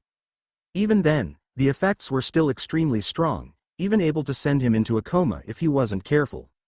Conrad felt his consciousness blur and distort as the effects of the drug rushed through his body. Feeling an extremely sharp, fiery pain in his chest, he entered a state of absoluteness, calmness, and concentration. He felt his source points drop as he started summoning psychic energy in his body. Skillfully manipulating it with his mind, he started building small lines of psychic energy through his circulatory system, forming a web of fine lines that went through his major veins and arteries. Conrad was letting his body build resistance to having psychic energy flowing through it. Although the psychic energy was extremely thin, it still caused great damage as it constantly emitted energy, akin to countless tiny blades cutting the body. They were like a burning flame, and Conrad had to rapidly consume Circe energy to keep it going. Agonizing pain shot through his body as his blood started to boil. Every single nerve was screaming out in agony as his body rapidly tried to flush out the invader. The pain was so strong it would kill a regular human. However, Conrad had just taken a lethal dose of the strongest painkiller and relaxants there were. His mind hovered between states of consciousness as his brain went haywire, showing a kaleidoscope of colors in his mind. His pupils condensed into pinholes and started shaking uncontrollably. In fact, this was not quite as dangerous as it sounded. His body had been greatly strengthened with the purchase of the strongest gene seeds and genetic modifications that were bought with the sole purpose of strengthening his body for psychic energy in mind. Conrad remembered the very first time he tried doing this, his body went into shock and nearly shut down from the exposure to psychic energy. However, with that, he had an instinctual reaction that this was the correct path. In short, his body had no talent or aptitude for psychic energy, and he was essentially forcing his body to remold through exposure therapy. Over time, through continuous sessions, his major circulatory system had strengthened and formed a channel, which psychic energy could pass through without killing him. Constant exposure to psychic energy also let his whole body gradually build resistance to it, reducing the destroying effect and allowing him to channel more and more psychic energy without hurting himself. It was a crude method, but it was at least a path forward. However, Conrad always subconsciously felt that while it was progressing, it was far from the full potential of psychic energy. Perhaps, instead of trying to form a quantitative change, he should focus more on forming a qualitative one. As for the injection he just took, he was not quite sure what was in there, and probably neither quite did the scientists that made it. However, it was effective, and that was all that mattered, even if there were some slight side effects. As Conrad slowly increased the concentration of psychic energy through his blood vessels, abrasions formed on the inside which rapidly healed. This continuous damaging then healing of the blood vessels continued for about 10 minutes before he stopped, just as the effect of the drugs started to wear off. Like this, his body was slowly remodeled to be a better vessel for psychic energy. Covered in sweat, Conrad breathed heavily, his mind returning to normal as he controlled his body to flush out the influence of the drugs. He glanced around to find himself back in the cold and small cockpit. Snapping his fingers, A protein-rich nutrient solution materialized in front of him, which he proceeded to consume. Sir, arrival in 10 minutes. Conrad grabbed an information sheet under his seat and flipped through it. Feeling in a good mood, and perhaps still slightly under the influence of drugs, Conrad started talking with the pilot. So, after the war, what do you think will happen now? I believe that we will not be in peace for long. Oh, what makes you think that? So long as we desire world domination, the guns will never silence. What makes you think I want world domination? It is our purpose of existence, to serve you. You didn't answer my question. My apologies, I meant simply that your will is ours as well. Conrad was silent. He still didn't fully understand how his powers worked, or where they came from. However, as the saying goes, don't suspect the people you use and don't use the people you suspect. That was one of the reasons that he focused so heavily on his individual power. After all, the power of oneself was the most reliable. He had already left the realm of mortals and into superhumans. When put in the context of the continent, his powers were more like those of wizards and magic users. While they were different, they still shared some similarities, and he could probably pass off as a wizard, albeit a very different one. However, his strength was hard to evaluate along with other wizards. First of all, there was no standard system of power for superhumans, whether they be wizards or warriors. There are simply so many different systems of progression spread over such a large continent. In fact, the terms wizard and warrior are a gross oversimplification. They are used as a form of categorization, but in the absence of a standardized power system, they meant something different to every person. There was no standard wizard or warrior. Everyone had their own interpretation and version of them. These were wildly different in everything from training to progression in names. This was mainly the fault of the pioneers and practitioners of magic paths being isolated, separate and unwilling to share their information with others. This lack of standardization made it hard for professionals to identify exactly how powerful they were in regard to their peers. Only a few had ever tried to track every progression path, such as the Illusionary Wizards Association, whose libraries were rumored to be filled with constantly updating information about the different power systems the world had. However, this was only due to the Wizards Association's unquenchable thirst for knowledge and search for the truth that bordered on madness that they would ever attempt such an impossible task. Currently, the Third Reich only had a vague and somewhat functional system of ranking, mainly focused on how many soldiers of the People's Army they could defeat head-on. For example, a squad, platoon, company, battalion, space marine, battleship, Bismarck, nuclear bomb. Chapter 42 Intermission Eldriel, newly occupied city of the Third Reich. The war was over. Eldriel was taken a week ago. Soldiers heroically and eagerly controlled the city, marching through the streets. Their faces were filled with pride. The dream of the country had somehow been achieved. Residents throughout the city nervously watched the soldiers outside. Their faces were filled with unease, unsure of the future ahead. What now? With the disappearance of the emperor and ruthless crackdowns, virtually all resistance had ceased. Soldiers in the city cooperated with the battleships hovering in the sky to eliminate any remaining guerrilla fighters. There was only a small number of determined resistors, but their military literacy, weapons and especially numbers were all vastly inferior to the People's Army. This meant that the city's rule was rock solid even after the absence of the First Fleet. After all, the upkeep to keep battleships in the air was very high. The Third Reich faced less resistance than they expected and easily filled in the power vacuum left by the fleeing nobles and ruling class. They were smart. They knew while the common people may be spared, they would no doubt be executed as an example. They would not be able to escape responsibility. High-level adventurers and mercenaries not affiliated with the empire had also long fled the country. Powerful magic professionals not under the control of the country were a dangerous and unstable factor to any nation's rule, and there had been countless cases of a victorious country cracking down on such people. And such like this, the war ended not with a bang, but a slow drizzle. Now under the rule of the Third Reich, a series of reforms were forcibly pushed forward. There was now a curfew, a strict identification system, strict restrictions on speech and complete control of the country's sources of economic production. Conrad also summoned a large amount of industrial equipment for the former Elsass Magic Empire to quickly accelerate their industrialization under the instruction and training of many skilled workers created from source energy or migrated from the former Canary Kingdom. A vigorous propaganda campaign had also started to some initial effect. However, the effect was predicted to be lower than satisfactory. As such, Conrad hoped to find more results with the assistance of magic. While technically the research of brainwashing the human mind with magic was taboo, no government cared about that.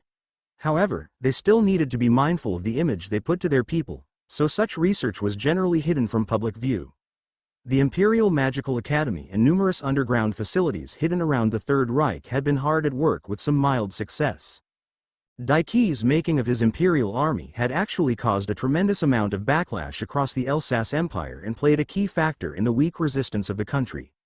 The emperor was unaware of his plans at first, only knowing that Daiki was training an army for him with some magical methods. However, he didn't expect him to be so crazy as to turn hundreds of thousands of people into puppets, and by the time he found out it was too late. He could only bite the bullet and hope Daiki would carry the country. In fact, when he first heard of his death he already knew deep in his heart that the country was over. The people would revolt and neighboring empires would use excuses of freeing the people from tyranny to carve up his land. And now, the Third Reich would use this fact to vilify and further demonize the Elsass Empire, an evil empire that was rightfully taken over for the good of humanity. Completely separate from the large city, Conrad was in the newly captured palace, silently sitting and digesting his gains. The grand building had thoroughly been cleared of all dangers and had been restored to its former extravagant state. Closing his eyes, he felt the state of his body. With his superhuman enhancements, his control of his body had reached the stage where he could control his autonomic nervous system, his bodily functions that happen without conscious effort, such as heart rate, digestion, respiratory rate, and pupillary response. Flexing his exhausted internal organs, he noticed a gradual but noticeable enhancement. Conrad opened his eyes to see his magnetic resonance angiography scan results. Looking carefully at the black and white results, he noted that his blood vessels glanced more pronounced and well-defined. Conrad pulled out a glass and metal cylinder the length of his hand. He started summoning source energy and slowly ran it from his body into the metal vessel, slowly creating a small, suspended ball of volatile psychic energy. The stimulation of his nerves as the energy ran through the small blood vessels in his hand made him involuntarily grip the vessel tightly. This was the latest advancement in the research of psychic energy. This storage device allowed for the short-term storage of psychic energy as long as Conrad was nearby, and it could be released in an instant as a sort of psychic energy bomb. While it might seem magical, it actually just amplified Conrad's ability to control psychic energy outside of his body. In this regard, it was similar to how a wizard's staff allowed the user to channel his power through a medium. "What's next on the schedule?" A soldier standing next to Conrad's desk instantly responded. "The delegation of the Holy Church will be visiting for a discussion and to attend the military parade." Officially, the public reason for the visit of the Holy Church would be to discuss the legitimacy of the occupation of the Elsass Empire. In this world, the Holy Church acted as a mediator and peacekeeping force, whose official intention was to minimize infighting and unite humanity against the threat of demons. The whole world would be keeping tabs on this event, waiting to see the attitude of the Holy Church. However, the Third Reich and the Holy Church already had secret negotiations before, and a lot of them at that. They both had something they wanted from the other side, the Third Reich being holy metals and the Holy Church being firearms and modern technology. Several small-scale dealings had been made before, and this was going to be the first large-scale nationwide cooperation. Chapter 43 Human Tank. A huge and extravagant horse-drawn carriage pulled up outside the gates of the palace. It was completely made of silver, ivory and other white precious metals and gave off an angelic white glow. Countless intricate carvings and small statues depicting the rise of the one true God showed the ancient heritage of the Holy Church. It was pulled by several Pegasus, legendary and powerful creatures used only by the most elite of the Church's flying corps. The carriage glanced ethereal, like it could just lift out of the mortal realm the next moment.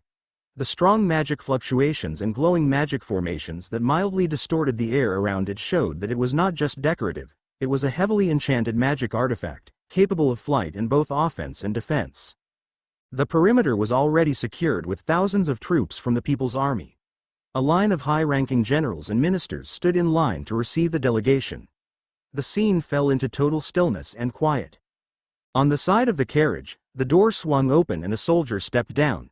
However, even though he seemed to step down with some force, his foot soundlessly impacted the ground, Not even a small dust cloud formed. The ground was completely unaffected. It was almost as if it was a feather that landed on it. His body was tall and athletic, bursting with power. He wore thin, light and rigid plate armor that only protected his vitals. The rest of his body was covered with dark, flexible, thin enchanted leather armor. He wore no helmet for maximum field of view and had 2 long and thin swords on his back, showing his specialization towards pure speed, dexterity and damage. Output. If it wasn't for his holy, noble aura, he could be assumed to be a variant of an assassin. However, what was notable was the large semi-automatic shotgun strapped to his chest for easy access and the belt of gigantic shotgun shells tied around his waist. Upon seeing him, a name immediately popped into the mind of the welcoming party. Razorwind Inquisitors. Next, an extremely heavily armored knight stepped out with a loud thud. The ground cracked slightly under his weight. His entire body was covered with very thick and heavy full-plate armor. It was so thick that there was not a single part where the thickness of the armor was less than an inch. It was obvious by the deep imprints left on the ground and the shaking of the air as he walked that the armor was incredibly heavy as well. His armor was pure metallic white and seemed to glow slightly. The white was broken up into different pieces with dark extending outlines, independently identifying every piece. It was completely sealed, leaving only a narrow cross-shaped opening on the face for the eyes to achieve some visibility. A large great sword hung by his side, but that wasn't his main weapon. Well, not anymore. In his hands, he carried a Maxim machine gun. Its heavy weight, which normally required 2 regular people to transport, didn't seem to affect him at all. The belt of bullets ran from the gun to his back, where he carried a single huge rectangular ammunition container. Once again, the welcoming party already knew what this type of soldier was called: hallowed guardians. Leaving cracks in the ground, he walked slowly to join his first comrade, and it was soon evident that they were not unique soldiers. They were in fact part of a standardized unit. 20 Razorwind Inquisitors and 20 Hallowed Guardians looking identical to the two proceeded to exit the carriage and form into 2 groups in front of the carriage door. In synchronization, the 2 groups split to form a passageway. The Third Reich's ministers were deeply surprised by what they saw, but the impact this sight had on the generals was many times larger due to their military literacy. Even without witnessing them in action, their power could be estimated. The Razorwinds would be a deadly reaper on the battlefield and the Knights a humanoid tank. They had seen many reports of these notably powerful soldiers, but seeing them in person was much different than seeing them from low-quality spy cameras shot from long range. Just with this small group of 40 elite soldiers, their combat effectiveness was already higher than the entire paratrooper shock infantry of over 1,000 men. Of course, this was in the case of the guns of the paratroopers being unable to break the armor of the Knights. However, even if they were equipped with anti-tank guns, it would still be doubtful if they could penetrate the defense of the Knights. The only thing that could damage them would be armored units such as tanks and artillery. There was no doubt their armor would be pierced if they were hit by a shell. However, the People's Army didn't have the panzer divisions of WW2. They only had slow early tanks, and despite the abundance of artillery, their accuracy left much to be desired. Of course, this was in the absence of battleships. They would definitely not survive a single volley even from a frigate, provided it could hit, of course. They could not help but compare them to Space Marines, and what would happen if they fought.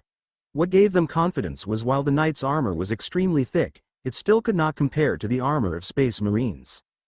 From the carriage then came an entourage of priests, and finally, Archbishop Alexandra. What was notable about them was that they were all carrying revolvers by their side. Upon closer inspection, they were intricately carved with religious texts and paintings. The lines of soldiers standing in rank shifted and saluted. The generals and ministers standing in front didn't move. "We welcome the delegation of the Holy Church to the Third Reich."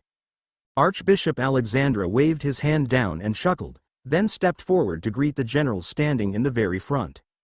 "Erwin, my friend, how have you been doing?" Erwin stepped forward with a smile and shook his hand warmly like they were old friends. "As you can see, we have achieved a great victory. We are delighted to have you witness our victory parade and further our cooperation. Supreme General Conrad is waiting inside. I ask you to remove your weapons for security reasons." Chapter 44 History Former Imperial Palace, Eldriel, the Third Reich. Archbishop Alexandra walked beside Erwin through the halls of the palace. They were filled with guards, soldiers in ceremonial uniforms standing on either side of the hallway.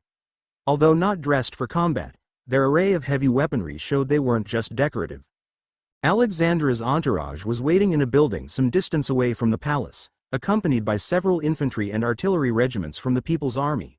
It wasn't that Conrad wanted to be rude, it was just for his own safety. After all, no ruler would want another country's elite troops in their palace. Erwin reached the former throne room, now converted to a spacious office. He knocked on the door and a soldier opened it from the inside. Erwin gestured for the archbishop to enter but remained outside, shutting the door as he entered. Archbishop Alexandra strode in with deep, confident steps. "First, I represent the Holy Church in congratulating your victory and being the fastest rising empire of late. There has been much discussion of you." His face and smile were bright and sunny. He glanced so normal that if he wasn't wearing extravagant church clothing, you could easily mistake him for a friendly old man on the street. "I welcome you to my nation, the Third Reich. We were forced to act in self-defense and simply wanted to give a warning, but alas, they were too weak. However, it is fate that such a cruel and evil empire got the justice it deserved." Hey, the Elsass Empire. Not even a shadow of their former self. Truly a waste of resources. What was that? Pardon me. Anyway, my main purpose this time, apart from negotiating, is to give you information. Are you ready to bear the mantle of humanity? What do you mean? The archbishop seemed to want to bring up this topic quickly, like he was getting it off his chest. Let me ask you, are you familiar with the Great Crusade 5,000 years ago? No, I am not. The archbishop smiled. This is tightly restricted information, only known between the strongest figures in the world. With your strength now, you are also qualified to know. Conrad raised an eyebrow. He had never heard of this Great Crusade. In fact, there was so much lost and forgotten knowledge that the Third Reich, despite its best efforts, only roughly knew the history of the past 1,000 years, let alone what happened 5,000 years ago. Tell me, what do you think of demons? Well, they're a nuisance. Yes, that is exactly the thinking of most people. However, do you know their history? Conrad pondered for a moment. I am not, and there is no such information in the history books. All they say is that they are the mortal enemy of humans. They reside in the demon realm and have been around since the start of time. Well, let me tell you a story, a history, if you will. Long, long ago, for some unknown reason, our world got connected to another world we now know as the demon realm. It was an endless wasteland, filled with ferocious monsters driven solely by their desire to destroy. From the land there was born a unique demon, one we suspect to be chosen by the demon realm to lead their world in conquest and destruction. He called himself Satan. He created intelligent demons and a purely strength-based social hierarchy. While horrifically barbaric, it was incredibly effective. As you know, demons grew stronger by killing and consuming any living life, even their own kind. This history of the demon realm was only discovered through the collective united effort of all our divinators. You wouldn't believe how powerful we were in our golden age. Unlike now, magic used to be plentiful. We achieved legendary feats. Now look at our world, only a broken relic of how great it used to be, a 5,000-year decline. When they first attacked, it caught us completely off guard. Entire countries were gone, slaughtered, swallowed by the demons until we fully understood what was happening.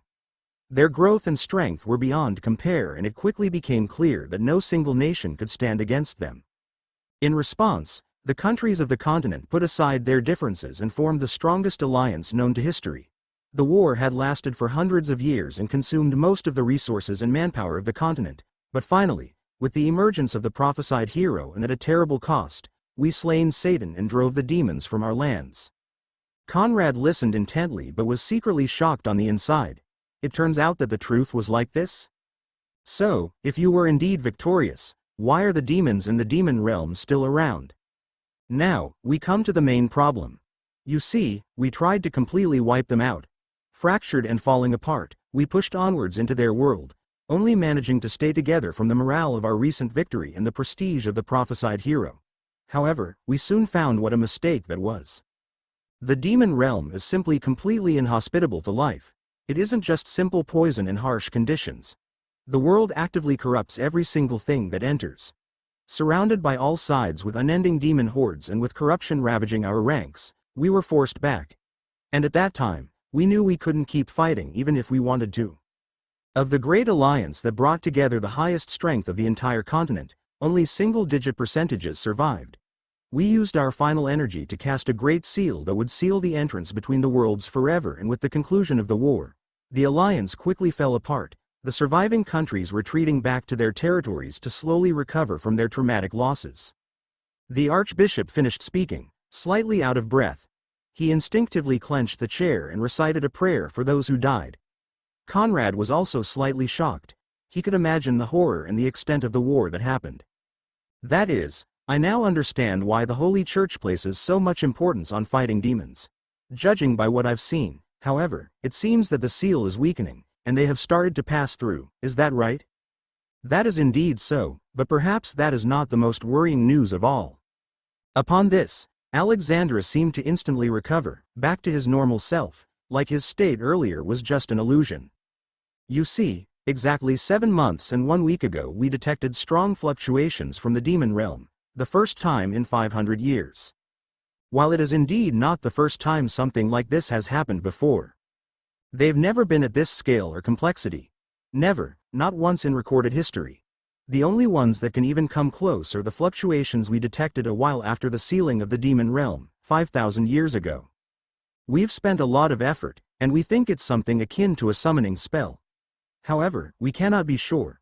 All we can confirm is it is a form of space magic. We think it might be from another unknown continent, or perhaps, another world. Conrad was silent. All this, the timing, it seemed too coincidental. Unlike the Archbishop, he knew more and quickly had his guesses. He didn't think it was another continent. Chapter 45 Fear and Ambition. What's even more interesting is that its timing matches up with other notable events at the time. The Archbishop stopped and glanced at Conrad with a smile on his face, slightly squinting his eyes, suggesting something. Conrad kept his serious face, not even twitching a muscle or showing any fluctuations. He glanced unfazed and opened his mouth to talk in a strong and calm tone. Notable events, I am sure. I know of a few myself. Scrutinizing his face, Alexandra didn't find any changes. The room gradually fell into silence as he wondered of what to do next. I don't see the slightest reaction from him. Well, that's expected from the leader of such a powerful empire. I don't feel any strength from him either, so he isn't ruling through brute force but with intellect. Such a person can't possibly be a fool or weak-minded. The Archbishop knew full well that there was something wrong with the existence of Conrad, something wrong with the existence of the entire Third Reich. It was a nation that should have never existed in these times, one with such mature technology and social systems that seemed to come from an alien age. Even with the limited firearms knowledge of the Church's engineers, they could easily tell that the Third Reich's military technology was very mature and all-rounded. While its core concepts were relatively simple, they had taken into account any exploitable weaknesses and exploits. They seemed to have specialized equipment for every situation and detailed plans to counter every unexpected incident. This level of perfection and experience would be impossible without at least several years of tempering through non-stop warfare. As for originating from another empire like Conrad had claimed, not possible. And Conrad was fully aware of this as well. In fact, he knew that this would happen even before he knew of the existence of the Holy Church, when he planned to take over his first kingdom. However, he still went ahead with his hypersonic development. Slowly growing his country in size and keeping a low profile. His lifespan would run out first, let alone what dangers were in the world. No, he hated taking the defensive and only being able to react to hidden attacks. He had to take the initiative. His ambition, once hidden, was burning like a raging flame threatening to consume him. Who cared that there were some loopholes? As long as you have enough strength, do you have to care about what other countries think of you? Even if they are suspicious, what can they do about it? Presently, the Third Reich was roaring at full force, with an unwavering determination to fight any enemy to the end.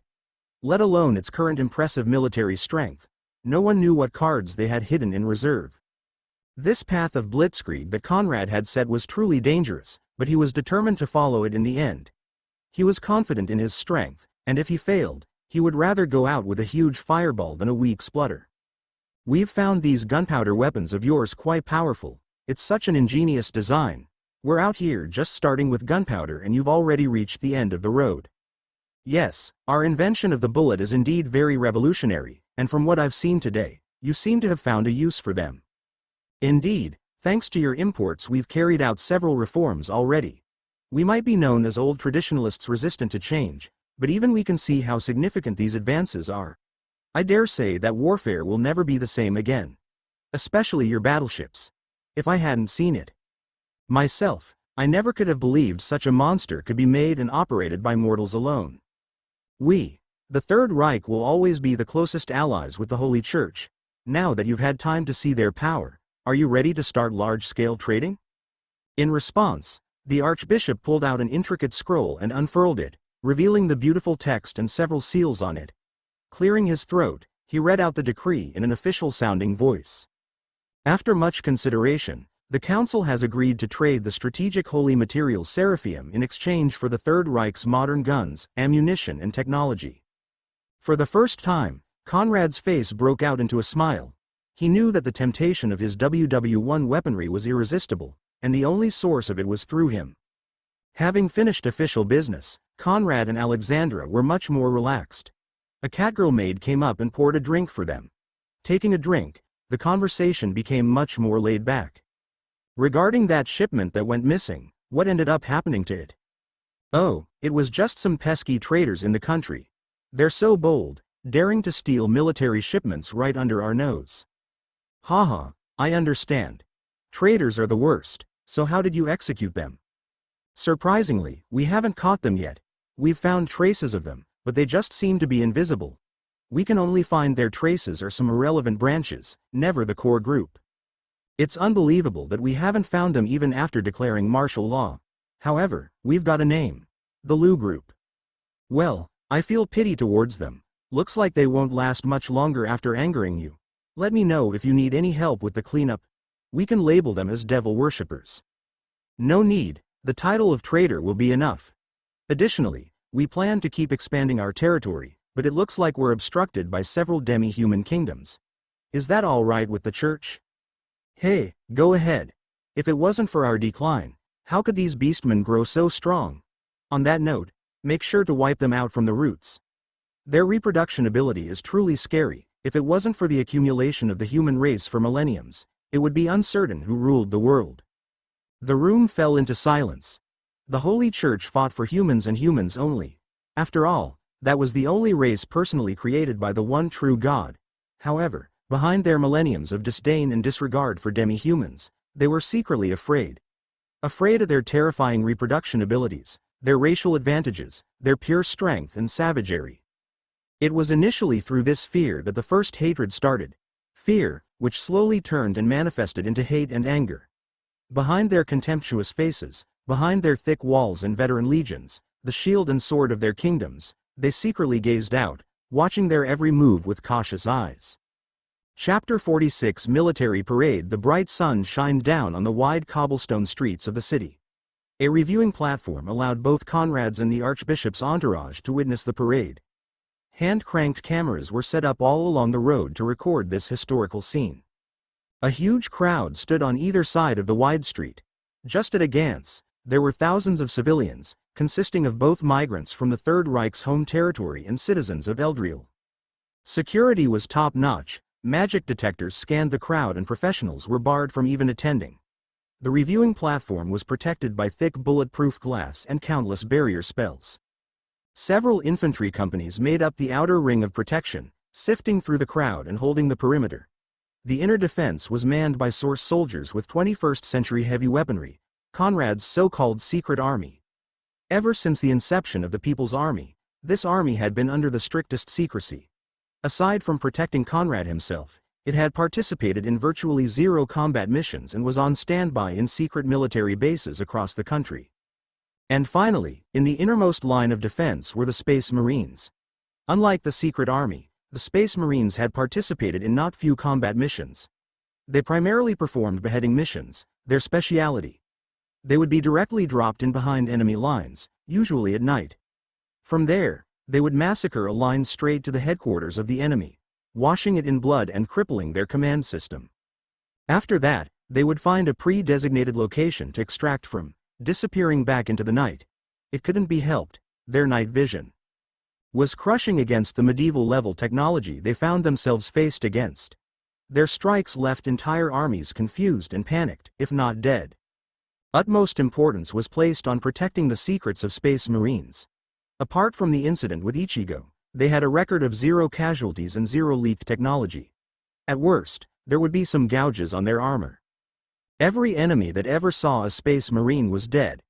The only survivors were fleeing soldiers with only a glimpse of them, through the dark and in terror. As such, the only thing other empires knew was that the Third Reich fielded an incredibly powerful squadron of Steel Devils. Although hard to piece together, through rumors and spies they deduced that they must be a golem of some kind, judging by the weight shown by their tracks and their inhumanly large figure. They were hidden around Conrad and were therefore not seen by the Archbishop and his men, and they would not be detected by him either. The Archbishop's passive detection spells only searched for magic concentration, since that was what strengthened humans into superhumans. After all, that was the only way to gain power. No one was exempt.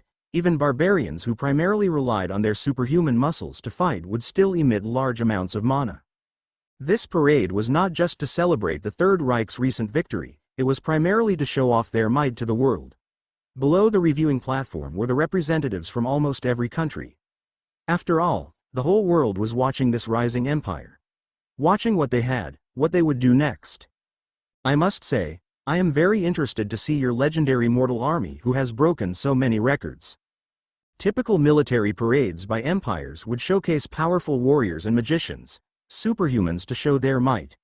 An army entirely consisting of mortals was unheard of, only existing in backwards kingdoms.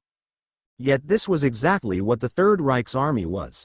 No long years or even decades of training and accumulation, no magic users, just ordinary humans.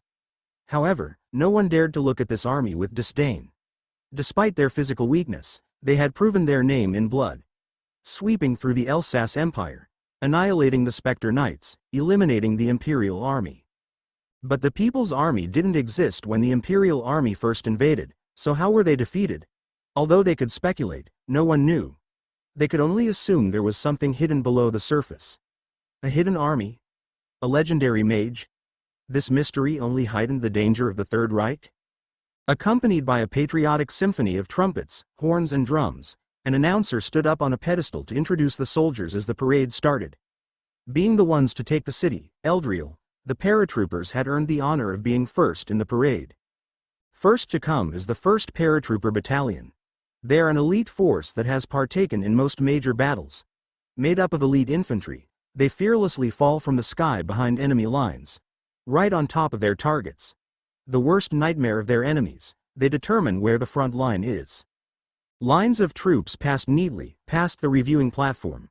They marched in perfect order, heroically holding their head up high. Equipped very lightly, they carried the advanced MP-18 submachine gun and several stick grenades. Their whole bodies gave off a sense of determination to fearlessly dive head first into the enemy. In fact, this was due to in this unique world, paratroopers had developed wrongly, completely different to how they were used on Earth. Historically, from WW2 and onwards, paratroopers mostly operated in small, independent units behind enemy lines to cause chaos, disrupting enemy communications, securing key objectives and forcing the enemy to divert troops to them from the front line. However, here in this world, paratroopers found themselves being used more like rapid deployed infantry, due to the crushing technological gap between a country with and without firearms. The enemies they faced simply weren't anywhere near strong enough to warrant such guerrilla tactics. Instead, they found themselves most effective being deployed directly on the enemy in the event that the main battleship guns couldn't fire, which was more common than expected. This normally happened when taking a city with defenders, where an intact city with its population was preferable to a destroyed one. The only thing stopping the Third Reich's battleships from just excavating every patch of land suspected to hold resistance. Next to pass is the 1st Infantry Division. The backbone of the Third Reich's ground forces. They have fought and won every battle. They are undefeated. With a spirit of steel, none have withstood their attack. Countless enemies have met their end at their barrels. Shortly behind the paratroopers marched the infantry with noticeably heavier weaponry and uniforms. Most of them carried the Gewehr 98 bolt-action rifle. Their shiny bayonets shined in the sunlight. Every 50 infantry on average, there was a machine gun squad. A machine gun squad consisted of 4 people carrying an MG-08 machine gun, meaning 1 gunner, 1 assistant gunner and 2 ammunition bearers. Having been in combat until just recently, it was unknown how many lives the shiny machine guns shown on parade had taken. Next is the 1st Stormtrooper Battalion. The most elite shock infantry, they lead the assaults, breaking through enemy lines with devastating effect. The hardest hitting force, they have destroyed countless enemies, mortal or otherwise, with their heavy weaponry. Behind the paratroopers marched the stormtroopers with their sharp uniforms and spiked helmets with terrifying momentum. In their hands, they carried a variety of weaponry, the most varied out of them all. There were submachine guns, flamethrowers, rifles, anti-tank guns and machine guns, predominantly heavy weaponry. Once again, stormtroopers had developed slightly differently in this world.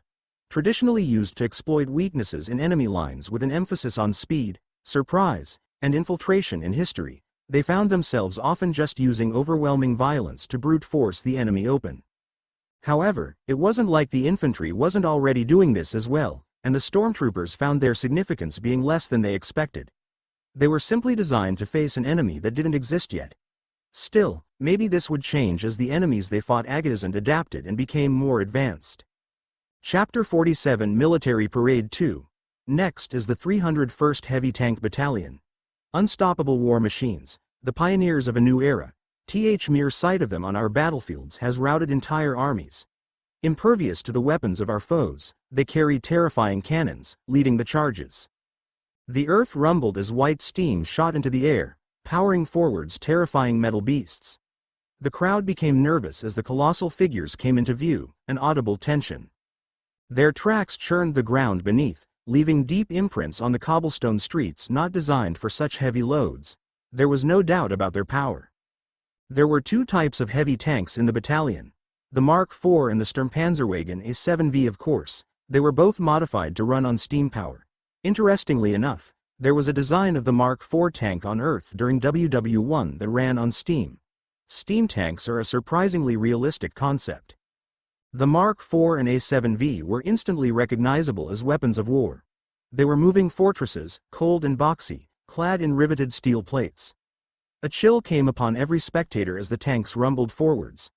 No trace of humanity could be found on them. Their tracks, interlocked metal links, wrapped around unstoppable wheels that crushed over any obstacle, inanimate or otherwise. The tank's appearance was not flashy or fancy like the war machines of other empires. It was brutally simple. There was no showing off, no extravagance, just pure unfeeling ruthlessness. Every component, every detail, served to make it a killer on the battlefield. It reminded the audience of the true nature of warfare, a truth that had been gradually pushed to the background, forgotten. Over centuries, the humans of the world have regressed and forgotten the true essence of warfare. Too obsessed with the display of strength, of extravagant parades, of fancy soldiers.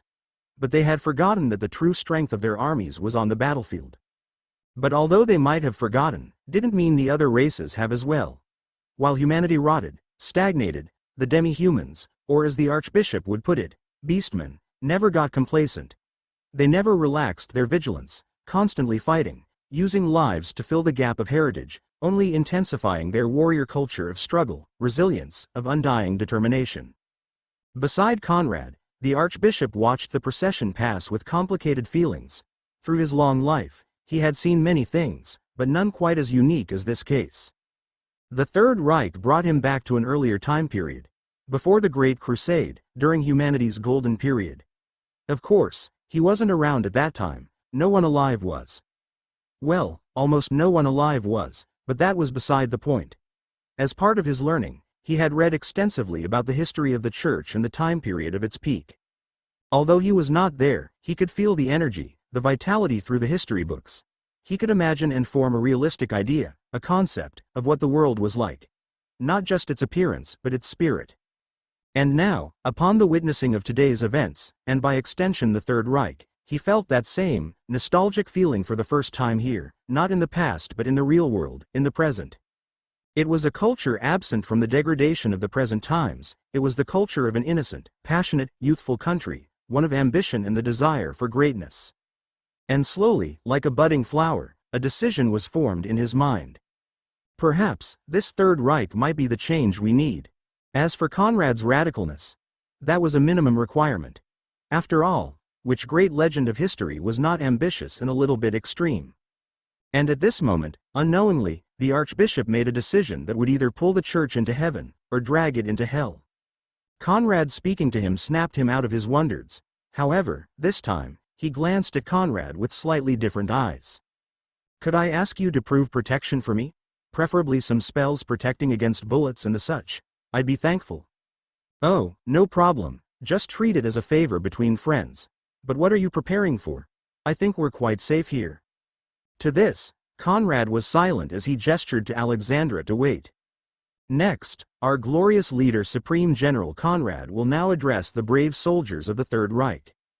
At this mark, Conrad stood up and exited the safe viewing platform to the salutes of his generals all around him. The Archbishop smiled and followed right beside and slightly behind him, casting barrier and protection spells. It was truly a luxury, having an Archbishop being your personal bodyguard. Few people outside the church could claim such an achievement. The parade had stopped, all the soldiers reorganizing in even formation in front of the tall pedestal. It was good that a large chunk of the city was demolished and flattened so that there was enough space. The silence was suffocating. Everyone's attention was on the figure slowly ascending the pedestal. Hundreds of film cameras were pointing at him to capture this historic scene. The microphone on the pedestal was broadcasting not just to the audience here, but to the entire Third Reich. This was achieved through the telegraph lines, which now acted as telephone lines. It was broadcasting to countless citizens crowding around radios, around loudspeakers, eagerly waiting for Conrad's speech. Like this, Conrad had just broken the record for the most amount of listeners to a broadcast in this world.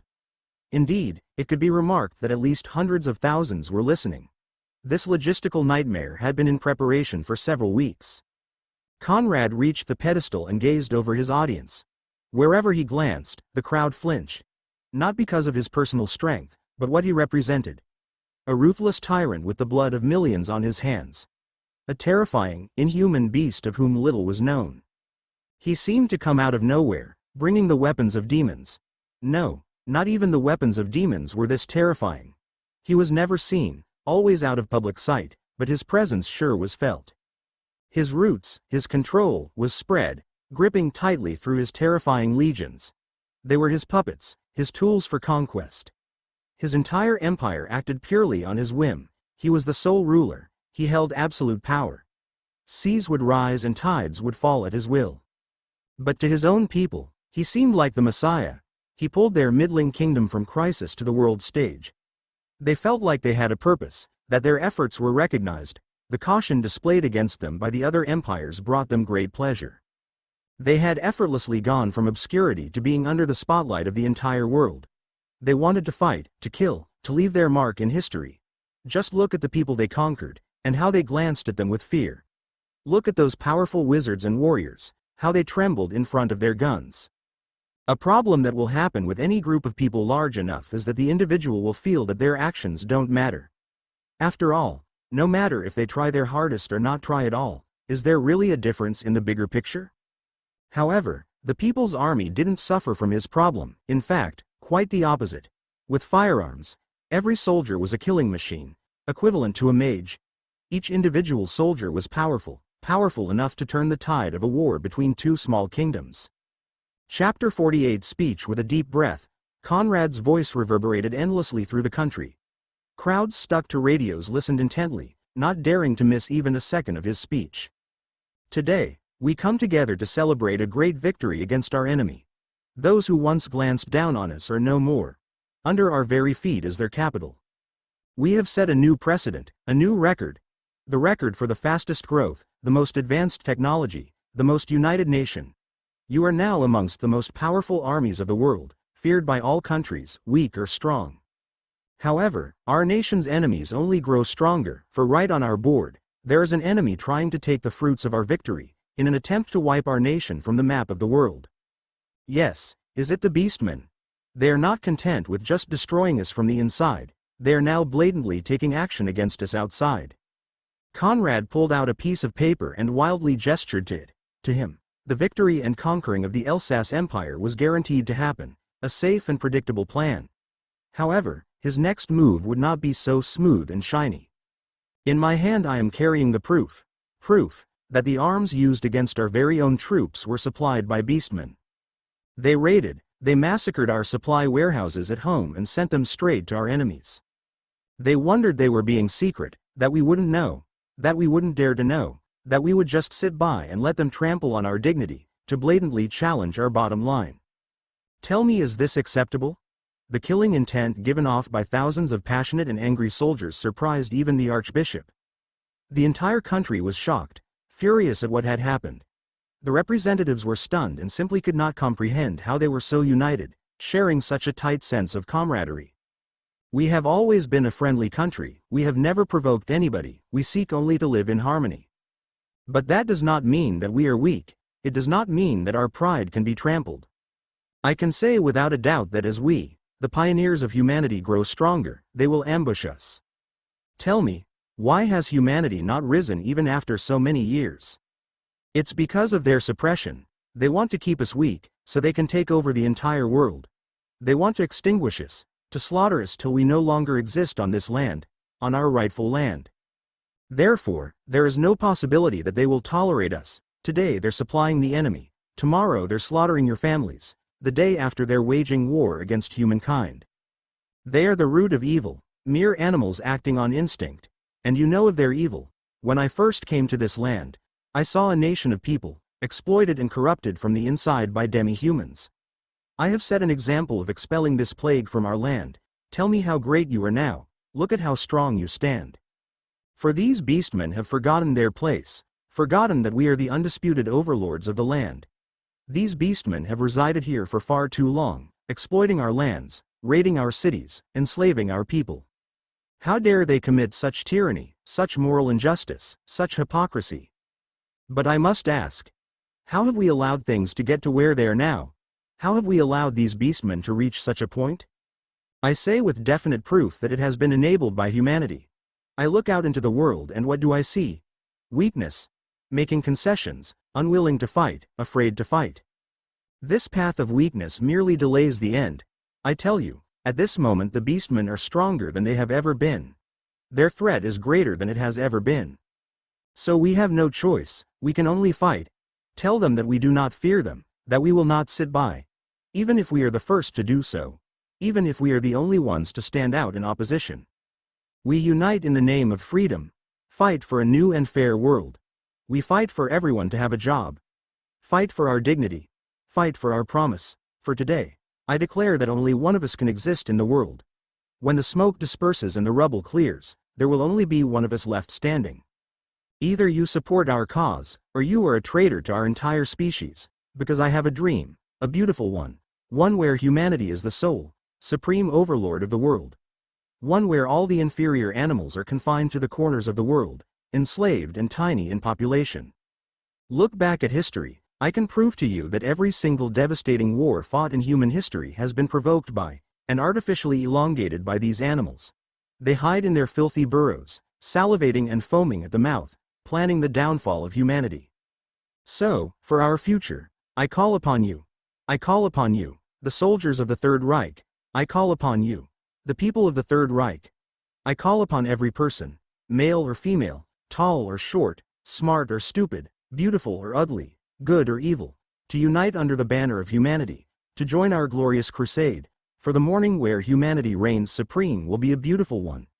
We are heirs of a glorious past, and we will return to our former greatness. Every one of you will be remembered as a warrior, a pioneer, a hero of humanity. The parade broke out into cheers as the soldiers struggled to keep formation. They saw the light, they saw the future. For the first time, they weren't reading history, they were writing it. Their names, their legend would go down in history. The Third Reich will live on for 1,000 years. Conrad gazed into the distance, his chest tumbling with emotion. He knew what his speech, his decisions would do to the world. Yet, he didn't feel any guilt or hesitation. In fact, quite the opposite. Like the people he was addressing, he shared the same excitement, the same purpose. And it was at this moment that he made a promise in his heart. I will always rule this nation, whether it be in one form or another. Conrad glanced at the explosively cheering crowd and raised his right hand in salute to conclude the speech. Hail victory! The crowd, not just the huge one below the stage, but across the entire country, responded in turn, their voices breaking with emotion. Hail victory! Hail victory! Hail victory! Hail victory! Hail victory! Hail victory! Chapter 49 Beastman Empire. A lone frigate drifted across the land, leaving a lonely trail of smoke. Flags billowing on it clearly marked it as belonging to the Third Reich. It charged ahead, steadily, at a stable speed, high above the stretching green wilderness which seemed to stretch endlessly. On its deck were stationed several dozen Marines, keeping an eye on the surroundings. They enjoyed the view as they smoked. None of them expected there to be danger. They were on an important mission, to deliver an ultimatum to the neighboring Thornspire Empire. On board held an important ambassador to personally deliver the message. Damn, that ambassador that High Command sent us, is he even human?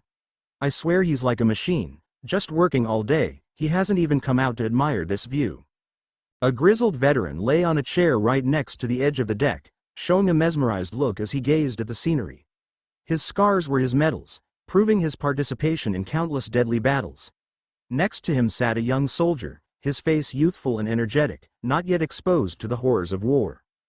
The veteran took a long puff of his cigarette and sighed contentedly. Damn, it's beautiful.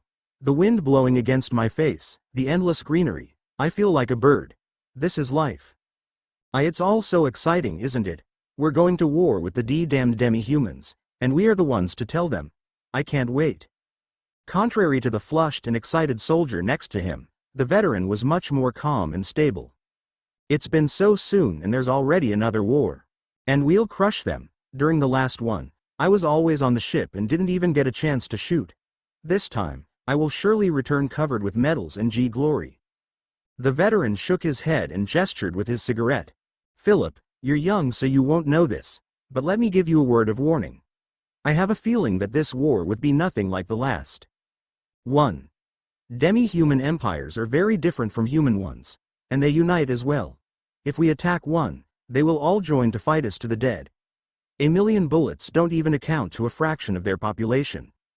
But Philip was obviously too excited to listen to him. I'll take my gun, and then bang bang bang, dead before they hit the floor. The veteran ignored Philip's excited ramblings and finished his cigarette before throwing it overboard. He knew that this war would be completely different. Beastmen, the harder you hit them, the harder they'll come back. They weren't like the cowardly Elsass Empire. Beastman civilization was unlike any other. Unlike humanity, which had long entered the feudal era, Beastman civilization had never left the tribal era. Likewise, their technology had never left that era of tribes and clans. While humans were indeed advancing extremely slowly, at least they were making progress, like with the recent exploration of gunpowder. Of course, this was before Conrad just blitzed the entire tech tree. However, at least they were moving, no matter how ever so slowly. This was in contrast with the Beastmen, whose traditions advocated against intellectuals and change. Their empires didn't consist of a single ruling group in the traditional sense of an empire but were created from the merger of several large clans. Each clan, who competed to be the voice of that empire.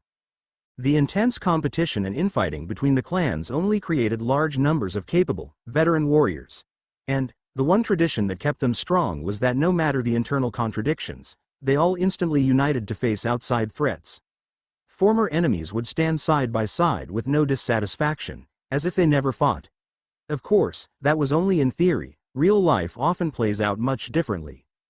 Beastmen were always more in tune with their instincts, preferring to fight and live that way, with pure unsophisticated power. They found precise and complex tools hard to use and preferred to build simple weapons that complemented their wild fighting style. And perhaps, this mentality did indeed work the best for them. Before the great equalizer known as the machine gun, bravery and physical strength were what dominated the battlefield. In the mortal battlefield, Beastmen held a crushing advantage.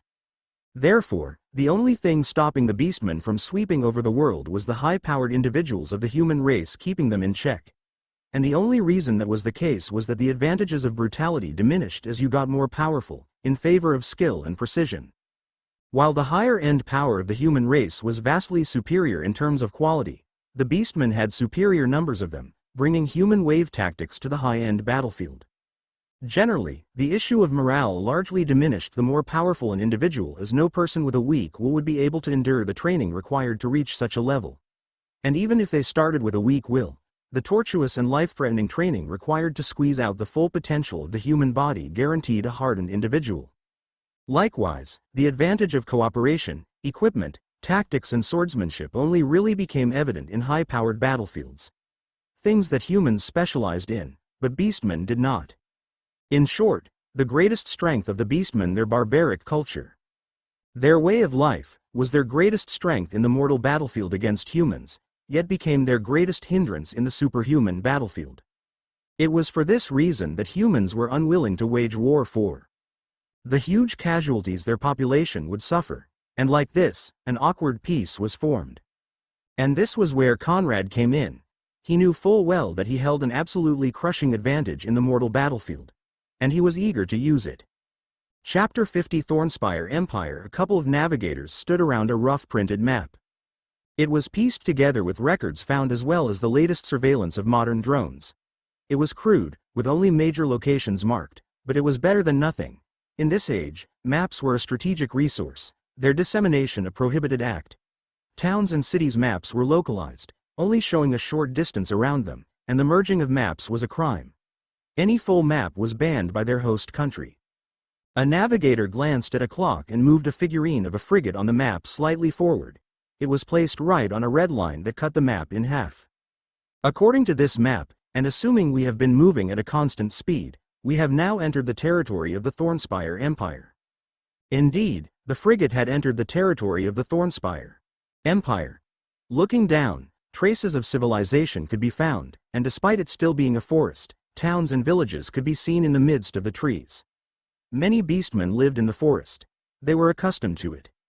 They blended flawlessly into the landscape, simple and crude, buildings made from materials sourced from the natural environment, without roads or mass deforestation.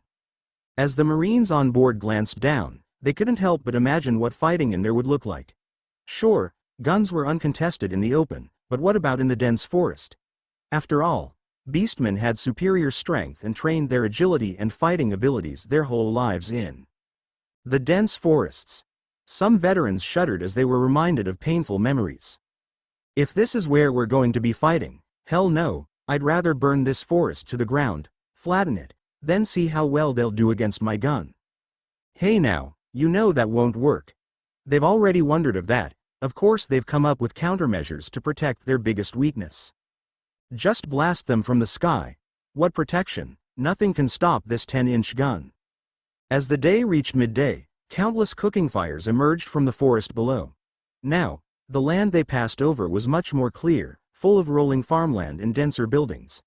As the forest started to clear up, countless beastmen, like ants, could be seen scurrying around on the land. Soon, signal fires were lit one after another. It wasn't a surprise. Beastmen were notoriously devoted, and the frigate was not subtle in the slightest sense. There were many beastmen who flew for their whole lives, unlike humans who rarely gazed into the sky. And the response was just as fast. A patrol of beastmen immediately flew over and approached the ship. The ship was fully combat-ready, loaded with shells and covered with soldiers. Keep your eyes open for any approaching targets. No matter what, do not engage, I repeat, do not engage. A soldier with binoculars saw something in his view and focused on it. I see something at 10 o'clock. They're getting closer, it's a group of them. A group of a dozen beastmen gradually came into view. They rode wyverns wearing armor, providing excellent protection yet allowing for the free movement of their wings. The beastmen riding them wore an assortment of armor, with an equal assortment of races. As the wyvern riders approached, the tension on the frigate noticeably escalated. The crew, on edge, scanned the group carefully, noting their formation and demeanor. The wyverns circled the frigate, their riders assessing the situation with cautious eyes.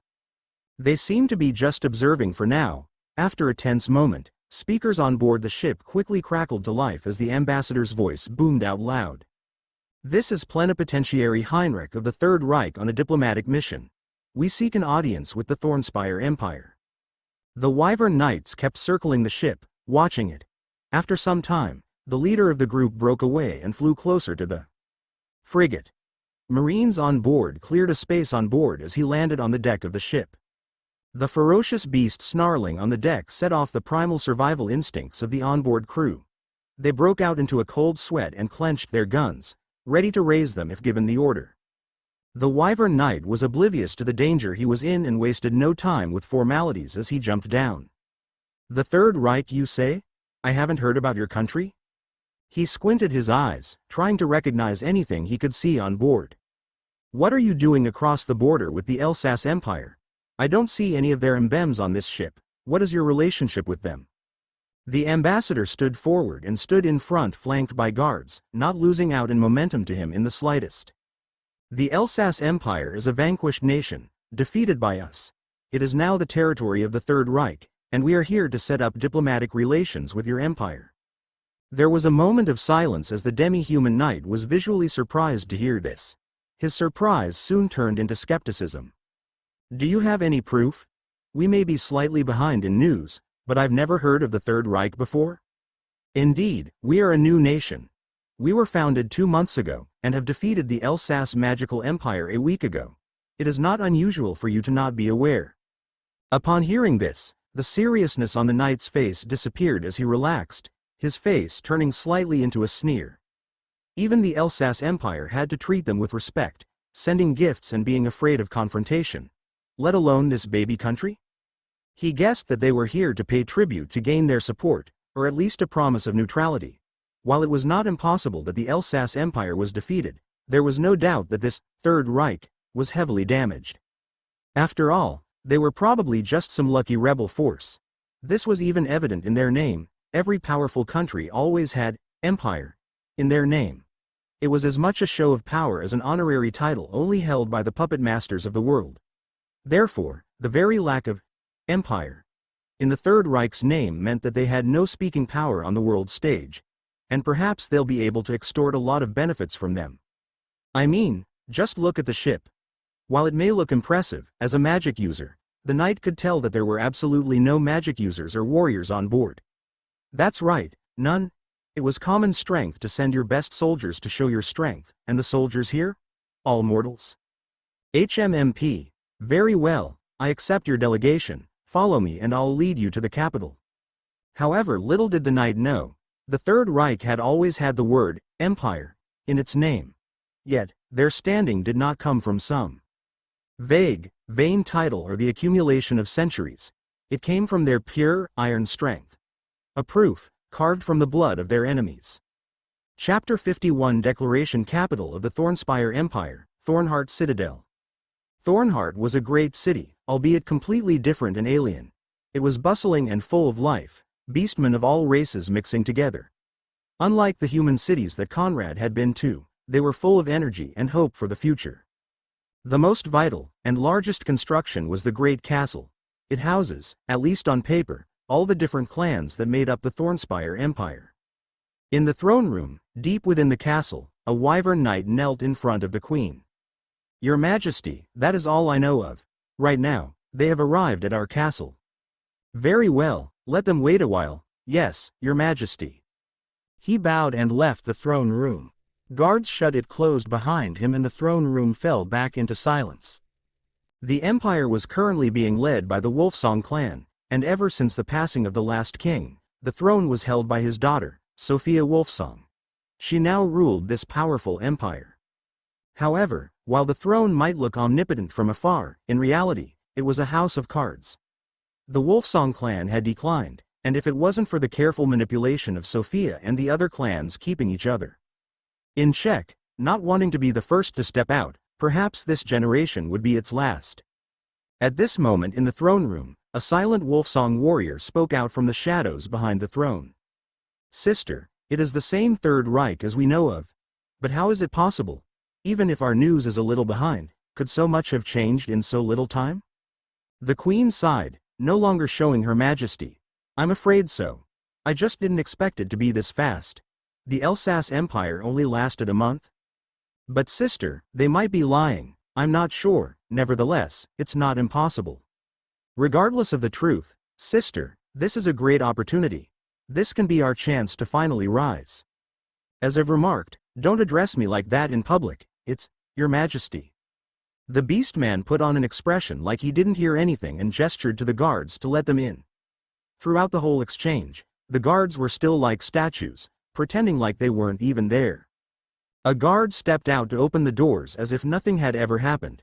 From the open doors came forth the delegation of a dozen men. The ambassador stood in front, followed by several marines. They had left their rifles behind and only carried their sidearms. The ambassador scanned the room and focused on the young queen in front of him, completely discarding everyone else. His brain having been enhanced with gene seeds, he had pieced together many observations he had made about this castle. The castle seemed to be manned by several different factions. They wore different armor, stuck to their own group, and even glanced at each other with disguised hostility. As for the queen in front of him, despite being the ruler of the Thornspire Empire, her throne room only held guards solely of her clan. Despite this, he didn't care. Or rather, it didn't matter. He came here with only one purpose. He pulled out an official-looking document and held it up. I, the ambassador of the Third Reich, am here to deliver you an ultimatum. Surrender unconditionally, or the Third Reich will declare war. There was a moment of silence in the room. The Beastmen couldn't believe what they had heard. In fact, neither could the Marines. They did not expect the ambassador to be nearly so direct, like he was deliberately trying to get them killed. Presumptous. The Wolfsong warrior standing behind the throne roared and stepped forward, drawing his sword. He released his killing intent, flooding the room with pressure. So did the guards, forming a crushing momentum. The Marines broke out in a sweat and started uncontrollably shivering. As qualified soldiers, their instinct was not to cower but to draw their pistols, and it took all their might to not do so, yet, the ambassador seemed to be completely unaffected. Our armies are marching to your borders at this moment. This is your last warning. How dare! The Beastman shot forward in the blink of an eye and drew and swung his sword with tremendous force. It was so fast that the Marines didn't even have time to react. They could only watch helplessly as the blade got closer. Stop. That's enough, Draven. Upon hearing Sophia, Draven immediately stopped his sword, instantly neutralizing the tremendous kinetic energy carried within. The sudden halt sent shockwaves blowing the clothes of the delegation around. Draven's furious face shifted several times, trying to decide whether to kill them or not. Is there any negotiation? No, Your Majesty. In that case, leave and tell your ruler to prepare to be defeated. The Thornspire Empire will never surrender. The delegation swiftly left the room, the Marines not wanting to be there 1 second longer. Draven stood there, dumbfounded that the Queen would let them go like that. Sister, how can you let them leave like that? They need to be held responsible for their disrespect. Draven, you don't understand. They obviously won't change their minds, and they obviously have been prepared to be sacrificed by their higher-ups. Killing them here won't serve us any purpose. Despite hearing the Queen exacerbatedly say this, Draven was still unconvinced. But our honor can't be trampled. What about our pride? What about the other clans? Sophia shook her head, gesturing an end to the conversation. Knowing there was no negotiation, Draven likewise calmed down and returned. Sister, you've changed. What's happened the past few months? It's like you're a different person. Chapter 52 First Contact. The People's Army, having just taken Eldriel, had immediately reformed and marched towards the Thornspire Empire. An advance fleet flew far ahead of the main force, commanded by none other than Grand Admiral Irwin himself. The fleet consisted of 9 ships, 2 transport ships, 2 frigates, 4 battleships, and a commanding dreadnought. We're advancing at full speed. Why do we have so little forces? There's no way. Our forces are already spread too thin. It's a challenge even holding our territory, and now we're already on another expedition. It'll take time we don't have. Yes, the Third Reich still relied on horse-drawn carriages for most of troop transport. Warships and cargo ships were a drop in the bucket, too expensive to keep running, and, knowing their incoming obsolescence, Conrad had been hesitant to make airships widespread. In fact, troops were still marching to the corners of the Elsass Empire. In the forest ahead, a border army of roughly 10,000 beastmen had quickly formed. It was truly a fast response. It had only been hours since the advance fleet was spotted by flying reconnaissance. Aboard the commanding ship, the Dreadnought, an officer reported to Irwin. Sir, the enemy is in range of our cannons. Don't fire. It'll be troublesome if they dispersed into the forest. Wait for them to come to use. We need to annihilate them in one fell swoop. Erwin glanced over the map and pointed at the army pieces placed on it. How far ahead are we from the main army? Sir, we are presently 48 kilometers ahead of the main force. As per your orders, no ground forces are accompanying the fleet. Very well. Commence operation. Saluting Erwin, officers on the bridge started transmitting messages rapidly. 2 cargo ships separated from the reconnaissance fleet and slowly landed on the ground, sending clouds of dust into the sky. The ramps unfolded, but the cranes kept still. There were to be no vehicles to be offloaded this time. Everyone, grab your gear and get off. Now, soldiers armed with rifles drove surrendered Elsass Empire soldiers down the ramps and onto the flat, open fields below. Strangely, these captured soldiers were equipped with their full armor and weapons, as if they were going to fight a battle the next minute. Thousands of prisoners obediently streamed down the ramps. Despite being fully armed and equipped with the best cold weapons, there was no trace of resistance. They knew full well their helplessness before the guns of the Elsass Empire, let alone the terrifying ships flying ahead. Not a few soldiers had long-lasting trauma from that. Roughly 5,000 soldiers lined up in formation, the standard form of a typical cold weapon army. A wooden podium was quickly moved and an officer stood in front of the army with a microphone connected to loudspeakers. His undisputable voice boomed across the 5,000 soldiers. As long as you can defeat the Beastman army in front of you, you can return home with a large compensation. We will be on the sidelines assisting you. Provided you work hard, victory is guaranteed. However, if you retreat, you will be shot. Our battleships are watching from the skies. Likewise, we have your families. If you die in battle, the money will be given to them. But if you flee from battle, they will be executed alongside you.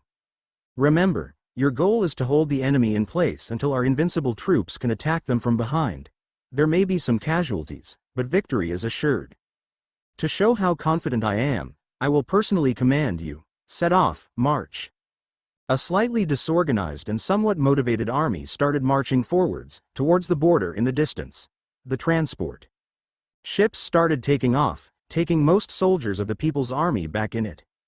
Seeing the ships take off and the army disembark, the Thornspire Empire Border Army, hastily formed and resting in the forest line, glanced over with interest. They had been rapidly called together through flying messengers and signal smokes. Due to internal differences and conflicts, the Thornspire command chain consisted of several independent systems. Each clan had a separate message line, resulting in duplicative systems, unnecessary complexity, and, worst of all, inefficiency. Despite the rest of the empire mobilizing, the news of war had not yet reached the soon-to-be front line. If only they had a few more hours, maybe it wouldn't be too late, if only. My lord, the strange flying ships seem to be staying behind their small ground army. If every ship is carrying 2,500 soldiers, then there may be 20,000 enemy soldiers. If they come close, use flying units to deny them landing. We'll focus on the ships after we destroy this ground force. Let alone even if they deploy 20,000 soldiers, it'll just be more meat on the chopping board. This victory is a great chance to raise my prestige in the clan. Yes, they only have half our numbers, on top of being human. The whole army, advance, move quickly, we don't want the follow-up forces to steal our credit. Wipe those in front out with a swift blow. Horns blew as the army rapidly packed up and formed up. Slowly, beastmen filtered out of the dense woodland and onto the grasslands, eager to fight. The army was arranged in the standard formation of a bull's head. Veterans made up the main central force or the head of the bull. The left and right flank were made up of younger warriors, or the horns of the bull. The aim was to outflank and encircle the enemy, with the veteran force being the main thrust. This simple tactic worked exceptionally well even against superior human forces, let alone a small army half its size. Although arrogant, the commander was not stupid. While victory was guaranteed, it was still important to minimize losses. Chapter 53 Gas attacked. The Beastman army started walking towards their human foes. Then they started jogging. Then running. Finally, they were charging ahead, screaming battle cries, their sharp blades thirsting for blood. The ground rumbled as they thundered forward. Brace! Brace! Brace against their charge. No matter what, keep formation. The human officer stood in the middle of his 5,000-strong army, screaming orders. He knew that the moment his soldiers turned to run, it was over. They would be annihilated. The only hope would be to hold out for as long as possible. Arrows. A rain of arrows shot at the charging arrows as hundreds of crossbowmen fired. The bolts, however, did nothing to deter the oncoming enemies. Only a couple of unlucky beastmen fell to the ground. 100 meters, 80 meters, 60 meters, 40 meters, damn it, they're fast. The human soldiers roared battle cries together, trying to improve each other's bravery. The shieldmen at the front grit their teeth and put their full force on their shields. They knew that retreat, at this stage, was impossible. Already, the beastmen, a terrifying mix of steel and muscle, were now just meters away. Smash! Their roars filled the sky, drowning out the clashing of metal as they plowed into the human shield wall with immense force. The front line staggered, their faces going pale as they felt their internal organs get torn apart, their bodies absorbing the tremendous kinetic energy. But they held against the odds. Spears thrust forward from behind the shield wall, aiming towards the gaps in the beastmen's crude armor. Hold the line. The human officer's voice was hoarse with strain. From his perspective, he could see the entire battlefield. Already, they were encircled, only leaving a small path of retreat. The beastmen had intentionally done this, knowing that humans would prefer to flee and give it their all if they had a chance to retreat. The front of the army was hit the hardest, staggering back several meters. The flanks were slightly better, at least being able to hold against their opponents. But the officer knew that it wouldn't last for long. As the seconds ticked by, the human front was ruthlessly ground away by the veteran beastmen. It started to buckle, with beastmen starting to break through, tearing through thick armor with their claws and D-blades. No. Watch out for their air units, crossbowmen, shoot. At the worst moment for the humans, thousands of flying beastmen swept down and smashed right into the ranks of the human soldiers. They were made up of tamed monsters, wyverns, giant birds, leaving deep gashes in the human army, ones of death and destruction. They were incredibly fast and agile, soon targeting the human crossbowmen and tearing them apart. Blood washed the army as it started to waver and break. Haha, victory is in sight. Meanwhile, in Irwin's fleet a couple of kilometers away, all was quiet. Irwin stood by the huge window on the bridge, silently watching the heated battle in the distance. From his perspective, it seemed so small, so much death, struggle, so much struggling was concentrated in that small patch in the distance. Ready. Yes sir, all cannons have been calibrated and loaded with gas shells. They're fully committed, all of their units. Today, we will make history. In the use of a new weapon the world had never seen, but will soon come to fear. Irwin knew that conventional artillery was not going to be enough against the border army, at least not in the quantity he had. At this range, they would be ineffective in wiping out their largest threat, the beastmen flying units. For the past month, Conrad's scientists had finally perfected a new kind of weapon, one that combined both magic and chemical. Paying homage, they had named it the ordinary name of mustard gas, yet its effectiveness was far greater than the original solution. Fire. Dozens of shells shot towards the distant battlefield, drawing perfect arcs as they landed in the midst and around them. Shells bloomed on the ground and in the air, covering the battlefield with a thick, choking yellow-brown smoke. Gas burned at the eyes and throat of both beastmen and humans as it enveloped the entire battlefield. Confusion rippled through the ranks of both sides as they faltered, clutching their chests and gasping for air. What's going on? It burns, it hurts so much. Humans dropped with weapons, crying out in pain as they desperately grasped at their faces. Their skin was blistering, burning their eyes, their lungs alive. Coughs and cries of pain erupted as they went through terrifying agony. The beastmen, too, recoiled in confusion and pain. Their snarls turned to wheezes as they stumbled through the toxic fog. They clawed at their throats, convulsing, as the thick gas made its way into their crevices. With each labored breath, the gas seeped deeper into their lungs, destroying their organs, coughing out blood. Humans and beastmen alike collapsed, their bodies piling on the ground, killed by an unseen enemy. The beastmen who could fly tried desperately to do so, tumbling through their air. Both sides started fleeing from the battle, the differences between them becoming irrelevant. Fire. Dozens more shells impacted the ground, expanding the perimeter of death. Thousands tried to flee, but even more stayed there forever. They died painful deaths, agony and suffering till the moment they died. Panic and confusion were rampant as survival was the only thing that mattered. The beastmen were not afraid of death, but that was when their death had a purpose. Not like this, where thousands were killed, meaninglessly, helplessly, like they were fighting a force of nature. Fire. Unending volleys of gas rounds rained from the sky. In the end, only a couple hundred beastmen made it back to their tree line, gaining temporary safety. As for the humans, with their weaker complexions, they all remained there, forever. However, to the despair of the surviving beastmen, the poisonous gas seemed to stick to them. It had settled in their fur, blistering, burning, leaving terrible chemical burns on their skin. They writhed in agony, tearing off their fur, covering themselves in water, all to no avail. Their thick fur, which they had been so proud of, had now become their greatest enemy. Chapter 54. Advance. Back in the commanding dreadnought, celebrations had broken out. Officers cheered and celebrated their victory. The trial of mustard gas warheads is a great success. These warheads are much more effective than conventional ones. I propose to make them our standard ammunition. Irwin did not speak, but he was visibly pleased. After all, a new, effective weapon was just added to his arsenal. However, despite its great performance, it also came with its disadvantages. Its effective area was limited and dispersed quickly in open and well-ventilated environments. It was unpredictable and dependent on environmental conditions. If the wind shifted and you were unlucky, the gas could drift back onto your troops.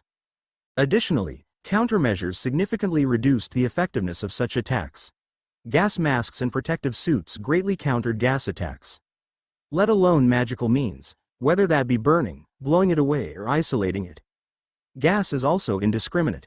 It would attack anything, whether that be civilians, animals or beasts. In fact, that was why beastmen restrained from using poison in their attacks. It destroyed the very land they relied on. Irwin knocked on the table and gave orders. Now was not the time to celebrate. This should be their entire border force for now. More will likely arrive soon, so stay in place. Wait until our main force arrives, then push forward together.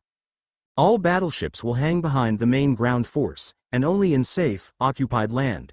They will only fire at confirmed targets. Shells are too precious to waste on inefficient kills. This time, we are facing a new enemy. We may not be so invincible in the air any longer. Therefore, this is the time for the People's Army to shine. Yes, sir. The frigates stayed in the air, patrolling, while the rest of the fleet unfurled their landing support and landed on the ground to save magic power. As for the bloody battlefield, it was simply left there. The main army could clean it up. Flares were sent up, signaling that it was safe. Upon seeing this, airships weighing behind the fleet started their propellers and came over at full speed to offload their troops and equipment.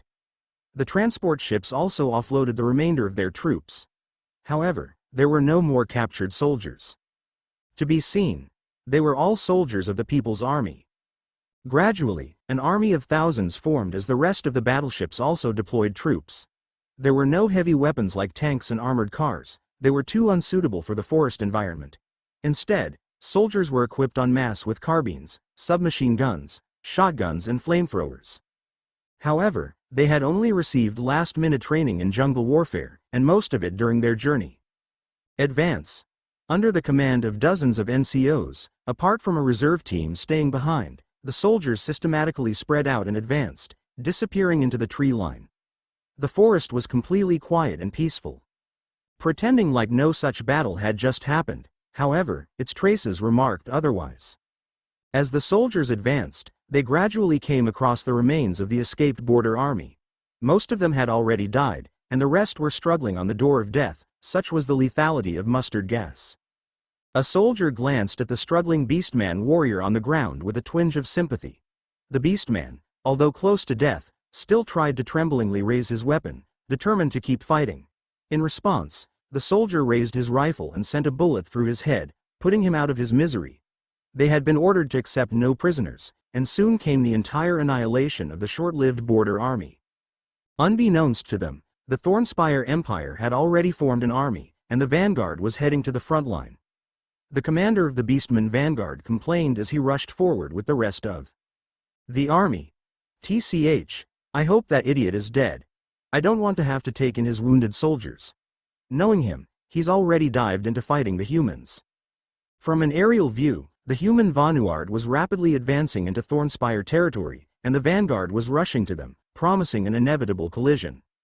After advancing for several kilometers, the Third Reich came across their first Beastman village, and it certainly would not be their last. An adult Beastman was deep in the forest, teaching several younger Beastmen how to hunt. They were stealthily moving through the forest, bows and spears ready, when they came across humans holding strange metal weapons. He drew his bow in surprise, but bang! Bang! Bang! The squad of soldiers rapidly fired their MP-18s, sieving the Beastmen. Upon hearing the gunfire, the rest of the army knew they had been exposed and picked up their pace. Soon, a group of 100 soldiers came across the village the hunter had originated from. A large clearing with dozens of crude houses and hundreds of civilian Beastmen. Compared to the human-like demi-humans, Beastmen, with their fur and animal features, were much easier to dehumanize and kill. "Line up, ready to fire, remember, leave no survivors." An eagle-eyed Beastman spotted the muddy soldiers staring at them with fire in their eyes and cried out, "Humans! There are humans here!" The entire village glanced over in curiosity and reached to grab their weapons, ready to fight them. Beastman civilians could not be wondered of as human civilians, each one was a natural warrior. However, despite this, it was all futile. Fire, kill them all. 100 rifles and submachine guns opened fire, cutting through the Beastman crowd. Hundreds of Beastmen staggered to the ground, filled with gunshot wounds, not even knowing what killed them. It was a slaughter. Soon, all that was left were moaning and groaning wounded survivors sprawled on the grass. All those standing had already been killed. The soldiers slowly advanced, putting any survivors by their feet out of their misery. A few were pale at the bloody scene. "Flamethrowers, advance!" A group of flamethrowers came to the front and shot burning flame into the village houses. Soon, screams came out of them as Beastmen waiting in ambush ran out, desperately trying to put out the fire. They were immediately shot and killed by waiting soldiers. Like this, the soldiers progressively advanced through the entire village, leaving no survivors. Several Beastmen foraging teams had rushed back at hearing the gunfire and were promptly dispatched by the overwhelming firepower. "Sir, there are no survivors left." "Very good. Report it to headquarters, and keep advancing." Chapter 55 Collision. The Beastman vanguard traveled quickly through the familiar forest. No matter how much they glanced down on the declaration of war, they knew that if the humans dared to invade, they must have at least some confidence. As such, the vanguard was 50,000 strong. And while hastily formed, it consisted entirely of professional soldiers available to be mobilized quickly. Their excellent quality could not be compared to regular Beastman armies, a point reflected in the current moment. Watching his scouts return from their advanced positions, the Beastman commander of the vanguard smiled with excitement and grim determination. The enemy was close. "Sir, we hear gunshots ahead of us, about 10 kilometers away. Judging by their frequency, we estimate them to have at least tens of thousands of musketeers spread out." The commander sneered when he heard this. Using musketeers in this terrain? Foolish. Order the entire army, spread out, change tactics, we're fighting musketeers. Remember, we have the advantage of terrain and instincts. Strike hard, strike fast, and do not allow them to regroup. While the Beastmen didn't endorse change, they knew they had to be flexible and adapt to the world's every change. They had long known about the existence of gunpowder, and in the face of a weapon that threatened to eliminate their innate advantage, had come up with their own set of countermeasures. The primary weakness of muskets was their low fire rate and accuracy. In an open field, they could fire at most 2 shots at an enemy at effective range before they were upon them. Ideally, they were most effective in fortified positions, from which they could safely reload and fire upon the enemy, repelling their assaults to hold strategic points. In field battles, the strategy primarily employed by humans was to entangle the enemy's infantry with their own, then volley firing into the enemy's ranks, destroying their morale. Thus, in these field battles with humans, Beastmen would deploy their troops with the strongest defense to instantly target and take out enemy musketeers, not allowing them to fire. Even in an ideal environment, musketeers were disadvantaged, let alone in a forest. The dense forage allowed skilled beastmen to close the gap and spring out in a surprise attack, giving almost no time to react. Added to that, beastmen knew the forest inside and out. They simply made the perfect guerrilla fighters. Pay the price for trampling on our sacred lands. Still advancing quickly, the beastmen vanguard seamlessly split out into their individual clans. With determination in their eyes, they further dispersed into separate, almost individual squads.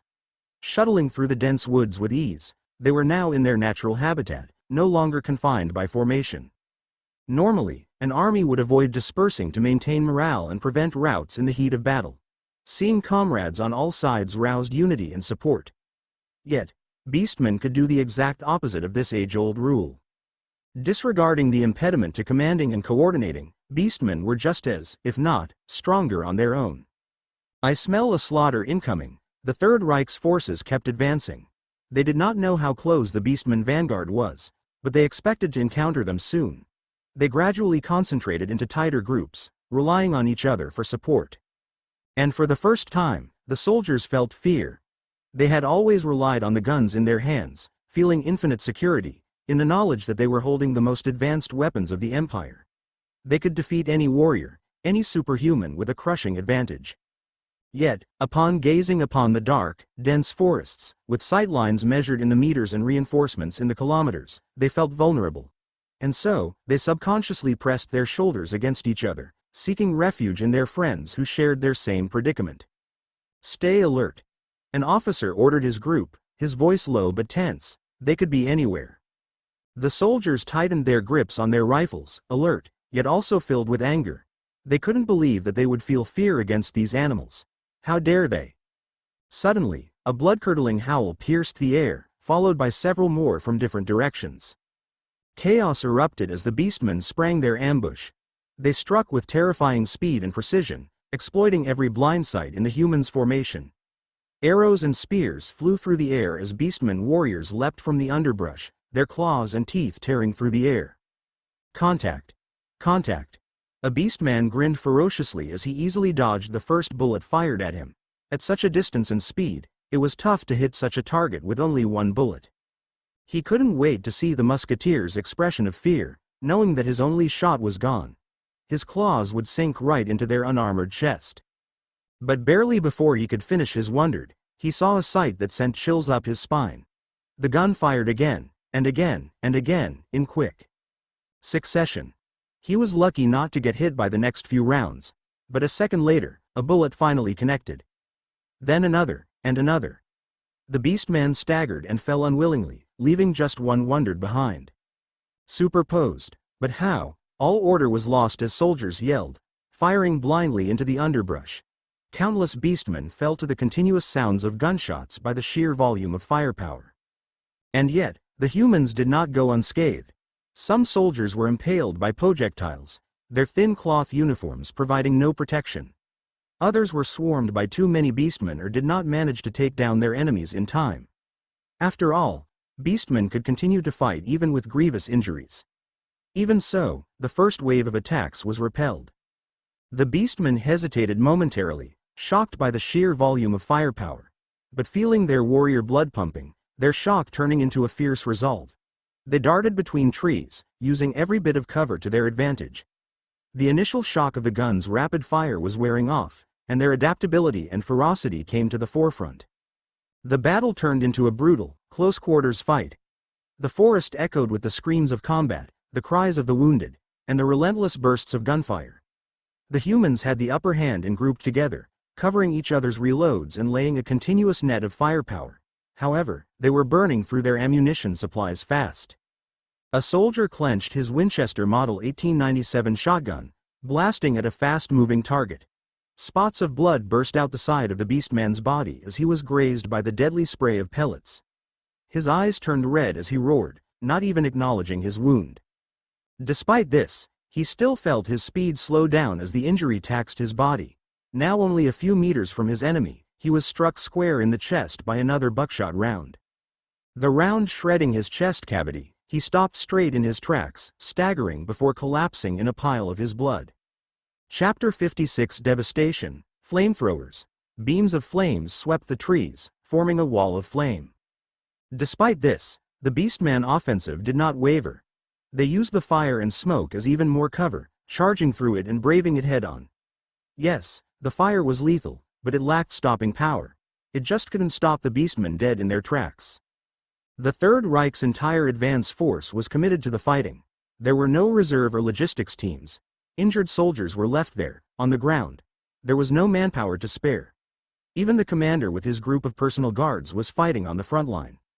We've consumed nearly half our ammunition, and they show no signs of slowing down. Seemingly expecting this, the commander pulled out a flare gun and gave an order. Full retreat. Deploy gas grenades and retreat immediately. Yes, sir.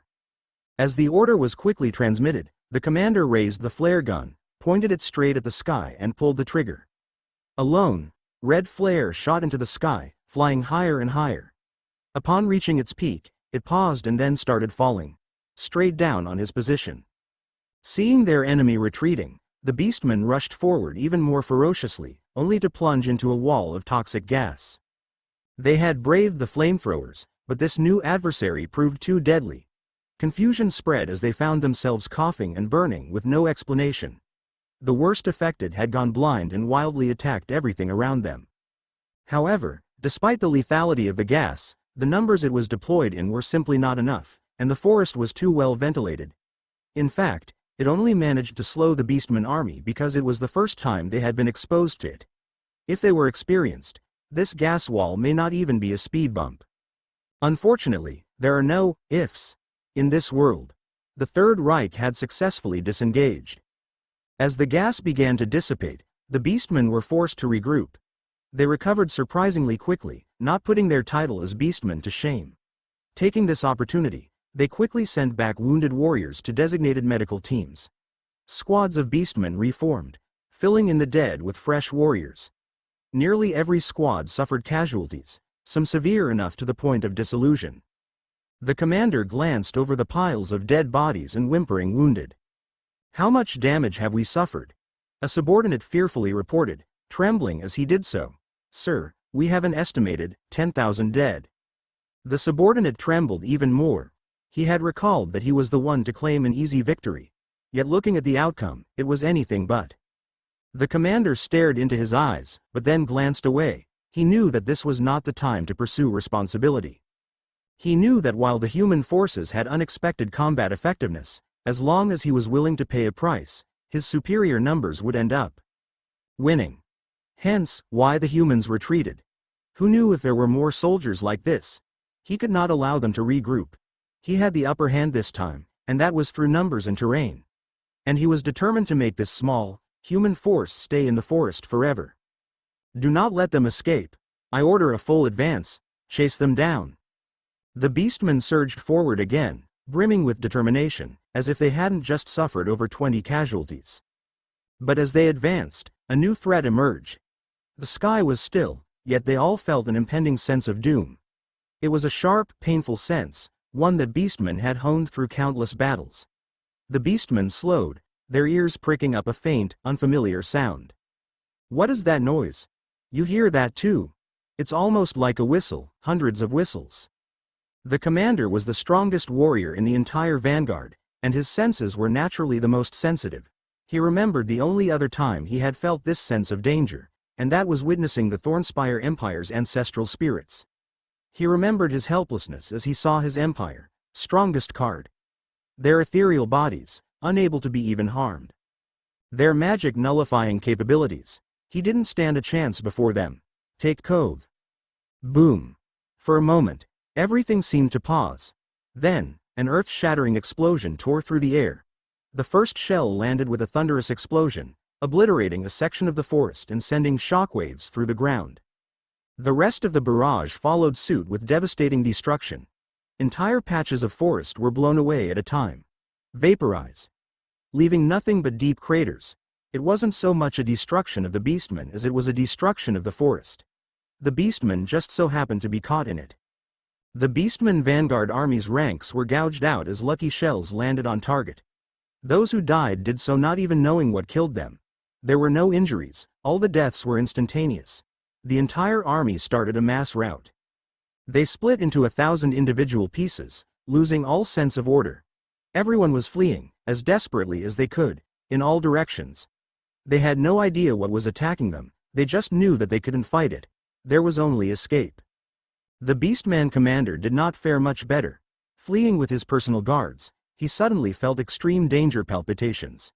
He attempted to dash but was too late. A lucky shell landed right next to his position, vaporizing his magic shield and shattering his internal organs. As the bombardment continued, the human forces regrouped at a safe distance, watching as the ground rumbled and trembled. All I can see is smoke. But judging by what I see, this bombardment is severely lacking in correction. I'm sure we got a good chunk, but I don't know how many are left. Report our situation and await further orders. We'll see what happens next.